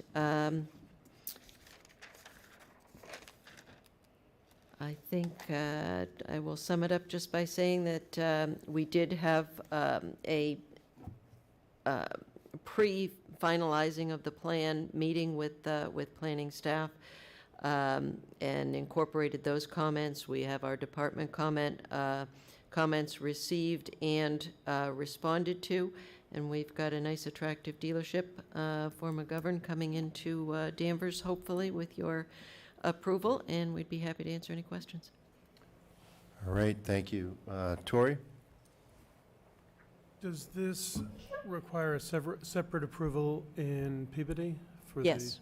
Yes, and that is ongoing. There's been one hearing. Very little, just a tiny corner, as you can see, of the building is located in Peabody. Primarily, it's the inventory storage, and that should be wrapped up in the next couple of weeks. Seems very suitable to the area to me. I don't have any other questions. Okay. Mike? No questions, thank you. Gene? No, I'm fine with this use. I don't have any questions. Tim? No questions. Lou? Lou? Yep, I'm fine. I'm fine with the use. Yep, I'm here. Just a quick question with respect to the sort of how you operate the service, sort of picking up on the comments we were discussing before, because that's just the concern I have in terms of traffic.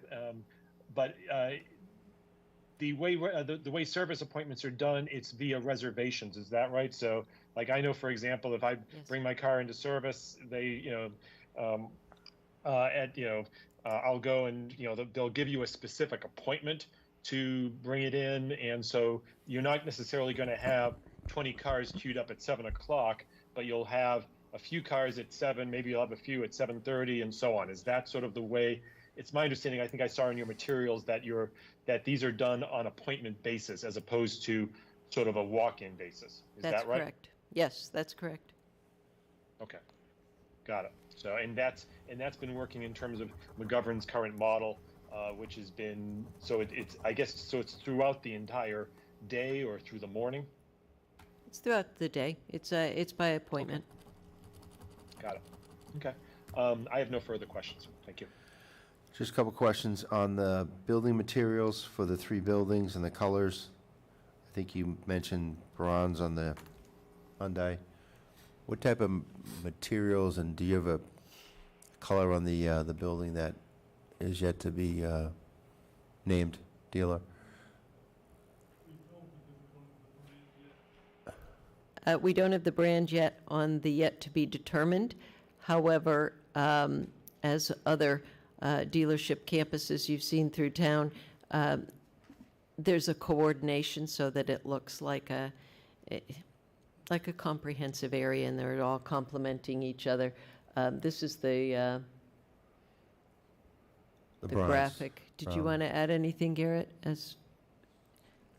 Did you want to know exact materials? I think they're noted on there, but Materials, just for the audience, and then also, maybe does town staff get to know the color before once we pick who the third dealer is? Do we get to review that prior to condition with staff? Not that we don't want a pink elephant and pink building, but we've had that before, so. So I had the Genesis has a lot more glass glazing panels along the frontage, and there's ACM panels on top of the glazing. The rear service panels are more concrete tilt panels, more back of house operations, a lot more glass curtain wall glazing on Genesis compared to Hyundai, just to show, I think it's more the elevated brand model of that. And then this is just a gray color scheme with the Genesis model. And then the Hyundai, if you could switch. The Hyundai is the same ACM panels with the aluminum glass glazing along the front. It's just not a lot less glass, just less glass. Again, with the tilt panels that wrap around the building to the rear of the site. So the front is a lot more dressed up for view from the public way. Okay. I just had two other questions. One on signage. Do we have any proposed marquee sign or any sign for 114, or we're just going to have signage on the one sign on each building? So any signage, we'll permit to the zoning board at this time, and if we'll get relief if needed. Attorney McCann, do you want to add anything else, or? So there's no street signage or any? We would be Marquee permitted sign. in this zoning district, freestanding signs are permitted as our wall signs. We haven't figured out the sign package yet. It will either be compliant or we will be visiting with the Board of Appeals. And as far as wayfinding or directional signage within the site, you got 3 different dealerships. I know you have the signs on the building, but you're going to have people looking for service. Is it going to be obvious you drive into the front of the building for service on the 3 buildings? And, you want people to know where to go as soon as they get onto the site. So it's very accustomed, almost every dealership nowadays is very similar scenario.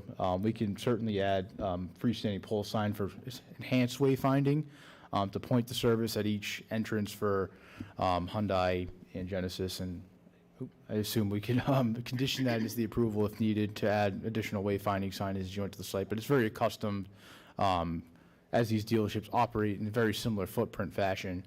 And set up that you go to the service bay for service, and but for at each entrance we could put a directional sign for service to the left or right as you enter. Okay. And then I wasn't clear on the hours on, are we open Sunday or the service is not open? The dealership is not open on Sunday at all, sales or service. Okay, okay. All right, that's all I had. I would open it up to the audience at this point. Any questions from the audience? If you would, identify yourself. You come to the mic. We wore you out. All right. Anything further from the board? I'll entertain a motion to close the public hearing. I move that we close the public hearing. So we have to do the special permit first. Yep. And then, so we'll close the public hearing for the special permit? Yep. Close the public hearing. And for may I the just, may I Yes. just ask a quick question before we go? Are we doing are there any additional conditions? I know there was just a discussion about additional wayfinding for the service entrances. Yeah, it sounds like Is that something signage the and applicant- wayfinding signage is going to be worked out with staff. Okay. Right, because again, that has to be, You were like the sign pack, like if it doesn't meet, we'll review it. Like when the sign package is applied for, we review it, and if it doesn't meet the and then regulations. you'll review what's going to be proposed for the third building, so we at least have an appreciation of that. Yes, I guess we should talk through that, what that language means, like what you meant by that. Well, no, I mean, I just, it's nice to know what it's going to look like. We're voting on these two. We don't know what the third one's going to be. Not that it's going to be anything offensive, but we've been surprised a few times. So we'll say like applicant will provide rendering or architecturals for the for To the, be approved by staff. okay. That's Okay. fine. That's fine. And wayfinding signage, we can put up 4 square feet, 4 feet high, as needed. And then, as Mr. Morris said, the sign package itself is reviewed by staff, and it's either compliant or we go to the ZBA. Yeah, you just don't want to have, you have so much activity on one site with 3 different dealerships. You have people walking around, you have people driving, you want to be able to get them where they're supposed to go right away. Right. And it may be completely obvious by looking at the buildings, but you'd be surprised, and you don't want people walking in the right of way, and, We don't you know, want that's what we people want to keep it confused. nice and easy. Hyundai and Genesis are very specific on directional to get you to where you need to be, so you're very specific, and we'll definitely have plans for that. Thank you. Okay. So in terms of a condition, Jim, just so I have it straight here, so do we have the applicant would agree to have a condition, I guess, for both the special permit and the site plan, that they would provide information regarding the third, or, unnamed dealership to be discussed with town staff? Right. Like renderings or architecturals or? Colors, materials, just so Okay. we're clear on what that is. Got it. And then working out the signage package and wayfinding signs as well. Okay. As a condition, or? Yes. Okay. Because it wasn't presented to us, was it? No. I'm fine with it as Okay. a condition because it would happen in the normal course anyway. Right. But, I mean, usually we have, I don't know if, I don't know if it needs to be a condition because they have to do it. So like, No. I just don't know if it's necessary, but if that's the will of the board, that's fine. it's superfluous, but it's late. I think it's good to include. Fine. Thank you. Sign back. All right, Lou. Okay. Do we have a motion? I think we had to do a motion to close the public hearing on the special permit. We did, I believe. Did I get a second on that? Second? All in favor? Aye. Aye. Aye. Okay. Okay. Go right ahead, Lou. All right. Here we go. Grant of special permit for 64 and 70 Andover Street. Date of application, March 18, 2024. Date of hearing, April 23rd, 2024. Date of decision, April 23rd, 2024. Still, this is to certify that at a meeting of the Danvers Planning Board held on April 23rd, 2024, having been requested under Section 30.5 and Table 1, Table of Allowable Uses of the zoning bylaw for property located at 64 and 70 Andover Street, Assessors Map 61, lots 002 and 003, it was voted to approve the request submitted by McGovern Auto Group Corp. Services, Inc. for a special permit to allow motor vehicle sales outdoor as shown on the following plans. Site development plans for 64 and 70 Andover Street, Danvers and Peabody, Mass.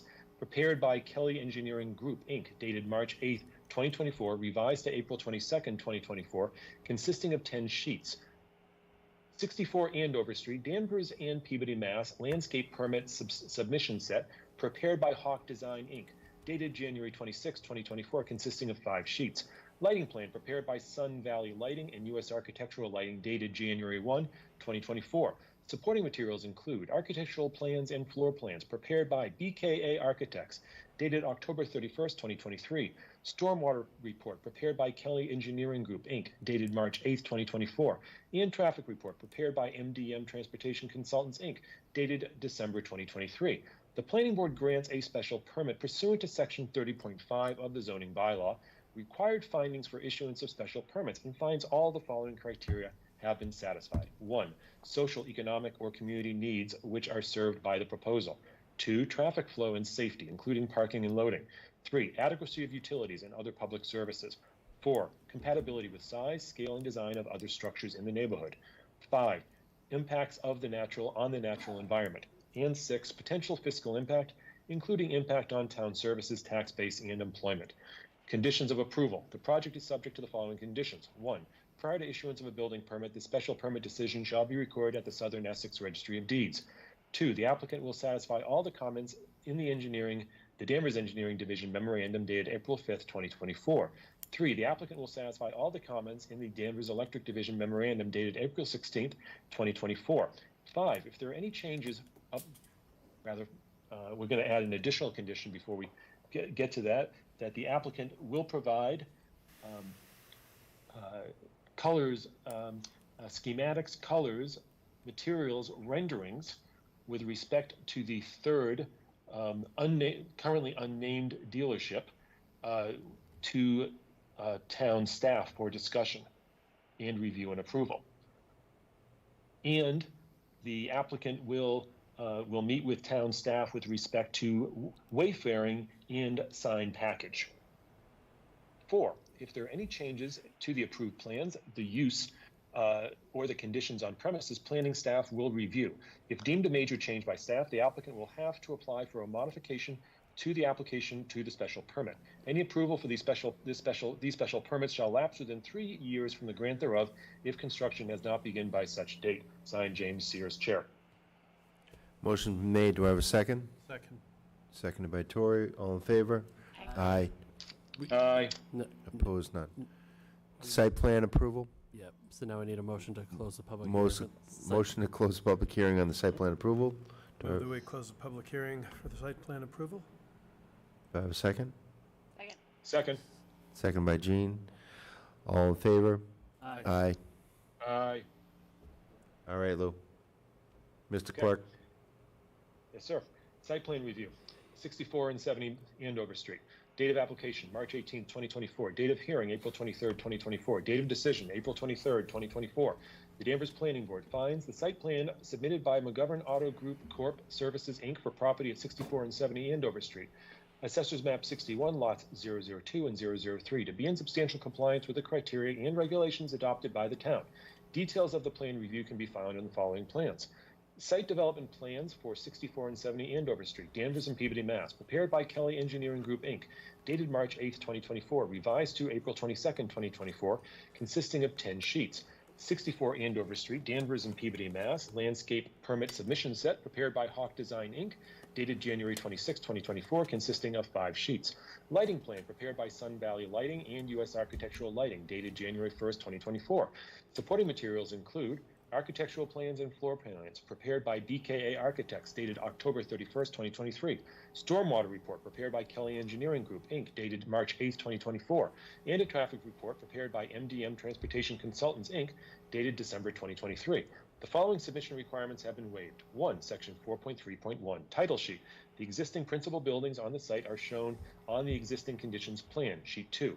The land use of each lot is not shown on the title sheet. Lot lines for the site and existing contours at 2-foot intervals are shown on the existing conditions plan, Sheet 2. 2, Section 4.3.2, Site Analysis Plan. The Site Analysis Plan is entitled the Existing Conditions Plan, Sheet 2. 3, Section 4.3.3, Dimensional Regulations Plan. The Dimensional Regulations Plan is entitled the Layout and Zoning Plan, Sheet 3. 4, Section 4.3.4, Site Construction Plan. The Site Construction Plan is entitled the Layout and Zoning Plan, Sheet 3. Proposed contours are shown on the grading plan, Sheet 5. The proposed drainage system is shown on the sewer and drainage plan, Sheet 6. A table indicating amounts of earth material that are to be removed, added, or reused on site is not shown on the plan. 5, Section 4.3.6, Utilities Plan. The profile of the utilities is not shown on the plan. Utilities are also shown on the grading sheet, Sheet 5, and sewer and drainage plan, Sheet 6. 6, Section 4.3.7, Landscape Plan. A table showing the percentage of existing and proposed impervious surface is shown on the Layout and Zoning Plan, Sheet 3. 7, Section 4.3.8, Off-Street Parking and Loading Plan. The Off-Street Parking and Loading Plan is entitled the Layout and Zoning Plan, Sheet 3. Construction details and type of materials is shown on the Detail Sheet, Sheet 8. The following requirements from the zoning bylaw have been waived. Section 10.1D, Parking. Planning Board waives the parking requirement of 365 parking spaces for a reduction to 154 parking spaces based on the following findings. A, no substantial detriment shall result. B, any decrease in number of required parking spaces will not create undue congestion or traffic hazards. C, any such relief may be granted without substantial detriment to the neighborhood. Section 10.3G, width of access drives and parking aisles. The project requires that all access drives and parking lot aisles for two-way traffic shall have a minimum width of 24 feet. The proposed The project proposes a parking aisle for two-way traffic with a width of 23 feet. Conditions of approval. The project is subject to the following conditions. 1, prior to the issuance of a building permit, this site plan decision shall be recorded at the Southern Essex Registry of Deeds. 2, the applicant will satisfy all the comments in the Danvers Engineering Division memorandum dated April 5th, 2024. 3, the applicant will satisfy all the comments in the Danvers Electric Division memorandum dated April 16th, 2024, with the additional condition that the applicant will provide to town staff the schematics, including colors, materials, and renderings for the third currently unnamed dealership to be discussed and reviewed and approved by town staff. And the applicant will work with town staff with respect to a wayfaring and sign package. Finally, 4, if there are any changes to the approved plans, the use, or the conditions on premises, planning staff will review. If deemed a major change by staff, the applicant will have to apply for a new application for site plan review. The project is subject to the list of attached general conditions. Any approval of the site plan shall lapse within 3 years from the grant thereof if construction has not begun by such date. Signed, James Sears, Chair. Motion made. Do I have a second? Second. Seconded by Tori. All in favor? Aye. Aye. All right. Good luck. Thank you. Welcome. Ooh, 11:59. We have minutes. We got it in. All right. Entertain a motion to I adjourn. read I fast. move that we adjourn. Second. All in favor? Aye. Aye. Aye. Thank you all. No minutes. Bye, Lou. Bye-bye.